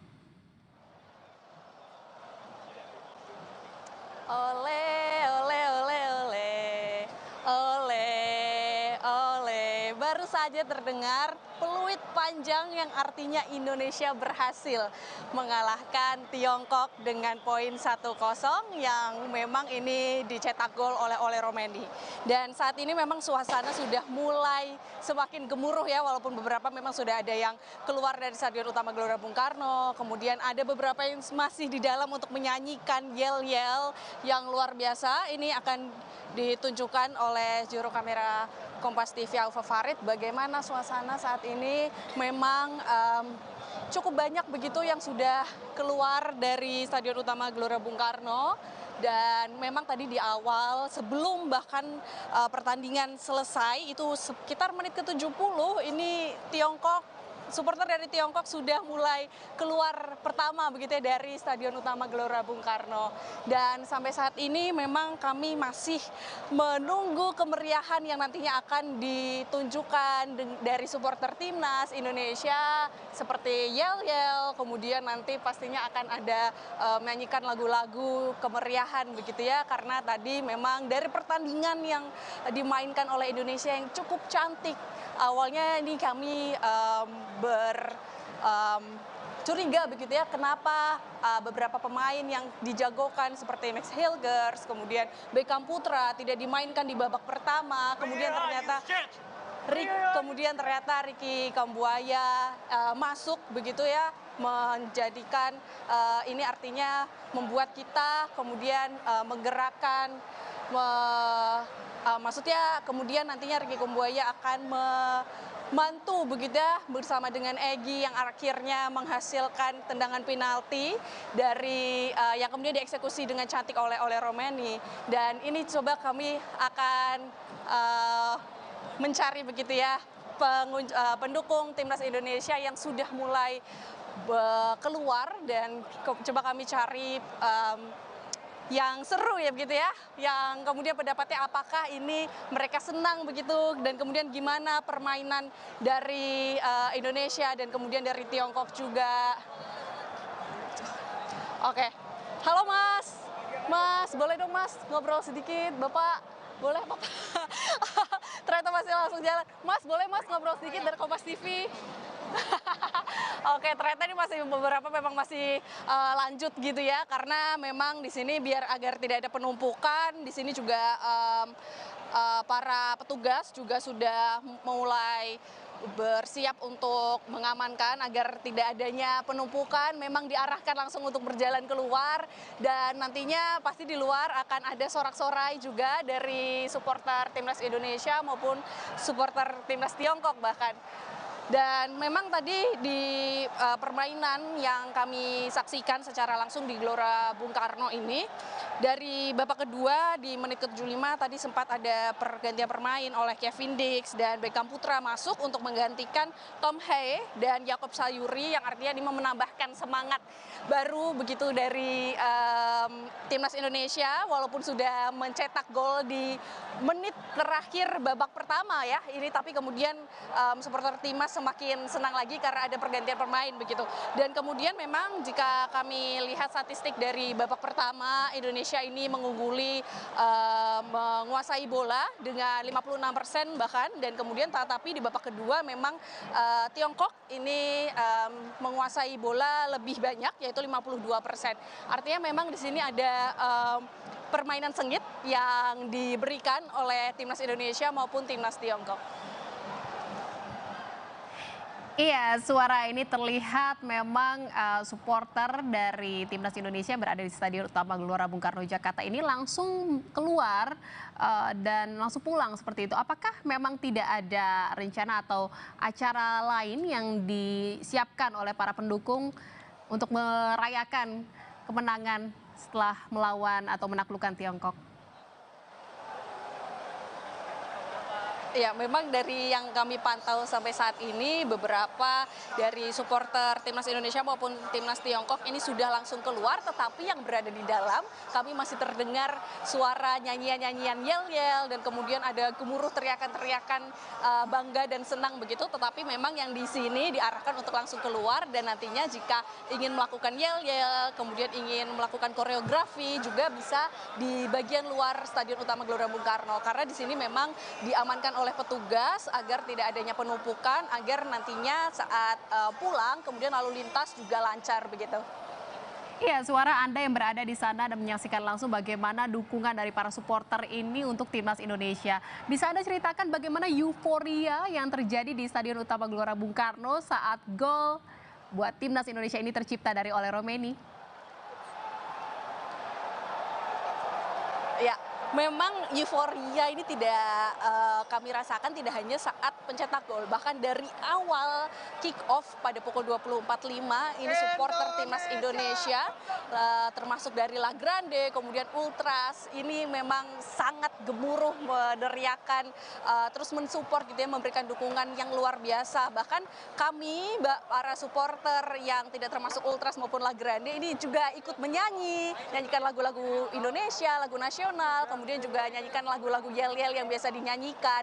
Dan kemudian tepat saat Ole Romeni berhasil mencetak gol, itu sangat luar biasa sekali. Semua berteriak, semua berdiri dari kursi masing-masing, dan kemudian sangat mengeluarkan rasa bangga, dan kemudian terus menyanyikan bahkan saat timnas Tiongkok kembali menguasai bola. Ini pendukung timnas Indonesia terus menyanyikan lagu yel-yel, lagu-lagu nasional yang menambahkan semangat bagi para pemain. Dan memang sampai saat ini juga masih terus terdengar dari dalam Stadion Utama Gelora Bung Karno keseruan yang terjadi di sana, dan nantinya akan terus hingga malam nanti pasti akan terus dinyanyikan dan digemuruhkan di luar Stadion Utama Gelora Bung Karno. Suara kemeriahan yang terjadi di Stadion Utama Gelora Bung Karno sepertinya tidak hanya terjadi di dalam stadion saja, tetapi juga di luar atau di area Gelora Bung Karno ini juga ramai didatangi dan banyak sekali supporter yang tidak bisa masuk ini akhirnya berkumpul di sana. Ini bagaimana selama laga berlangsung? Mereka seperti apa mengharapkan dan menunggu dan melihat menyaksikan bersama ini laga Timnas Indonesia melawan Tiongkok? Ya, memang beberapa pendukung Timnas Indonesia yang tidak mendapatkan tiket dan akhirnya berakhir menonton di layar lebar bagian luar Stadion Utama Gelora Bung Karno, ini memang keseruannya masih tetap berasa begitu ya. Juga menyanyikan lagu Yel-Yel sama seperti halnya dengan saat di dalam stadion utama gitu. Dan di sini juga berasa kebersamaannya karena masyarakat luas juga terbuka untuk menonton bersama. Dan di sini pastinya juga ada komentator-komentator yang lucu gitu ya, yang bisa memberikan menjadi komentator di saat di lapangan begitu. Jadi memang di bagian luar Stadion Utama Gelora Bung Karno ini juga mendapatkan euforianya, kesenangannya, kebanggaannya ketika Indonesia mencetak gol di menit terakhir babak pertama.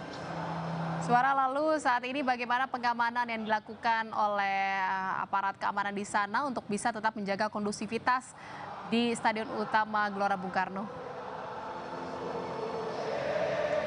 Ya, sampai saat ini proses pengamanan memang bisa ditujukan oleh juru kamera Kompas TV Aufa Farid. Di sini ada polisi yang berjaga begitu ya, memantau agar tidak adanya kerusuhan atau euforia yang terlalu berlebihan begitu. Jadi di sini diarahkan juga ke pintu-pintu bagian keluar. Jadi di tepat kami berada ini di pintu kuning, ini memang tidak diperkenankan untuk keluar melalui sini, jadi diarahkan untuk menuju Plaza Utara dan kemudian nantinya ada beberapa pintu lainnya yang bisa digunakan oleh supporter untuk kemudian mengarah keluar Stadion Utama Gelora Bung Karno. Dan sampai saat ini memang masih bergiliran begitu untuk para supporter keluar Stadion Utama Gelora Bung Karno karena memang didahulukan bagi supporter yang berada di bagian bawah stadion dan kemudian nantinya akan di bagian atas ini akan bergantian untuk bergiliran untuk akhirnya keluar dari Stadion Utama Gelora Bung Karno. Yang pasti di sini petugas sangat banyak, semua titik terdapat petugas, bahkan petugas medis juga bertugas di titik-titik tertentu untuk nantinya jika ada yang membutuhkan bantuan medis begitu. Dan kemudian juga polisi, kemudian tentara, TNI ini juga ada di bagian luar untuk memastikan semuanya tetap aman dan nyaman dan tidak adanya gangguan yang meresahkan bagi supporter lainnya. Terima kasih atas laporan Anda, jurnalis Kompas TV Suara Azani dari Stadion Utama Gelora Bung Karno, Jakarta. Nanti kita akan kembali lagi ke Anda. Dan saudara, kita tadi lihat bagaimana keseruan dan kemeriahan di Stadion Utama Gelora Bung Karno, Senayan, Jakarta. Kita akan bergeser dan kita lihat bagaimana keseruan nonton bareng Timnas Indonesia. Kita sudah bersama jurnalis Kompas TV, ada Niko Anggriawan dari News Park di Kembangan, Jakarta Barat. Niko, seperti apa suasana nonton bareng di sana dan bagaimana kemeriahan, kebahagiaan, kesenangan dari supporter Timnas mengetahui kalau Indonesia atau Timnas skuad Garuda ini berhasil menaklukkan Tiongkok malam hari ini? Ya, Jen dan juga saudara, tadi di menit ke-45 setelah striker Timnas Indonesia oleh Romeni ini menjebolkan satu angka ke gawang Tiongkok. Ini suasana di News Park di Kembangan, Jakarta Barat ini sempat ramai akan riuh masyarakat yang menyaksikan Timnas Indonesia melawan Cina. Dan hingga saat ini suasana juga masih ramai, masih dipadati oleh para pendukung Timnas Indonesia yang masih ingin bersantai-santai terlebih dahulu setelah euforia yang begitu besar dirasakan dan juga antusiasme masyarakat yang begitu tinggi di kawasan News Park di Kembangan, Jakarta Barat. Dan kita tidak sendiri, kita coba colek salah satu pengunjung yang ada di News Park Kembangan, Jakarta Barat. Mas, boleh berdiri sebentar, Mas? Mas, namanya siapa, Mas? Bayu. Mas Bayu, tadi pertandingan Indonesia melawan Tiongkok. Bagaimana komentarnya dari Mas sebagai penggemar Timnas sendiri? Komentarnya Tadi bagus, cuman agak sedikit banyak peluang yang disia-siakan gitu Mas. Banyak peluang yang disia-siakan, mungkin untuk next pertandingan kita butuh striker yang tajam. Tadi agak disayangkan oleh Romeni digantikan oleh Sananta. Tadi saya berharap Struijk sih, karena masuknya bareng sama Ivan Jenner kan. Saya rasa Ivan Jenner sama Struijk itu udah jadi satu gitu. Ya. Kalau dari sisi penyerang tadi kurang tajam bagaimana Mas? Kalau dari penampilan oleh Romeni sendiri tadi bagaimana Mas? Wah, luar biasa oleh Romeni. Ya, nggak usah diragukan lagi lah kalau beliau. Kalau dari sisi pertahanan gimana Mas? Dari sisi pertahanan pun wah udah paling the best itu. Udah paling the best. Udah kayak apa? Tembok Cina lah. Susah sekali ditembus gitu. Tembok Cina lawan Cina. Iya, tembok Cina lawan Cina betul. Kalau dari kipernya sendiri gimana Mas? Emil Audero melihat ini sepertinya debut di laga Indonesia melawan Cina. Emil debut pertamanya itu luar biasa. Terutama yang tadi di babak pertamanya dia digempur abis-abisan dan wah jatuh bangun itu luar biasa. Kalau antara Emil sama Martin Pas gimana Mas? Lebih bagus mana nih? Untuk sekarang ya, untuk sekarang masih Martin Paes. Karena kan ini kan si Emil masih di debut pertamanya. Di debut pertamanya kita belum lihat nanti di next pertandingan seperti apa gitu. Harapannya ke depannya Mas, timnas Indonesia melawan Jepang nantinya di laga terakhir. Pasti ya harus menang dong harapannya. Iya. Pede ya? Pede banget. Pede banget. Walaupun Jepang kayaknya udah nggak bisa dikalahin lah. Ya, ini pede banget. Kita harus optimis dulu, apalagi untuk Indonesia. Oke, terima kasih Mas Bayu atas komentarnya. Nah itu tadi Jian dan juga saudara bagaimana euforia dari Neospark, warga masyarakat yang menyaksikan timnas Indonesia melawan Tiongkok di Neospark Kembangan Jakarta Barat, dan ini masih ramai sekali dengan masyarakat yang ingin santai-santai terlebih dahulu setelah tadi deg-degan nonton timnas Indonesia melawan Tiongkok, dan tentu kita berharap di laga selanjutnya Indonesia bisa tampil lebih baik lagi dan juga kita harapannya bisa mengalahkan Jepang di laga terakhir kualifikasi Piala Dunia 2026. Jihan kembali ke studio. Iya, Niko, meski pertandingan ini sudah selesai, namun euforia dan kebahagiaan dari para pendukung timnas Indonesia di Neospark di Kembangan Jakarta Barat ini masih terlihat ya hingga saat ini. Terima kasih atas informasi laporannya jurnalis Kompas TV Niko Anggriawan dari Neospark Kembangan Jakarta Barat. Saudara, breaking news Kompas TV masih akan kembali seusai jeda. Tetaplah bersama kami di Kompas TV.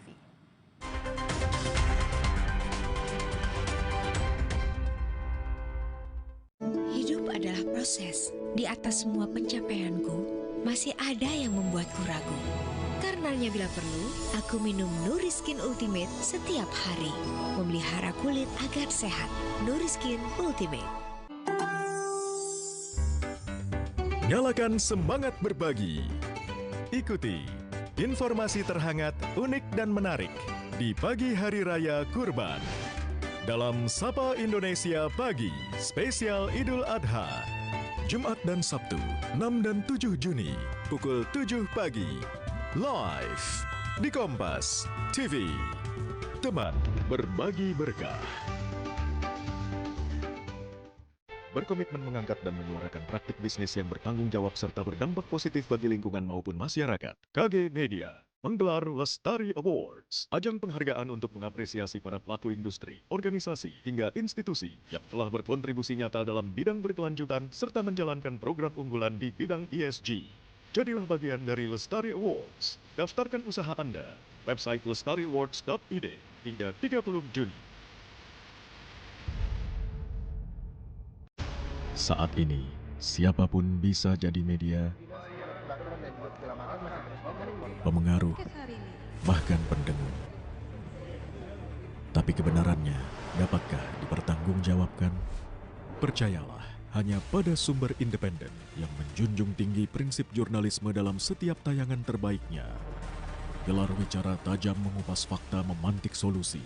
Doktor dan profesor itu bisa abal-abal dan dengan beli kenapa lebih memilih jalan ini, jalan yang kemudian jadi tidak aman? Why now?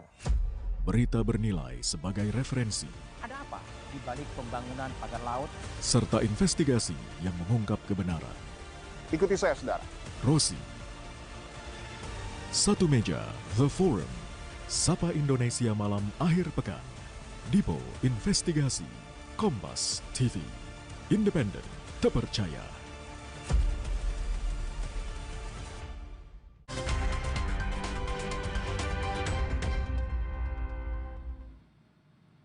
Anda kembali menyaksikan Breaking News Kompas TV bersama saya Jihan Novita.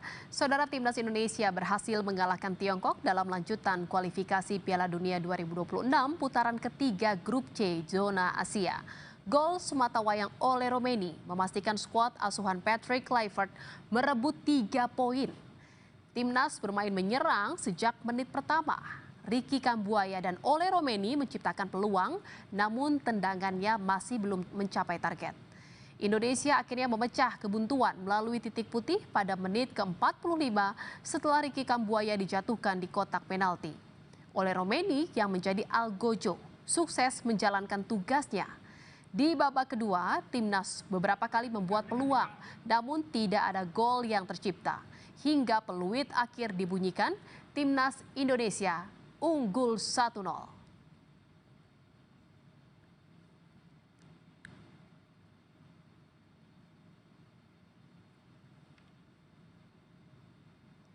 Kemenangan Timnas Indonesia atas Tiongkok membawa skuad asuhan Patrick Kluivert itu ke posisi ketiga klasmen sementara kualifikasi Piala Dunia 2026 putaran ketiga Grup C Zona Asia. Indonesia memperoleh 12 poin.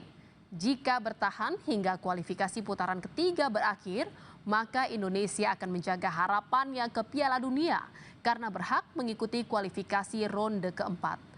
Timnas Indonesia tinggal menyisakan 1 laga lagi, yakni melawan Jepang pada 10 Juni 2026 mendatang.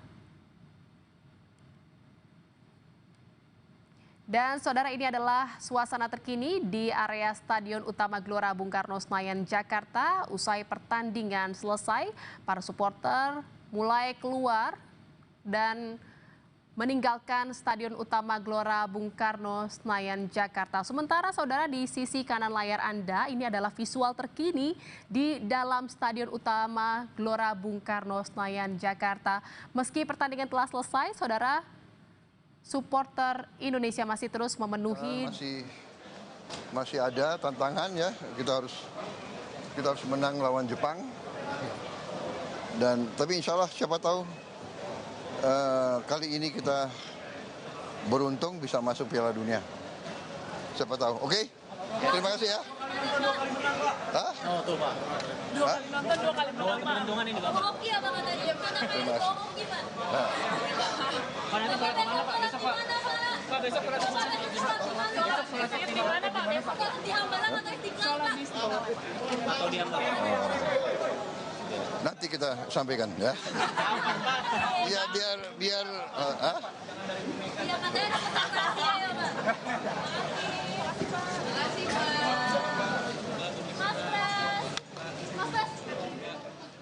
Baru saja kita dengarkan bersama pernyataan pers atau keterangan dari Presiden Republik Indonesia Prabowo Subianto, di mana Prabowo Subianto tadi menyampaikan bahwa kita harus menang melawan Jepang. Ini artinya adalah optimistis dari Indonesia untuk bisa kembali menaklukkan laga selanjutnya, yakni melawan Jepang pada 10 Juni mendatang. Dan saudara, tadi kita saksikan juga bahwa pertandingan atau laga Indonesia melawan Tiongkok disaksikan langsung oleh Presiden Prabowo Subianto dan juga didampingi Ketua PSSI Erick Thohir serta Daseskap Teddy Indra Wijaya. Dan kita akan dengarkan pernyataan yang akan disampaikan oleh Ketua PSSI Erick Thohir.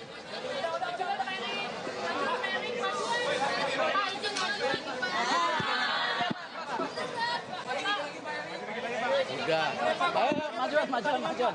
Ayo, salah prediksi. Kenapa? Ya kan memang doa daripada bangsa Indonesia dan Bapak Presiden juga mengharapkan kemenangan, makanya beliau hadir gitu. Dan yang tadi saya bilang bahwa hoki 2 kali datang, 2 kali menang, ya. Ya, dan ini berarti kan kita 12 poin. Malam ini masih ada pertandingan Saudi lawan Bahrain. Kita tunggu ya, jangan euforia dulu.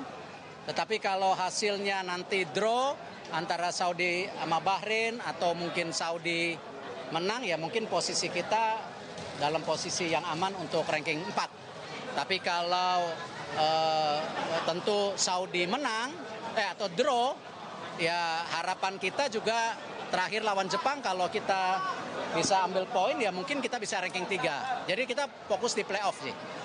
Ya. Jepang Pak, lolos ke putaran keempat ya, bakal lawan tim Arab Pak yang kuat Pak. Gimana Ya, Pak? makanya kita September kan uji coba semua dengan tim dari sana, Lebanon dan Kuwait. Itu persiapannya. Harus optimis, harus optimis. Ya, kembali kalau memang jatahnya Qatar Saudi tuan rumah ya kita siapa takut kan? Kita harus datang ya rebut bendera di sana gitu. Kita juga daftar jadi tuan rumah, tapi ya kita lihat. Ini bukti bahwa bahwa pemain diaspora, pemain Indonesia, Liga Indonesia kalau Liga terus keseimbangan terjadi. Ingat yang 2x11 yang kita harapkan dan terbukti hari ini. Emil bagus tadi hampir dia nyelamatin di ujung ya. Makasih ya semua. Cukup. Hah? Selamat Idul Adha. Pemain nanti ada surprise dari Bapak Presiden. Besok yang lain. Saudara, baru saja kita dengarkan keterangan pers yang Jaga Pak Prabowo. Sepak bola. Iya, mau yang terbaik lah. Ini ada panitia Piala Presiden kalau mau bicara. Jangan. Buat kapan mulainya? Juli. Ya. Pembukaan di mana Pak Erik? Di Gelora Bung Karno, oke? Pesertanya? Hah? Pesertanya insya Allah 6. Dari luar negeri? Makasih ya. Oke. Pak. Jaga kesehatan, jagain Pak Prabowo. Beneran? Iya, jagain Pak Prabowo, jaga kesehatan. Makasih ya semuanya ya. Selamat Idul Adha, selamat Idul Adha. Udah. kita baru saja mendengarkan pernyataan pers yang disampaikan oleh Ketua PSSI Erick Thohir, di mana tadi Erick Thohir menyampaikan bahwa kemenangan Timnas Indonesia melawan Tiongkok ini adalah doa dari bangsa Indonesia atas kemenangan Timnas Indonesia untuk bisa terus melaju dan lolos ke Piala Dunia 2026. Dan saudara, ini adalah visual terkini di area Stadion Utama Gelora Bung Karno, Senayan, Jakarta, di mana para supporter yang selesai menonton pertandingan Timnas melawan Tiongkok tadi, ini sudah mulai keluar stadion dan mulai meninggalkan area Gelora Bung Karno, Jakarta. Dan saudara, kita akan melihat bagaimana dan seperti apa keramaian supporter yang mendukung Timnas Indonesia. Kita akan terhubung dengan jurnalis Kompas TV, ada Alfian Rahman di Masjid Al-Akbar, Surabaya, Jawa Timur. Selamat malam Alfian. Bagaimana respon dari supporter di sana setelah Timnas berhasil menekuk Tiongkok 1-0?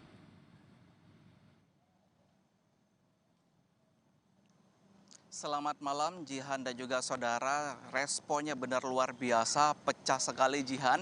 Ini ya beberapa menit setelah Indonesia menyatakan diri menang atas Tiongkok, ini ya maka sorak ramai sekali terdengar di seluruh wilayah atau kawasan Masjid Al-Akbar Surabaya. Namun karena nonton bareng ini berlangsung di area masjid, Jihan dan juga saudara, yang esoknya harus digunakan sebagai tempat ibadah sholat Idul Adha di pagi hari, maka takmir masjid meminta para supporter untuk bisa tertib dalam membubarkan diri. Dan seperti yang nampak di belakang saya sekarang sudah sepi begitu, supporter sudah tertib dalam membubarkan diri. Namun ada masih beberapa supporter yang enggan beranjak ini Jihan, karena mungkin masih terlampau bahagia begitu karena timnas kita menang. Begitu saya akan mengajak Anda saudara untuk berbincang, berinteraksi, menanyakan pendapat dari supporter yang masih ada di Masjid Al-Akbar Surabaya pasca menonton timnas Indonesia. Selamat malam nih dengan Mas siapa? Saya Ayub, Mas. Ya, saya Fahmi. Ya, Mas Ayub dan Mas Fahmi dari mana? Dan ini gimana nih komentarnya Indonesia menang lawan Tiongkok 1-0? Kalau saya sih, saya sebenarnya bukan asli Surabaya, saya dari luar pulau juga. Cuman saya kerja di sini dan saya memang ngikutin pertandingan timnas, dan untuk malam ini permainannya sangat bagus ya, karena di match pertama lawan China pun kita kalah, tapi kalahnya pun karena counter attack aja. Dan hari ini pertahanannya bisa kuat, jadi counter attack dari Cina masih bisa ditahan gitu. Oke, untuk Mas Fahmi sendiri? Ya, senang sekali, puas juga ya. Walaupun masih banyak ini ya celah-celah gitu, peluang-peluang yang belum dimaksimalkan gitu ya. Tapi puas karena besok juga Idul Adha, jadi bisa buat mem jamaah Idul Adha yang berbahagia gitu ya. Seperti itu. Oke, selanjutnya tanggal 10 Juni kita akan menghadapi Jepang begitu ya. Gimana ini prediksi dan analisa dari kalian sendiri? Oke, kalau dari saya sih Mas, ngelihat match selanjutnya lawan Jepang, sebenarnya optimis menang juga pasti. Tapi kalau melihat pertandingan yang baru juga itu antara Jepang dan Australia menang. Jadi otomatis yang langsung lolos di round 3 ini ke Piala Dunia Jepang dan Australia, karena kesempatan kita hanya di nanti masuk ke round 4. Jadi tapi tetap optimis harus menang lawan Jepang. Ya minimal imbang deh gitu. Mas Fahmi, man of the match menurut Mas Fahmi sendiri di pertandingan malam ini siapa? Ya, mungkin siapa lagi ya kalau nggak Ole. Oke, untuk kalian berdua, satu kalimat, satu paragraf boleh deh untuk meluapkan kebahagiaan malam ini dan harapan untuk timnas kita biar bisa maju masuk ke Piala Dunia 2026 seperti apa? Mas Fahmi dulu. Iya. Ya, bangga sekali ya rasanya punya timnas yang kuat gitu ya. Yang semoga timnas Indonesia bisa lolos Piala Dunia. Sama ya, harapan yang paling besar adalah timnas lolos ke Piala Dunia walaupun nanti lewat jalur round 4, tapi nggak apa-apa. Kita bisa punya tontonan lebih banyak lagi nantinya Mas. Jadi keseruannya masih panjang gitu, dan semoga dengan keseruan yang panjang ini nanti gongnya itu bisa lolos Piala Dunia buat timnas Indonesia. Selamat tidur nyenyak malam ini, jangan lupa besok bersate ria karena kita mengalami Jumat berkah gitu ya. Terima kasih banyak, sukses selalu. Ya, dengan kemenangan Indonesia ini menjadi modal yang cukup berharga karena sekarang di klasmen sementara Indonesia menduduki posisi ketiga di grup untuk kualifikasi ronde ketiga. Kembali kepada Anda, Jihan. Baik, terima kasih atas laporan Anda jurnalis Kompas TV, Alfian Rahman dari Surabaya, Jawa Timur. Terima kasih. Dan saudara, breaking news Kompas TV masih akan kembali seusai jeda dengan rekan saya Tata Nova Siliana. Terima kasih, saya Jihan Novita. Sampai jumpa.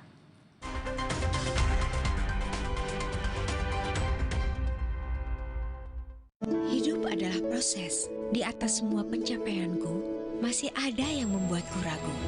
Karenanya bila perlu, aku minum Nuriskin Ultimate setiap hari. Memelihara kulit agar sehat. Nuriskin Ultimate. Nyalakan semangat berbagi. Siap-siap terpingkal-pingkal oleh ulah mereka yang kreatif dan penuh kejutan. Just for Laughs Gags. Jumat 6 Juni pukul 10 pagi. Sabtu dan Minggu 7 dan 8 Juni pukul setengah 9 pagi. Di Kompas TV. Teman berbagi berkah. Kekhawatiran saya itu ada banyak, yang kayak mafia bola. Peristiwa yang paling menjadi perhatian publik, layak dibahas dalam durasi waktu istimewa. Fakta demi fakta yang mengiringi berita terkini harus dipaparkan detail dan komprehensif. Nih penambang ilegal, lihat di desa saya, hancur bakau saya. Reportase lebih lengkap dan tajam hanya bisa Anda dapatkan di sini. Simak penelusuran jurnalis Kompas TV. 60 menit special report. Setiap minggu pukul 6 petang di Kompas TV. Nyalakan semangat berbagi. Perjalanan menyusuri jejak kejayaan Islam yang menginspirasi umat muslim di seluruh dunia. Gali, kenali, dan hayati nilai, warisan, serta hikmah sejarah di baliknya. Dalam Cities of Faith, Jumat 6 Juni, pukul setengah 11 siang, di Kompas TV. Teman berbagi berkah. Siapa bilang kawasan elit kulinernya mahal semua? Benu bakal buktikan makanan enak tapi harganya di bawah 50.000. Tujuan Benu, dapur Jum. Iya, tapi ini banyak banget menunya, bingung ya. Nggak lebih dari 50 menu setiap harinya. Di Pik ada menu yang semurah ini. Ini yang berkuah-kuah, asik. Under 50.000. Modal 10.000 bisa dapetin es krim kon sambil menikmati keindahan pasir putih. Cerita Rasa, Sabtu 7 Juni pukul 10:30 siang di Kompas TV.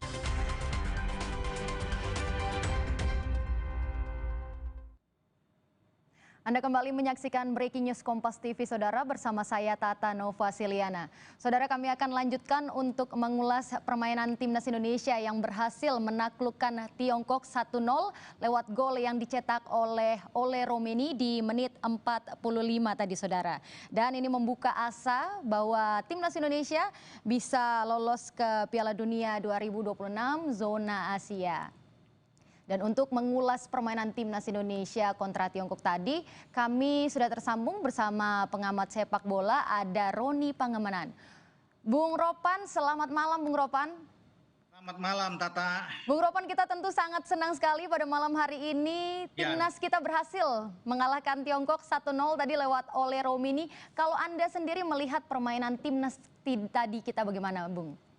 Ya, tentunya kita harus bersyukur ya, sukacita apapun itu. Ya, itu walaupun lewat penalti, tapi perjuangan anak-anak sudah terbukti ya di depan publik. Kembali kita clean sheet, ya, tidak kebobolan setelah menang lawan Bahrain, dan kali ini juga kita tidak kebobolan. Dan Ole Romeni 3 pertandingan 3 gol, luar biasa perjuangan dari anak-anak. Dan Patrick Kluivert saya harus bisa memuji ya.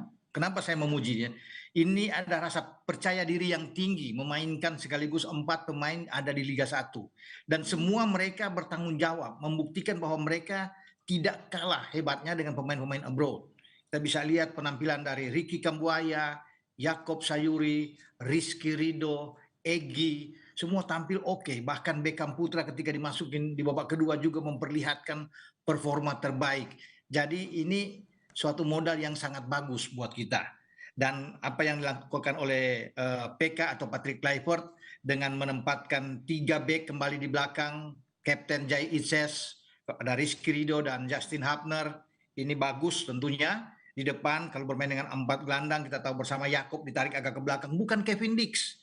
Itu catatan yang penting, Kevin Dix masuk tapi di babak kedua, tapi Yaakob, itulah keberanian dari PK yang saya bilang harus dipuji dengan Yaakob dimainkan lebih awal. Kalau di kiri kan memang ada Verdong, di tengah Tom Haye dan juga Pelupesi. Di depan Egy, kemudian mendorong Kambuaya agak ke kiri, Egy di kanan untuk bisa mendukung Ole Romeni. Jadi pasangan yang sebenarnya ini di luar perkiraan. Karena tadinya kita lihat Lili Pali akan main Vano, tapi akhirnya Vano dimainkan di babak kedua. Kemudian Yaakob didorong ke depan, Kevin Dix ada di bek kanan, tapi perubahan itu tidak terjadi ya, apa yang diinginkan oleh kita semua. Tentunya bagi PK dia punya konsep lain, dibantu oleh para asisten Alex Pastur, Vandenberg dan Dani Lansan. Jadi ini satu kelengkapan yang sangat bagus, dan bagaimana rasa percaya diri yang diberikan kepada pemain, dan pemain menuntaskan dengan baik begitu. Baik, dan kita juga tadi melihat beberapa chemistry antara Ole Romeni dan juga Egy Maulana Fikri ya Bung, ya begitu ciamik sepanjang babak pertama. Anda melihatnya perpaduan keduanya ini bagaimana khusus dari 2 tokoh ini, Bung? Iya, kalau Ole kita tahu kan dia finisher ya, dia untuk bisa membuat gol, tugas dia ya di kotak penalti sebagai pemain nomor 9, walaupun dia sebenarnya pemain nomor 10 ya. Tapi Egy, dukungan Egy dan Kambuaya ini yang membuat hidup permainan. Egy oke, tidak jelek bermain, bagus. Tapi kadang terlalu banyak menggocek bola atau membuang bola kesempatan yang dia lakukan. Bisa dia umpan ke teman atau ke Ole atau ke siapapun dari lini kedua, tetapi dia memaksakan diri.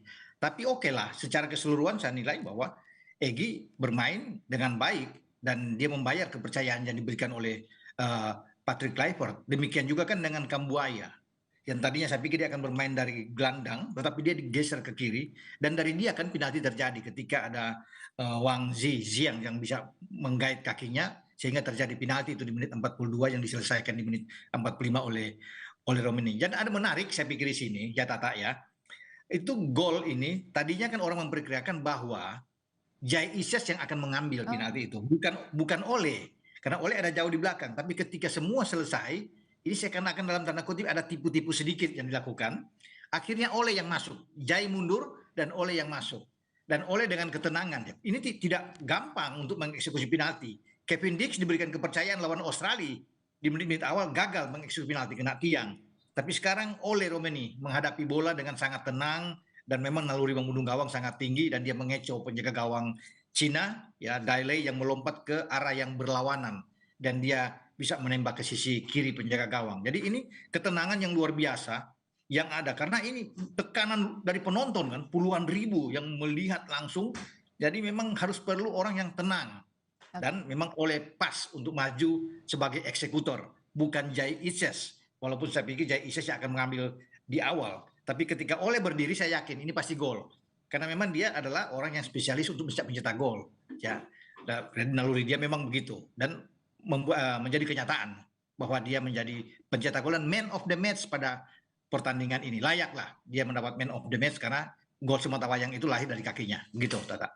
Baik, Bung Ropan, tentu nanti kita akan membahas lagi terkait permainan Timnas Indonesia pada malam hari ini. Namun sebentar dulu kita tahan, kita akan melihat untuk laporan lalu lintas di sekitar Gelora Bung Karno terpantau ramai saat pertandingan, saudara. Dan kita sekarang sudah terhubung dengan jurnalis Kompas TV, ada Benediktus Aditya.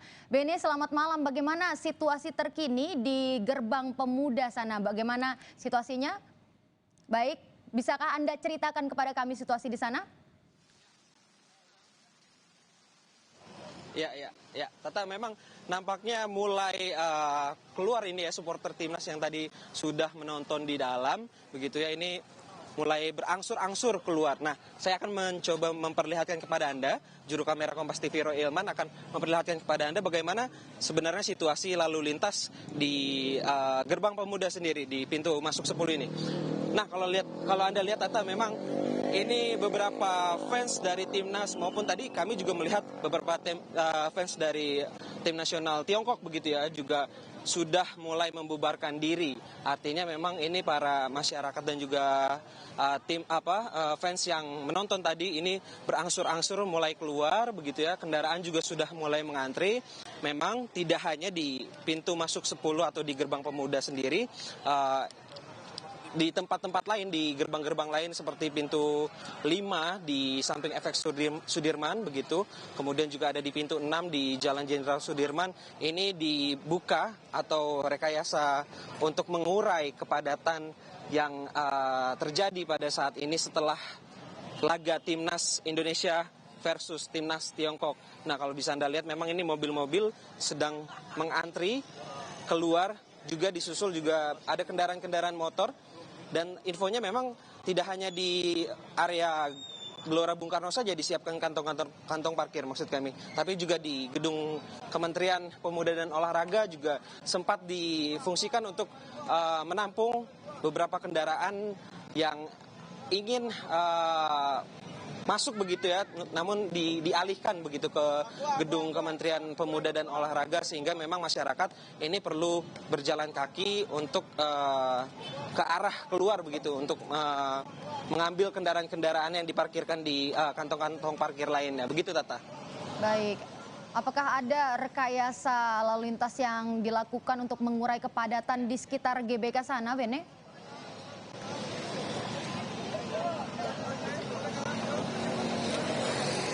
Apakah ya Tata, saya kurang mendengar suara Anda, bagaimana? Apakah ada rekayasa yang dilakukan untuk mengurai kepadatan di sekitar GBK, Beni?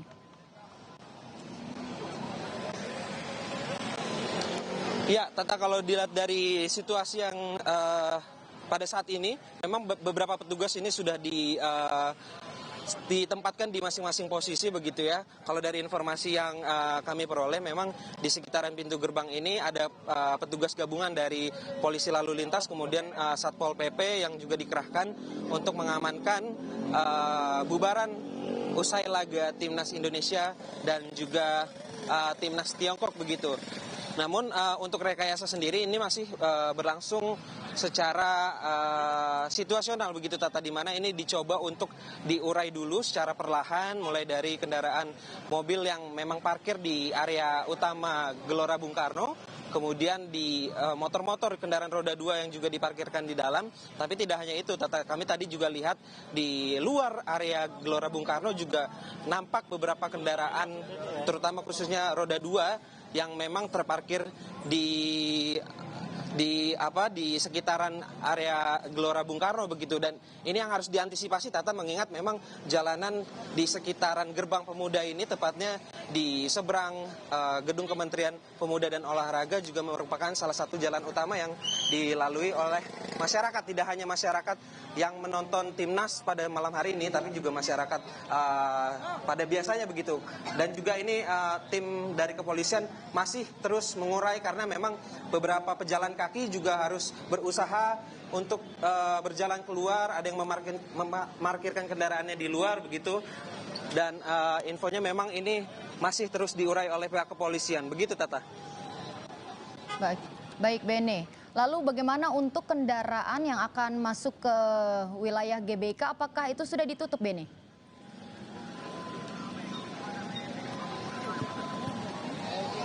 Ya Tata, untuk kendaraan yang ingin mengarah masuk ke GBK sendiri, memang kalau di Gerbang Pemuda sendiri ini sudah ditutup. Namun infonya dari arah DPR begitu ya, menuju ke arah gedung Kementerian Pemuda dan Olahraga ini sedikit ditahan begitu, supaya difokuskan kepada pengendara-pengendara yang ingin bergerak ke arah luar. Memang fokusnya sekarang lebih ke mengurai beberapa kendaraan atau masyarakat atau fans timnas Indonesia yang ingin beranjak pulang begitu ya, karena tadi setelah menonton timnas Indonesia menang 1-0 melawan timnas Tiongkok, dan ini harapannya memang bisa berangsur-angsur berjalan dengan lancar. Begitu, Tata. Baik, terima kasih jurnalis Kompas TV Benediktus Aditya atas laporan Anda di Gelora Bung Karno, dan kita akan kembali untuk tersambung dengan Bung Ropan. Baik Bung Ropan, kita lanjut tadi untuk perbincangan kita tadi. Tadi kita membahas bagaimana Ole Romeni akhirnya terpilih menjadi eksekutor untuk penalti. Tadi Anda mengatakan bahwa Ole nampak sangat tenang ketika melakukan eksekusi penalti itu. Mengapa Ole yang dipilih, Bung? Iya, saya pikir memang itu orang yang tepat ya. Karena memang sulit untuk bisa dikatakan kalau bukan orang yang memang punya ketenangan dan naluri mencetak gol. Insting mencetak gol itu penting ya. Makanya tadi ketika Jai Isyas masuk agak tegang juga untuk memegang bola. Karena dia pemain belakang kan. Dan Isyas juga tidak terbiasa dalam hal mengambil penalti. Lain halnya dengan Kevin Dix ya. Atau bahkan mungkin Tom Haye. Atau bisa mengambil dengan Joe Pelupesi. Itu kan lain. Tapi ketika Ole, karena memang dia memang orang yang selalu bisa mencetak gol. Orang yang punya naluri besar. Jadi ketika dia menghadapi, saya sudah yakin. Ketika dia berdiri dan ketika dia mundur 5 langkah ke belakang. Dan dia lari untuk bisa hanya menekan di 2 langkah itu untuk mengecoh penjaga gawang Dailey, kelihatan sekali memang. Seakan-akan dia akan menembak bola ke arah sisi kanan Dailey. Tapi dia dengan tenang mendorong bola di sisi kiri. Itu perlu orang yang punya ketenangan. Yang luar, kalau tidak tenang berbahaya. Karena banyak penembak-penembak penalti hebat juga pernah gagal. Termasuk Cristiano Ronaldo. Ya, Messi juga pernah gagal dalam hal penalti. Tapi dengan pemilihan Ole, saya pikir sudah dipikirkan dengan matang. Bahwa dia adalah orang yang sangat tepat dan dia melakukan dengan baik ya, sebagai eksekutor. Kita lihat bagaimana dia mengambil penalti. Sempat berhenti sedikit, melihat arah penjaga gawang, seakan dia akan membelokkan bola ke kanan, tapi kemudian arah kiri untuk mengecoh Dailey. Kan tidak gampang melakukan hal demikian. Dia tidak gugup, karena ini dibutuhkan seorang yang percaya diri, tenang, tembakannya tidak begitu keras, tetapi terarah untuk mengecoh gawang lawan. Begitu, Tata. Oke, baik. Dan selain Ole, yang juga kita lihat adalah penjaga gawang kita, Emil Audero Mulyadi. Ini tentu tidak lepas dari peran Emil yang menjaga gawang timnas, sehingga kita tidak kebobolan begitu ya, Bung ya. Anda melihat Emil ini bagaimana? Karena ini kan perdana nih dia main nih, Bung. Iya, biasanya perdana memang ada rasa grogi, agak gugup memang kelihatannya. Emil penjaga gawangnya punya pengalaman, tapi ini kan debut dia.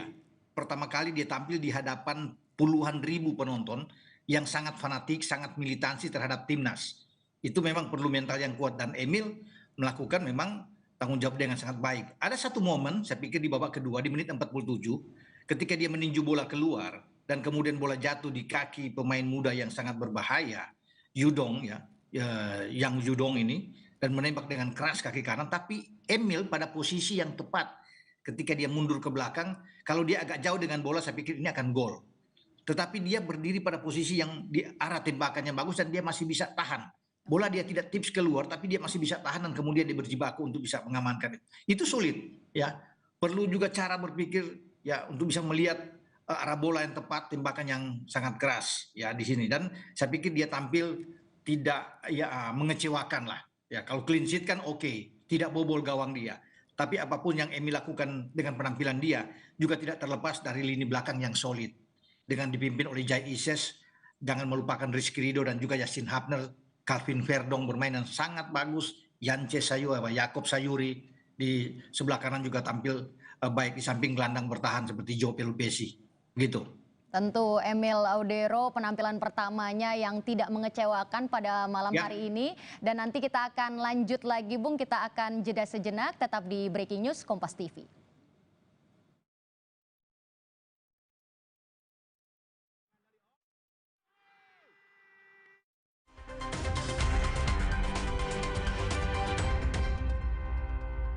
Akan semangat